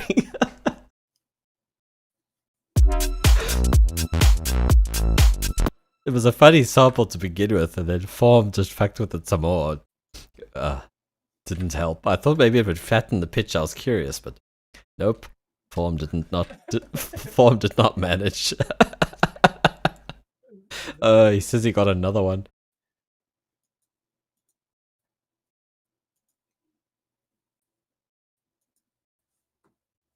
Physically move more than one fader at a time. Just No, like- you're completely right. I can't think about anything like creative when I'm in that mindset. Like I get stoned and be creative, but like when I'm once I get into this mix, doing nothing but just mixing and trying to improve the track mix wise for like the. You're long- like it's a precaution. That's what it is. Because if you don't do it, you're gonna overshoot. You're gonna be like you'll be tempted to be like plus 10 dB on the bass and whatnot. Well, And if you if I stone don't yourself, do you'll it- be like, no. Physically move more than one fader at a time. Just Oh my word.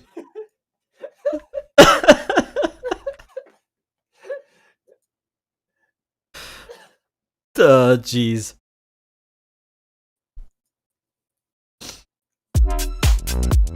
Mouth hurts from smiling.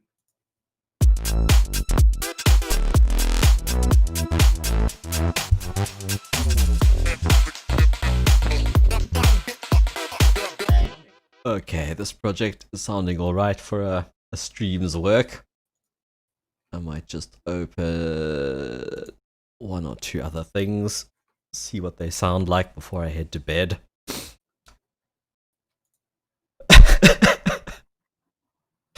Oh god.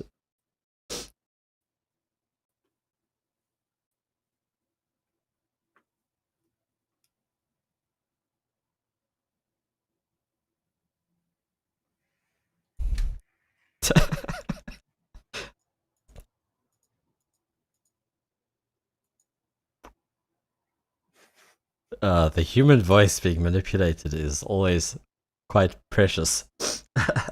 Priceless.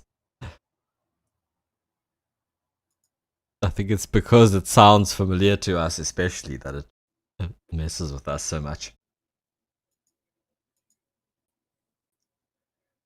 Reactor 6 loading. It's like you're in your brain. You're trying to imagine what kind of creature could have made this Yeah. sound.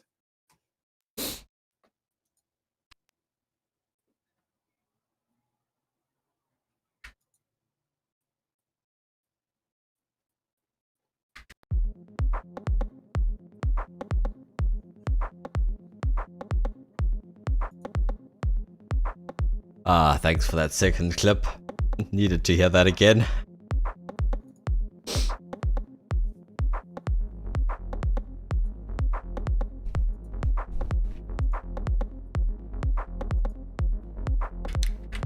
That was not what I wanted to do.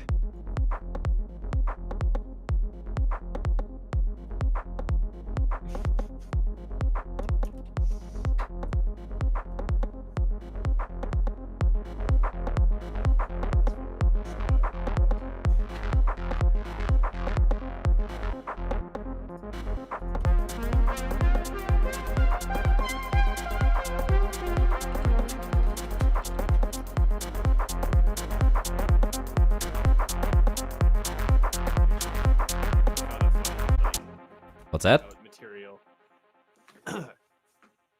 I found some funny emote material of BB King like leaning back, smiling, doing his BB Key thing. Oh, nice. I'm gonna make it into an emote. Hell yeah. Yeah, I had some ideas. Oh man, I think I was up really late. I should have written them down. So I normally remember shit, but like 3, 4 in the morning, maybe not.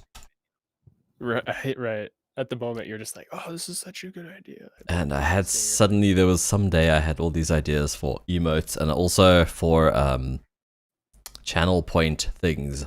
So I haven't set any of that shit up actually. Yeah, you could do some cool stuff with channel points, I think. At least, somewhat like entertaining. Yeah, exactly. I can't remember what they were though. I had some ideas. It was also none of many's stream.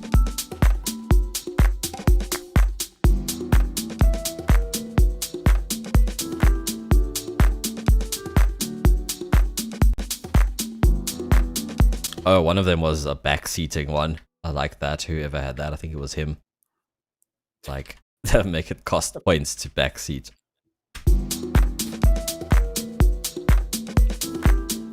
That's fun. Yeah.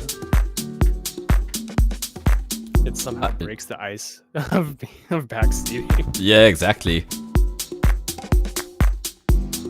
Have that at a relatively low tier, I think. I have a predicament in some chats where I've amassed an amount and I'm like, I'm never gonna have anything to spend these on. Yeah, just save.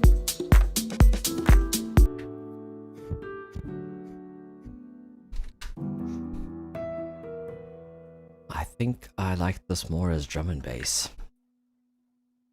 Maybe we shall go back.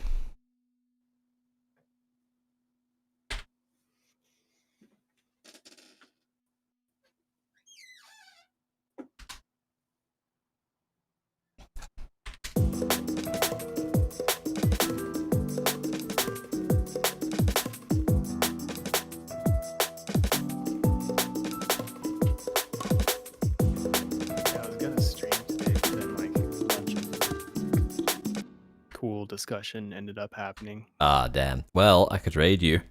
It's nearing that time. I'm nearly done. I think I want to nap before. I don't know. I guess I'm gonna procrastinate before I get something done. Don't do it. I was gonna do. I know, right? Then I'm get nothing done. But I was gonna start something new just for fun. But maybe I shouldn't. Maybe I should just go to something else and treat that as my new fun thing. Just go to another project that's well established. Right. I don't know. I like the new projects thing on stream. Unless you really don't want to start something new. Like, I am one of guilty. I enjoy seeing stuff start from scratch sometimes.